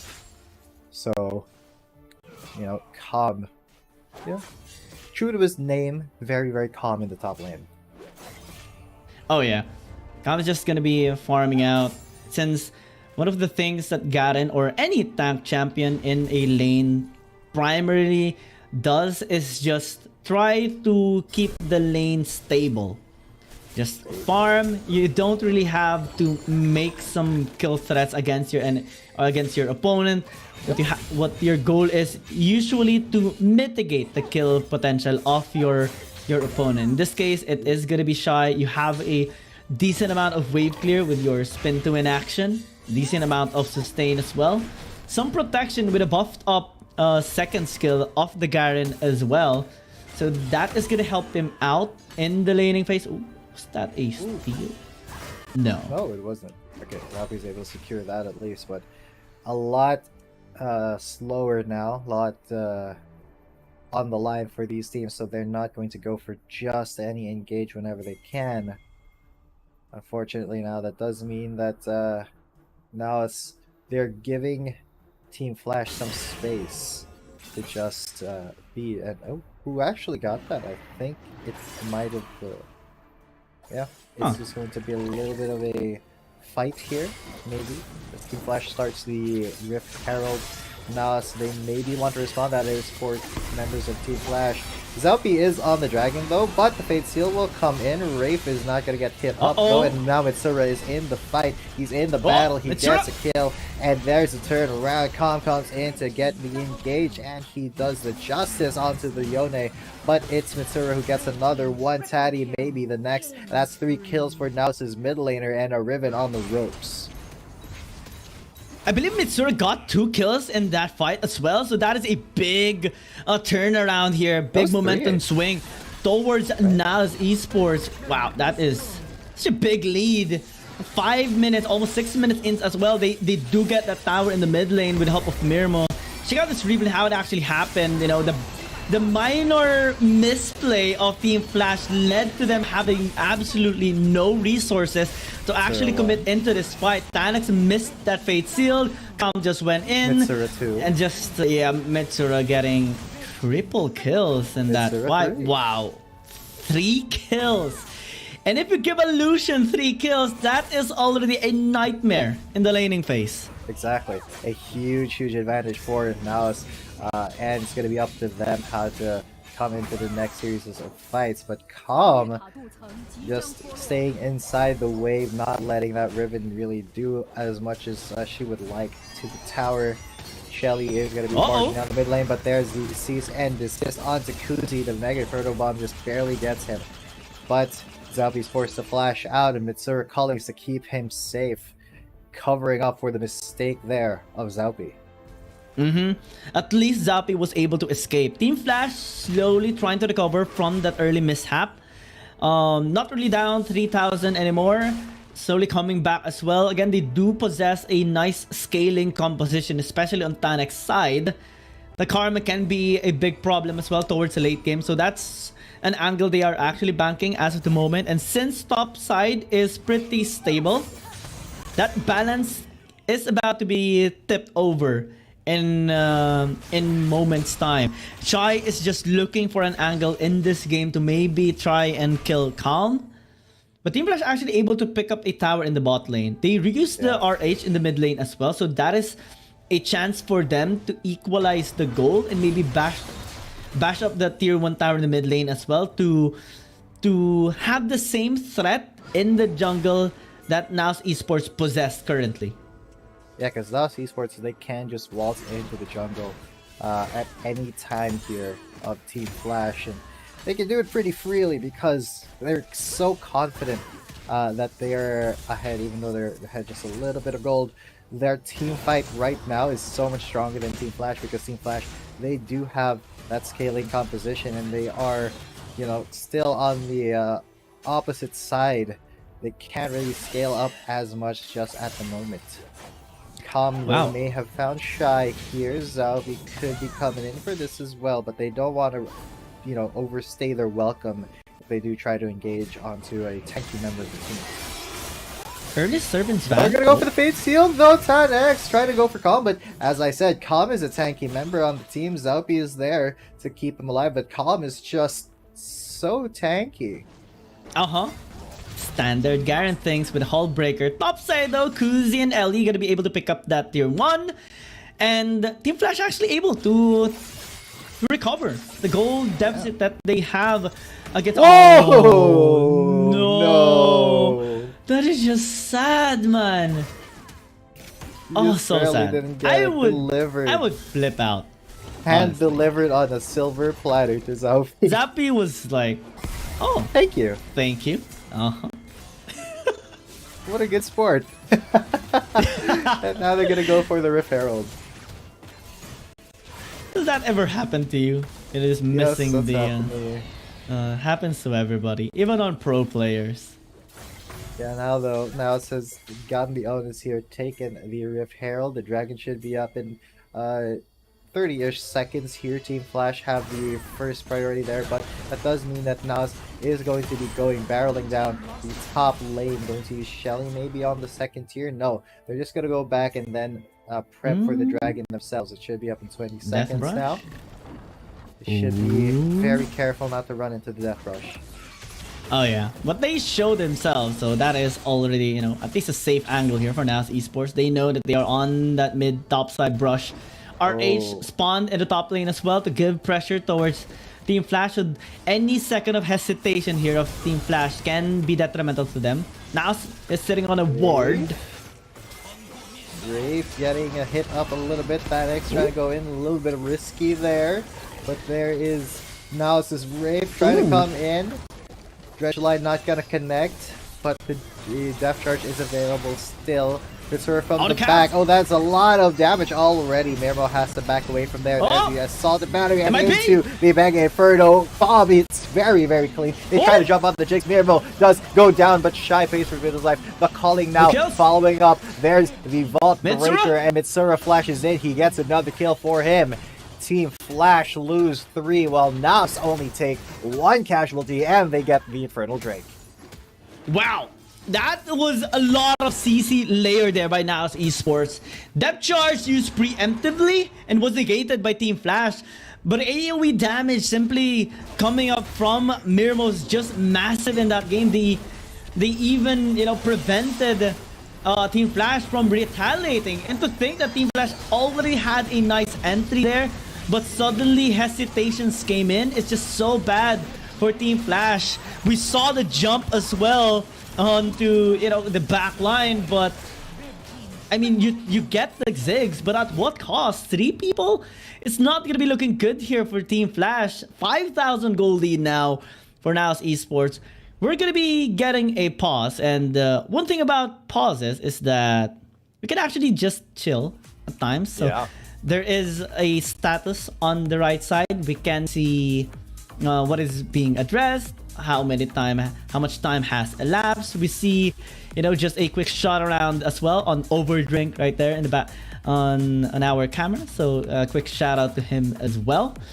And we're just gonna be waiting for them to come back as well. I believe the issue is gonna be addressed in a short. I mean, you know, this does happen a little bit. We just want to, you know, keep a competitive game, so we're gonna let the players reconnect and really you know, get to the ideal ping to play. I think they should be starting that back soon. I already see it on one of the players' phones. So it was a short pause, fortunately. Oh yeah, we're back into the game. NAOS Esports again possess a 4,000 gold lead, especially after that nice fight. 2 Dragon stacks. Team Flash struggling a bit. Again, this is the draft that they used. This is the draft that they used, and the only game, that one game they won against Invade Esports. So this is so far not looking good for them. NAOS Esports is reading them like a book. Exactly, and NAOS, they have so much in terms of map presence now. Having taken down that first set of turrets, it gives them so much mobility to move around the map. And with Zaupi, that is just absolutely gold. being able to chase down somebody from, if you spot them, you vault breaker in, and then you just go for the cease and desist, and then it's a click in it's a point and click skill, so you just automatically get a free engage, and if your team is there to follow up, then you just go for it any single time you can. Only death so far of NAOS Esports is the one that Mirmo died earlier in that last fight. So far, everyone has been so clean. Team Flash going with a Death Brush once again, but this is one of their mistakes actually. They usually get baited into clearing up a wave. They show themselves, so the whole Death Brush is kinda cancelled and mitigated. And twice in a row it happened now. Yeah, right now though, fronting for NAOS Esports. Static's trying to come in. Kuzi's gonna get assault and desisted, he's desisted, but he gets stasis out of it. There's the explosion from the cast, but Ellie is able to get out of there. Shy now the next target. There's the culling, and he falls down. Mega Inferno onto 2. Yeah, it's not enough damage to take on Thanos, but it may be enough to get the Vault Breaker in. He's not gonna live, this Jace. So that is now another clean fight for them. A 2 for nothing. So clean. Yeah, they pick up 2 kills. It was a bit of a messy fight because they were trying to determine who is actually going to be committing from Team Flash. But every time they see an enemy, they just throw in their skills and they just try to burst him out. First victim, well, it started as Ellie, but Shy actually was the main victim there. The moment he jumped from that wall, NAOS Esports is like, okay, let's try to pin him down. He flashed out, but they just commit with the Demolition Justice. Fate sealed ceiling, no fate at all from the side of NAOS Esports. And even around 2, Tanix, dying for the second time. Yep, that is so bad. Juggler down and Nasher on the field. That does mean NAOS gets such a head start onto this. Baron Nasher, Rafe can just front and get another catch off the Shy. Definitely he goes for Depth Charge. But Shy is a little bit foxy, a little bit wily, a little bit slippery. Gets out of there, still a little low. Mega Inferno onto 1, but NAOS, a lot of AoE damage has been dealt to them. They have to peel off of Baron, and that's exactly what Team Flash wanted. Just did not to fight there, but to get NAOS off of the Baron. So NAOS Esports, they do get 2 kills from a while ago. And TanX tried to check Baron, gets killed once again. But Team Flash able to at least stop NAOS Esports from taking the Baron. I don't think that's a good deal to actually have if you're Team Flash. You're already down 7,000 gold. You haven't really gotten any kills except from that one from Mirmo. And angle into the game has been becoming very dim, honestly, and slim as well. I don't think they can actually penetrate the members of NAOS Esports simply because it's not actually them that are initiating. It's NAOS Esports. Mitsura and Mirmo are just able to dance around safely in a team fight simply because they have the reliable front lines. 3 front lines, in fact. Even Calm just doing the spin to win action to create some space for their allies. And now they're just waiting for the next dragon to actually spawn. So far, NAOS has done a fantastic job this game of, just being very patient during team fights and looking for a good way to get in, not really risking all too much. Calm is going to be there though. He may be in a tussle with Panex, but the rest of the team engage onto the Gragas. Ellie has to get out of there. There's a Mega Inferno bomb onto Taddy, and it's going to be the health bars melting. Huzapi's in the middle of the fight. Calm is as well. He goes for the Justice. He takes out the Yone, and Shy is on the back foot. Taddy gets immediately pounced upon, and he has no recourse here. Ellie manages to find the 1 kill, but Mirmo should be able to get this for free now. That is a 4 for 2 in favor of NAOS Esports. So basically what happened there is a chase around by NAOS Esports, and they do get the ace in exchange for just 2 people. They ditch the dragon. They're going to be banking on the game. Clean execution by NAOS Esports, and I think this is one of the ways you can actually start to redeem yourself. NAOS Esports so far in this tournament has been, trying to get an angle back in the tournament. But now, as they get the first blow against Team Flash, they're 1 step away from getting this 2-0. NAOS Esports, a lot of confidence being shown here by the Philippine team against Team Flash. Amazing win. Very clean team fighting and great target prioritization coming in from NAOS Esports. That is what we love to see. Now, Team Flash, though, it is 0-1 for them. They may be on the brink of losing another match here. And if they do, the chances of them making it out of the group stages are, slowly dwindling. Yeah, and let me just try to paint a picture here. Team Flash so far only had one win against Invade Esports. They used the draft that only worked for them the entire tournament from the one game they won, and now it's donezo. They suffered such a almost one-sided beatdown from NAOS Esports, especially with the draft that NAOS Esports made in this game. Zalpi made so much work all throughout the game. Mitsura and Mirmo were buffed up towards the very end of dealing massive damage, and the only option here by Team Flash is to be back on the drawing board mid-series, and this is not looking good for them in terms of adaptation, in terms of looking for ways to go back in this tournament. They tried this draft and it simply hasn't worked at all. No Fate Sealed was made flawlessly by TanX. Everything was almost a miss, and now Esports just keeps on beating them down. This vibe pick of Zalpi was really impressive. Mitsura with the early 3 kills paved the way for NAOS Esports to just cement a nice early game advantage against Team Flash. And well, for Calm, he was just calm all throughout the game. No threats at all from the ganks from the Yone. It's just so devastating now for Team Flash.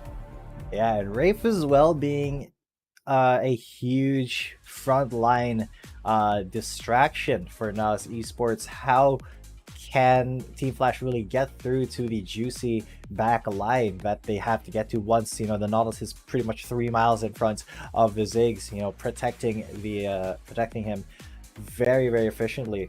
And really, Rafe as well going for all sorts of engages, chasing down whenever he can find a single member of Team Flash. So, that aggression from NAOS Esports, a little bit of a trademark here for the Philippine team, but they do have some weaknesses in their game plan that if Rare Adam can really dial in on that and read them in the next pick and ban phase, maybe they'll have a better chance there. But so far, now it's looking incredibly clean on the team fighting front.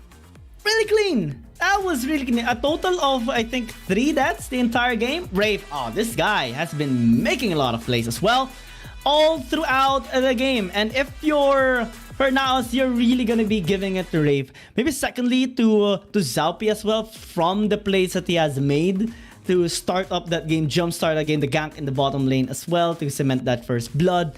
And all of those engages that NAOS Esports just followed right through. The synergy is starting to be online here for NAOS Esports. They just have to maintain and keep it up.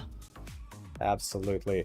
So with all that being said, who do you guys think is going to be taking this series? Will it be NAOS Esports in a quick 2-0, or will Team Flash come back and start the reverse sweep process? We'll be right back with a short break, but don't go anywhere. Stay tuned for what is possibly the last game of the day. See you then. Dear Summoners, Wild Rift League Asia is about to begin. With a brand new tournament format and teams, what changes can we expect? Let's take a closer look. WRL consists of 2 conferences, WRL CN and WRL APAC. 12 teams from the WRL CN conference and 8 from the WRL APAC conference will compete through the regular stage, playoffs, and finals to view our ultimate glory. All matches will be played in a BO3 format in the regular stage. The 20 participating teams will compete within and across their conferences. Each team will play a single round robin with every other team within their conference once, and half of the teams from the other conference once. Throughout the regular stage, teams will be ranked based on their points within their conference. The top 8 teams from the WRLCN conference and the top 4 teams from the WRL APEC conference will qualify for the playoffs. The playoffs will also be held separately for each conference, adopting a BO7 double elimination format. Only the top 2 teams from each conference's playoffs will advance to the finals, vying for the championship. Of course, a new tournament brings unique challenges. The Wild Rift League Asia Season 1 WRL A1 Finals will be a 3-day extravaganza. On the first day of the finals, the 4 qualifying teams will play a single round robin in BO1 format. The top-ranked team will advance directly to the grand finals, while the remaining 3 teams will battle it out in a single elimination bracket on the second day to secure a spot in the grand finals on the third day. The 2 teams that make it to the grand finals will face off in the BO7 showdown to claim the championship. Additionally, in both the WRL A1 regular stage and finals, teams will participate in the Fight for Side FFS match before the official games commence. The FFS match will be played in a 1v1 solo mode. Each team will send 1 player to compete. They will ban 2 champions each from the official weekly rotating champions pool, and then select 1 champion each for 1v1 competition. The winning team of the FFS match will earn the right to choose their side first. Wild Rift League Asia Season 1 regular stage will officially kick off on April 8th, with 20 top-tier teams assembled and ready for action. Who will climb to the summit and seize the crown? Welcome back, ladies and gentlemen. You are still watching the Wild Rift League Asia regular season 2023. My name is G10. Coming at you with me is Gian. This may possibly be the last game of the night. It may be going to NAOS Esports here in a 2-0, but do you guys think that Team Flash will be bringing us to game number 3? Well, the trend for today has been so far full of 2-0s, but NAOS Esports does have a history in pushing things to game number 3. Team Flash has experienced game number 3 series as well. But that last game was just so devastating. I think they haven't really found their groove yet in this tournament. And if now Esports just keeps their momentum up, they can just get this 2-0 against them. Because that game was really significant for Team Flash. That was everything on the line. That was all the win conditions thrown out in game number 1. But it didn't work.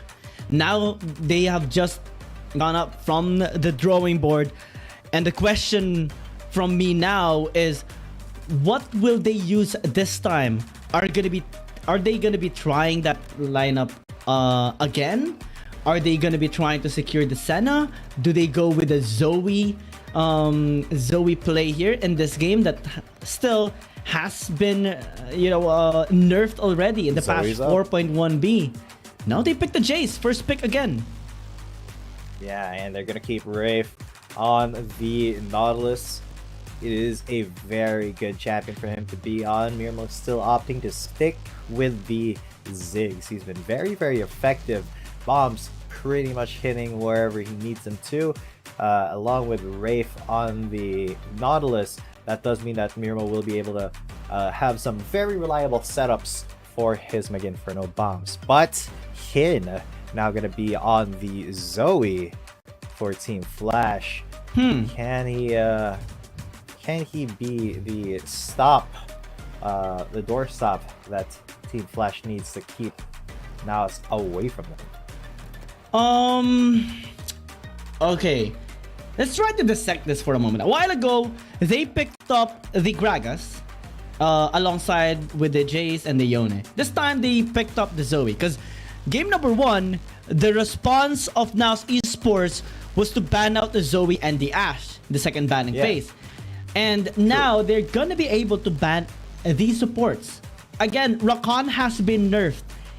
How bad? 3 seconds additional cooldown on his grand entrance. So that will kind of force Team Flash to maybe settle with an Alistar, which is pretty good as well. But in terms of having that really nice charm into a CC layered combination for that Fate Seal, it's not going to be as effective anymore. Or at least there will be a window of opportunity now for NAOS Esports. Plus, NAOS Esports, they did ditch up the Vi to give leverage to Mitsura, which had a wonderful performance in that game number 1. No deaths, I believe, was occurred on that champion and just cementing so many kills and damage all throughout the game. And if it ain't broke, don't fix it. This is pretty much the first 3 champions as well that NAOS picked in their last match. And we also saw how that went. NAOS still opting to go to the Yone here. So Team Flash still kind of leaning on the same game plan here a little bit, but they will ban out the Vi though, so that does mean Zappy needs to go for another champion, which, well, Lee Sin is up. You know, there are a lot of very viable junglers, but he does decide to go with a Wukong. That could be pretty useful, especially with those cyclones to disrupt and give Mirmo another chance at a great setup for his Mega Inferno Bomb. Okay. They banned the Vi, but earlier they banned the Wukong. This time, it can be used by NAOS Esports, and they do. So big adaptation by this team. And I'm still kind of worried here on Team Flash. Yeah, I think the Galio can work. The Garen can actually work since now they have solid front lines. But still, based on what happened in game number 1, the minor problems in terms of synergy still has to be cleared up now. Who casts in the engage first? Who actually goes in first? And also, do they commit on a fight or do they back off? Yeah, Tom now on that Riven, gonna be against the Garen. The shoe is on the other foot now. It was the other way around in the first game, and we did see that Tom was able to dominate with the Garen. This time as a Riven, you know, he will be on the opposite end of that matchup, so Shai should be able to keep this lane, even if not get an advantage by just, you know, being a silence machine that kind of counters Riven's first 2 abilities. Oh yeah, I mean, this should give Shai some advantage in the laning phase, some stability as well, because not only can he withstand the aggressiveness of a Riven, but the Wukong of Tanx will not be as threatening as if Tanx actually picked up, rather Zaupi picked up a Vi, similar to game number 1. NAOS Esports doesn't have that single target pick off burst anymore. What they have now is more on a mix of AoE and single target layering of CC, while still maintaining a sizable amount of burst. But with the Riven now, it actually is similar to a Garen. The executing damage is very similar, but now the wind slash is actually AoE. So think of it as a big combination with the Mega Inferno Bomb. And normally, actually, in this tournament, just a small trivia, we do see a lot of Riven being picked up whenever there's actually a Ziggs. And the reason why can be just that good interaction. Mega Inferno Bomb chunks down the HP of the team to almost half. The wind slash or the burst of the Riven just tries to, you know, put it to 0. True. So with that being said, it is going to be a skill matchup though, because, you know, Calm needs to be able to outplay the simple game plan of a Garen with his superior mechanics. And you know, it's going to be a little bit of a slow early game, I'm predicting, because these teams really do not want to risk all too much. Hin on that Zoe will start to hurt if he gets any sort of lead here, so Mirmo and Wraith have to be very, very careful not to give him any opportunity, even though Ellie wants to go for an engage there. Sleepy Trouble, bubble hits. He takes quite a bit of damage there, but Ellie and Hin are taking a lot of damage themselves. Oh yeah, the pokes from Mirmo. Similar to game number 1, you know, just pressuring him out. And actually, I love the respect that NAOS Esports are giving towards Team Flash. Normally, we do see the mages just being on an island in the bottom lane. But this time, actually, Wraith is helping out Mirmo just in case, you know, Taddy gets a little bit aggressive in the laning phase. And they know that the Zoe has a big chance of winning in a 1v1. Just a small trivia, Wraith used Nautilus to control enemies for 54 seconds that last fight, and well, he was really pinning down members of Team Flash. Same as Zaupi. Yeah.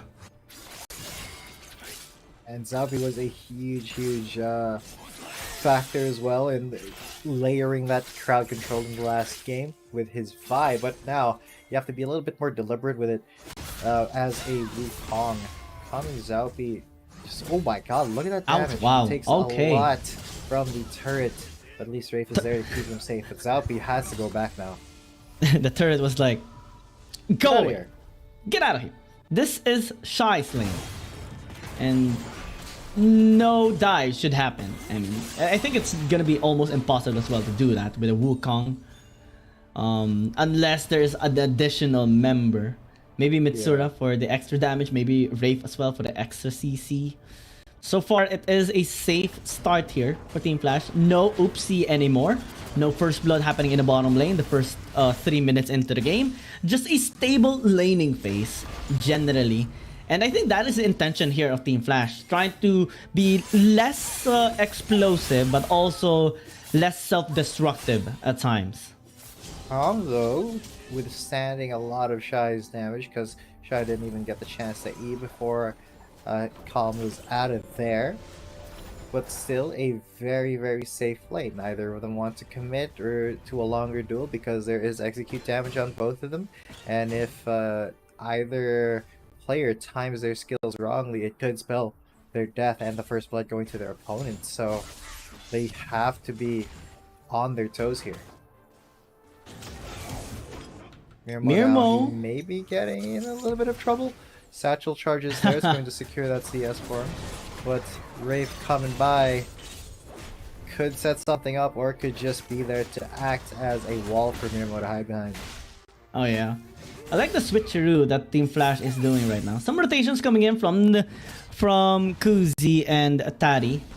And well, he might actually be tempted as well to try and gank top lane, since Shy is actually having a bit of a hard time. He is trying to stay stable, but you do see the constant pokes and the damage that Calm consistently does onto him to shove him away. It's mostly relying on his judgment passive to heal himself back up.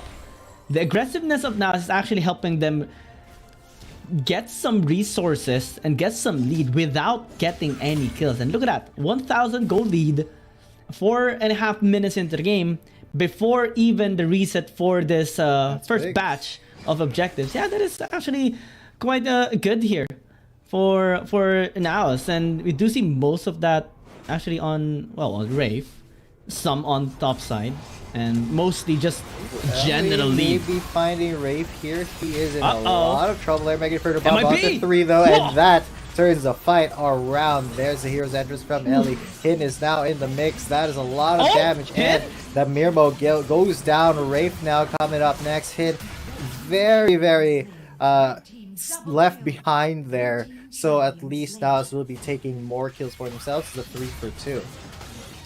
Yeah, that is my bad. I keep calling Tad. It's actually Hin, and he did put a nice flank there towards the backside. At least picks up 2 kills in exchange for 3. Now Esports trying to get this. Is there though? No steal. No steal. Zaupi's able to get out of there.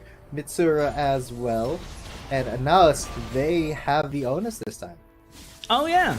Yeah, pretty nice job here so far by NAOS Esports. Let's check out that replay, how Team Flash was actually able to penetrate the back line. So Tan X was just so sad in that time. The layer of CC just completely negated, and Hin in the side though, with the help of Kuzi, just helped him, you know, get those kills. And just no hesitation at all. You trade your life for it, but if you're the Zoe player, if you're Hin, you're gonna be taking that any time of the day. Mitsura gets 2 kills as well. That helped them have the better angle in that fight. Mega Inferno bomb. Another big Mega Inferno bomb, and that is the secure onto the Zoe. What a catch there from NAOS Esports. Zappy, though, will be paying for it 1-for-1.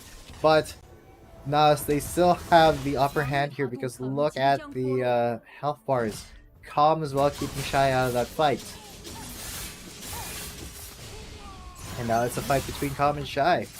Calm actually risking a lot. There's a wind slash and the justice coming in from Garen, but not enough to take it down. It's a 1 versus 1 trade. Or not a trade, 1 versus 1 win from Calm. Oh yeah, just now Esports getting some wins across the board. Bot side, Mitsura. Oh, that is sad.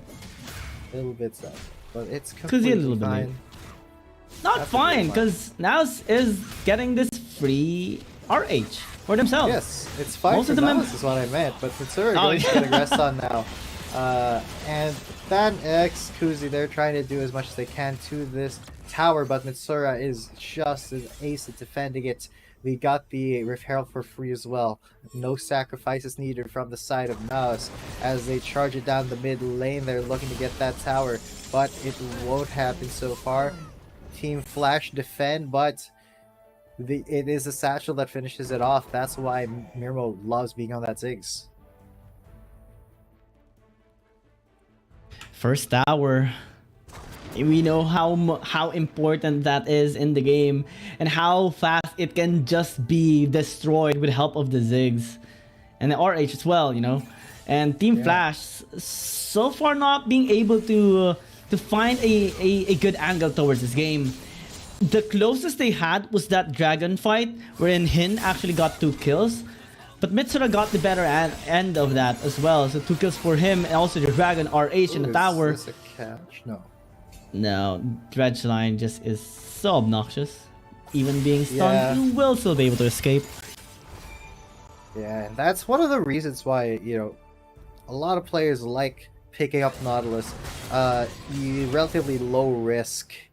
Just you can face check anywhere and be safe as long as you hit the dredge line out of there and you're not blocked off by anybody. And just being so tanky with a shield as well gives you a lot of time to stall and potentially have your team come and save you as well. And Rafe definitely embodying that right now.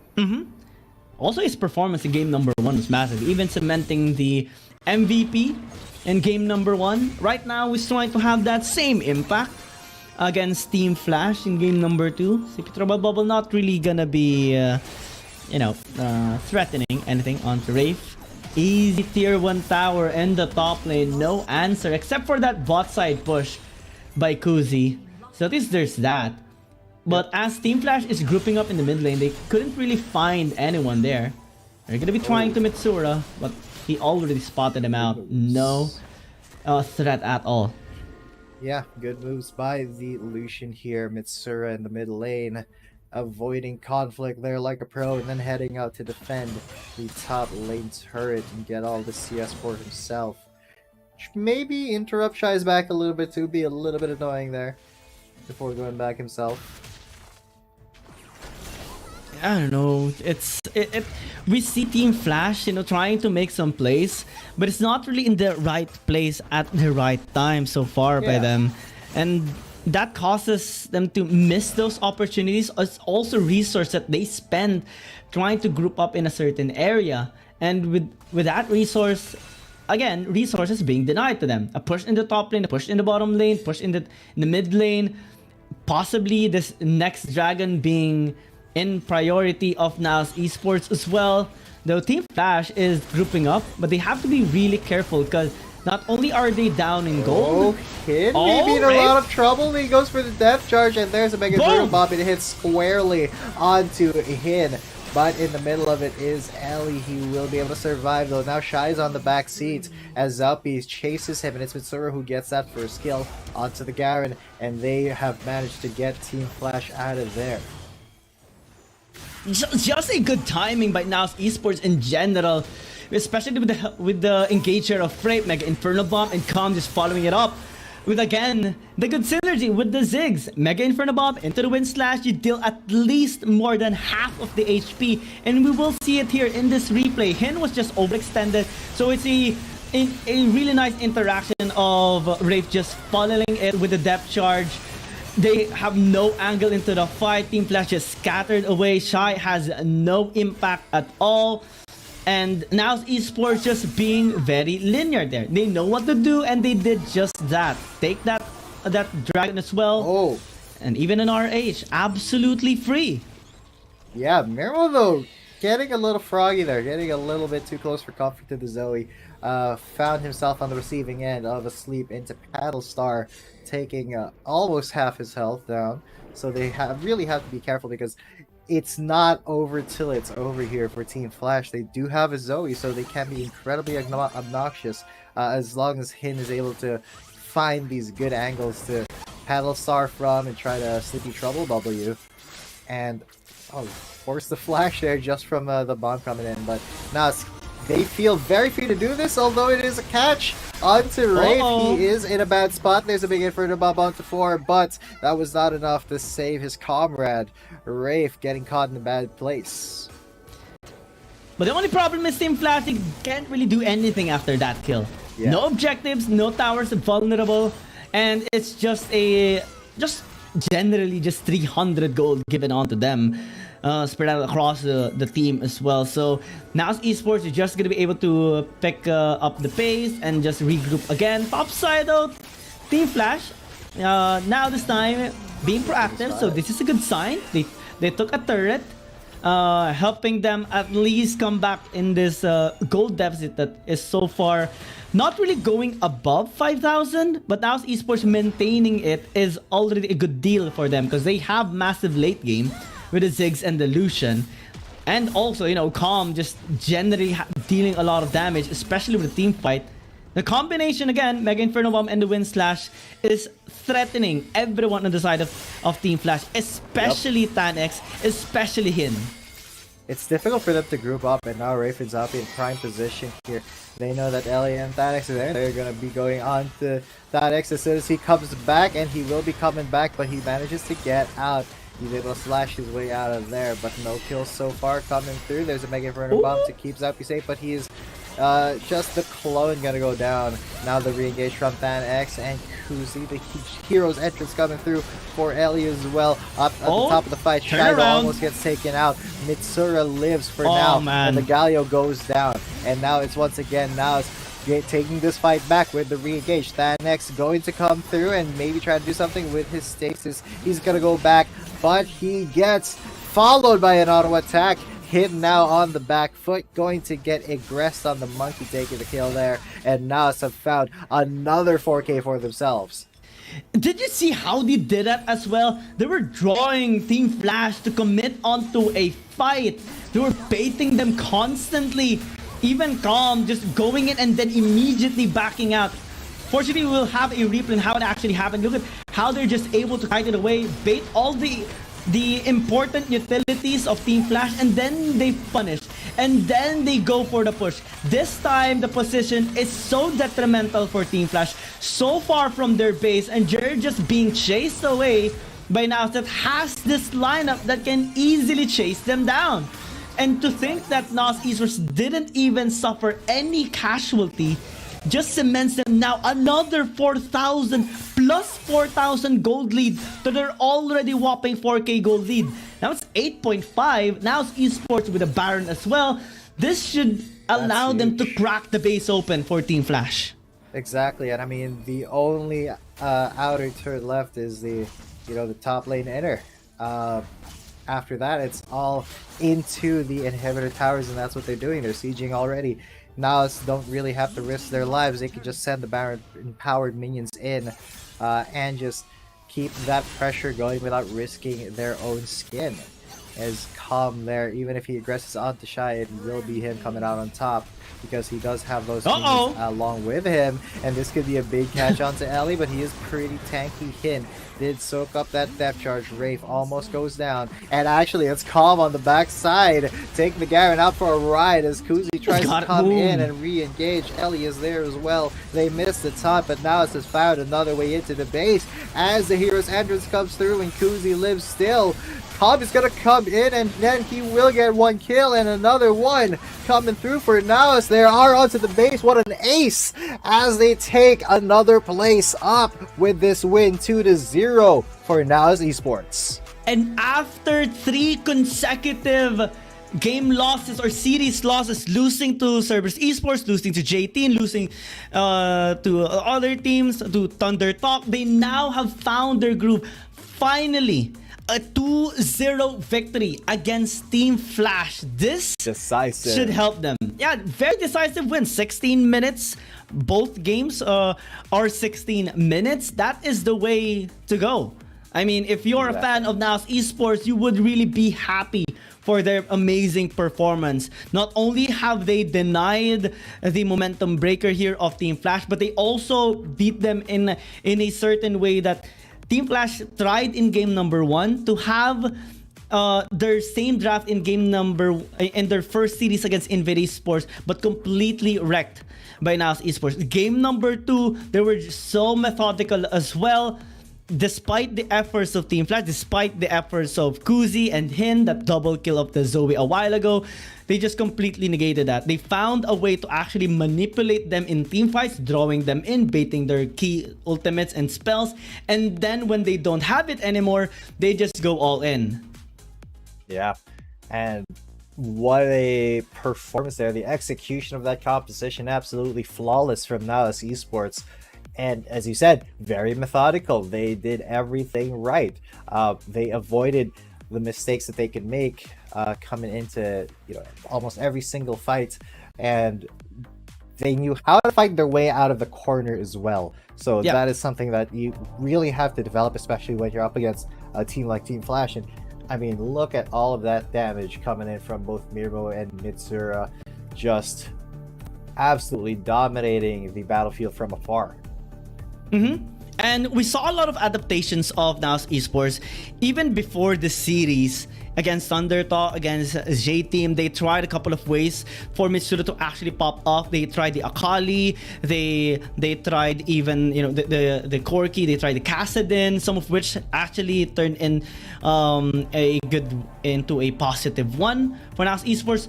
But this Lucian in the mid lane, I believe, is one of his best performance, both in game number 1 and game number 2. Mirmo as well is just so good with the Ziggs as well. Calm just follows through with the right amount damage to burst the members of Team Flash. Everything was on point for NAOS Esports, and this is the redemption that we have been looking forward to seeing onto them. Coming from day number 3, that is how long their win gap has been, and this is the way to do it.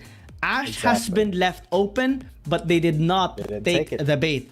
They pulled through a wonderful performance with the Ziggs, with the Lucian, with the Riven, with the Garen, the Vi instead, and Rape as well. Both games, Nautilus is just on point. All those initiations, all those dredge lines and depth charge to catch the crucial members of Team Flash on point. Yeah, big props to Mirmo being flexible enough to take that Ziggs, and of course Rafe as that was just being the biggest front line for the team, getting those catches and really being a huge threat every single time. It will be Mitsura with the MVP at least. So, his Lucian absolutely terrifying, 5-0 and 2. But I mean, I was just congratulating Rafe there because as a support, he was just commanding the respect of Team Flash there. Mitsura as well. Not only in that game, I believe he got a wonderful score line like 5-0 and 2. Game number 1 as well. And I think that can be, another troubling champion that other teams are going to be looking forward to either banning or taking away from him, because he just cements so much pressure onto Team Flash in general, and the momentum of NAOS Esports is skyrocketing. 2-0, able to help out with their scoreline right now. Redemption story is coming their way, and just a nice touch in general here for this Philippine team. all games have been all 2-0 as well. You know, yes. starting from Hank Trace really, Esports. really happy right now. JDG 2-0 as well. NAOS 2-0. We can feel but a little down for the other teams as well, because we did see the kind of difference in performance too. That just shows the how much improvement other teams have been making over the course of the week and over the gaps of the games that they do have. And I think here is gonna be an interesting take as well. So far, J Team actually hasn't experienced any series loss in all of the games they had over the past few weeks. EDG suffered their first against KBG just last Sunday. Trace Esports gonna be here on this left side now, cementing to the top 5 after that wonderful victory, as JDG again still solid in their top 3 spot. And the others are, you know, still trying to get their groove back in this tournament. Yeah, gotta feel bad for Rare Adam. Definitely doesn't feel good being 12 on the board out of 12. So they really have to find a way to come back stronger than ever, because they just have not been showing their best foot so far in this tournament. But now NAOS securing that coveted number 2 spot behind Seoul's KT Roaster, who have just been unstoppable against APAC teams so far. They are followed by Buriwam United ending the Galaxy, and unfortunately Team Flash going to stay there at the very bottom. 4 losses in a row, no light at the end of the tunnel for them yet. Invade as well, a little bit unfortunate in their first match. That does give them the 6th place here from Manila. Yeah, it's going to be a tough battle for the other teams that are on the right portion of our bracket. But again, just like how we stated earlier, it's still a long it's still a long regular series, and we actually have an interview. Hey, congrats on taking them down, and thank you for joining me. Would you mind a greetings to our audience up here? Hi guys, thank you for supporting us. OK， 那我们的 Rip 选手简单的和大家打个招呼。第一个问题想要问到的是，他怎么看待泰坦这个英雄？因为今天2局他都选择了这个英雄，然后也发挥的非常好。可能有一些召唤师会觉得这个英雄比较笨重，容易失误，但是他今天控制时长呢，在第一场长达了54秒钟。想问下他是怎么做到的 ？So quick talk about the NAOS. Like some people gonna say it's so easy to die champ. Sometimes just hook in and die, right? But you did a good job in both games today, and your control time is up to 54 seconds. So what is your opinion on that champ in this meta? Nautilus in this meta is very strong. He's very tanky and very very good. OK， 那我们的 Rip 选手说呢，他觉得就是泰坦这个英雄在这个版本当中是非常强的，然后他具有很强的一个开团的一个能力，然后他觉得是很好去作为控制的一个英雄。第二个问题想要问到的是，为什么在第2局呢会把佐伊加上杰斯加上永恩这样的一个阵容放给对面？因为这个是一个后期伤害非常高的组合，想问一下他们有没有担心对面后期的伤害会太高，他们不好去控制。So come to the game too. Why did you guys just release out like the Zoe plus Jace plus Yone to Team Flash? Because it's a kind of scaling composition. Did you guys worry about their late game damage? Not really. We're confident enough to beat them in early game because in our practices we're very comfortable with that kind of comp. So in game 2, we just know we're gonna win. Okay, so you are confident you can just shut down the game in the early game, right? Yeah, Okay. very confident. OK， 那我们的 Rip 选手他们其实没有担心，就是对面的这个后期伤害会太高，因为他们在所有的训练赛当中呢，都是去使用一些前期就可以直接结束掉比赛的阵容，所以说他们一直想把这个精力放在前期的一些打团上面，并没有想要把比赛拖到后期，所以也没有担心这个问题。下一个问题想要问到的是，其实在上周呢，他们是有一个比较艰难的时期的，想要问一下他们在上周到目前为止，在这个比赛当中遇到的最多的困难是什么呢 ？So it seems like you have a hard time in during the last week, right?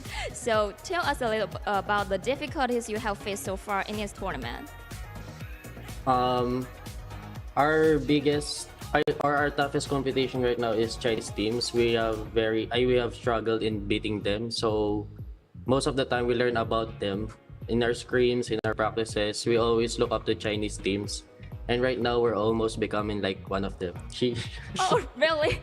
It's only for the band pick or all the systems?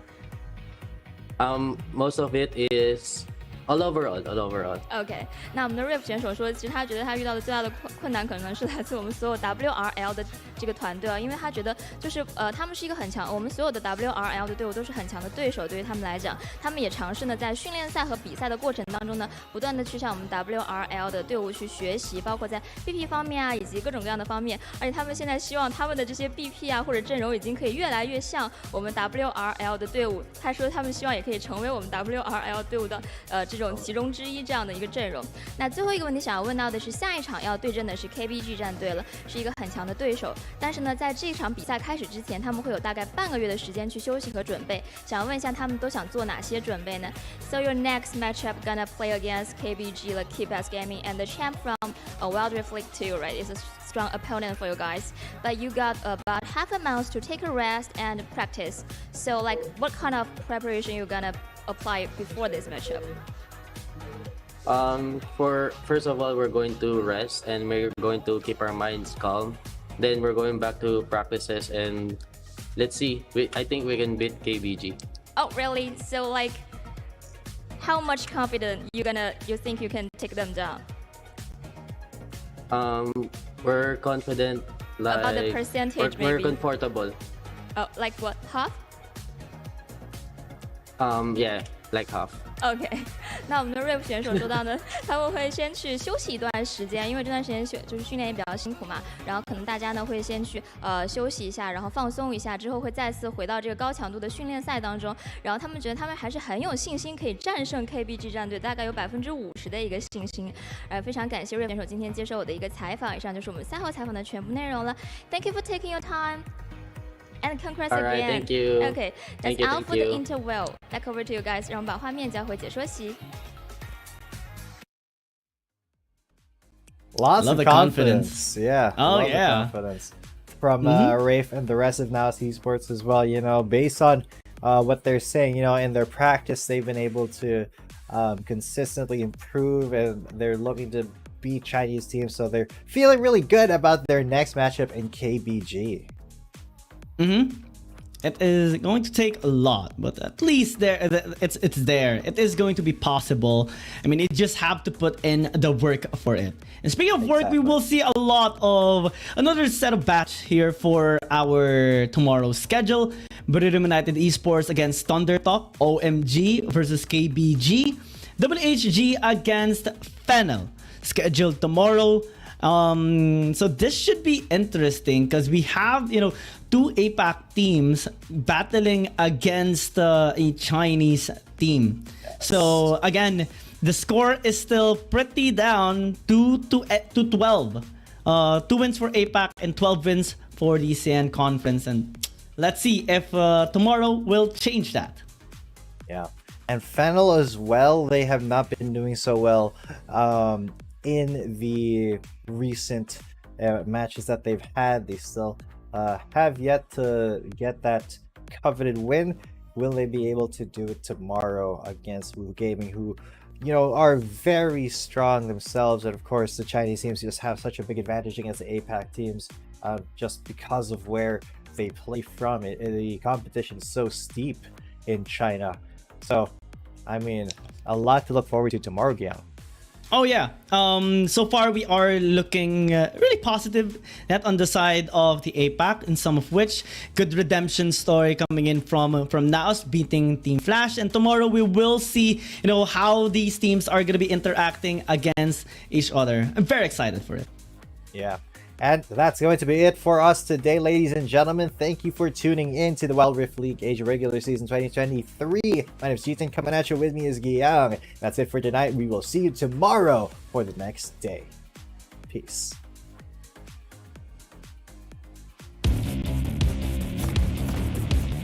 There's something about games. What you're doing there gives you real chills.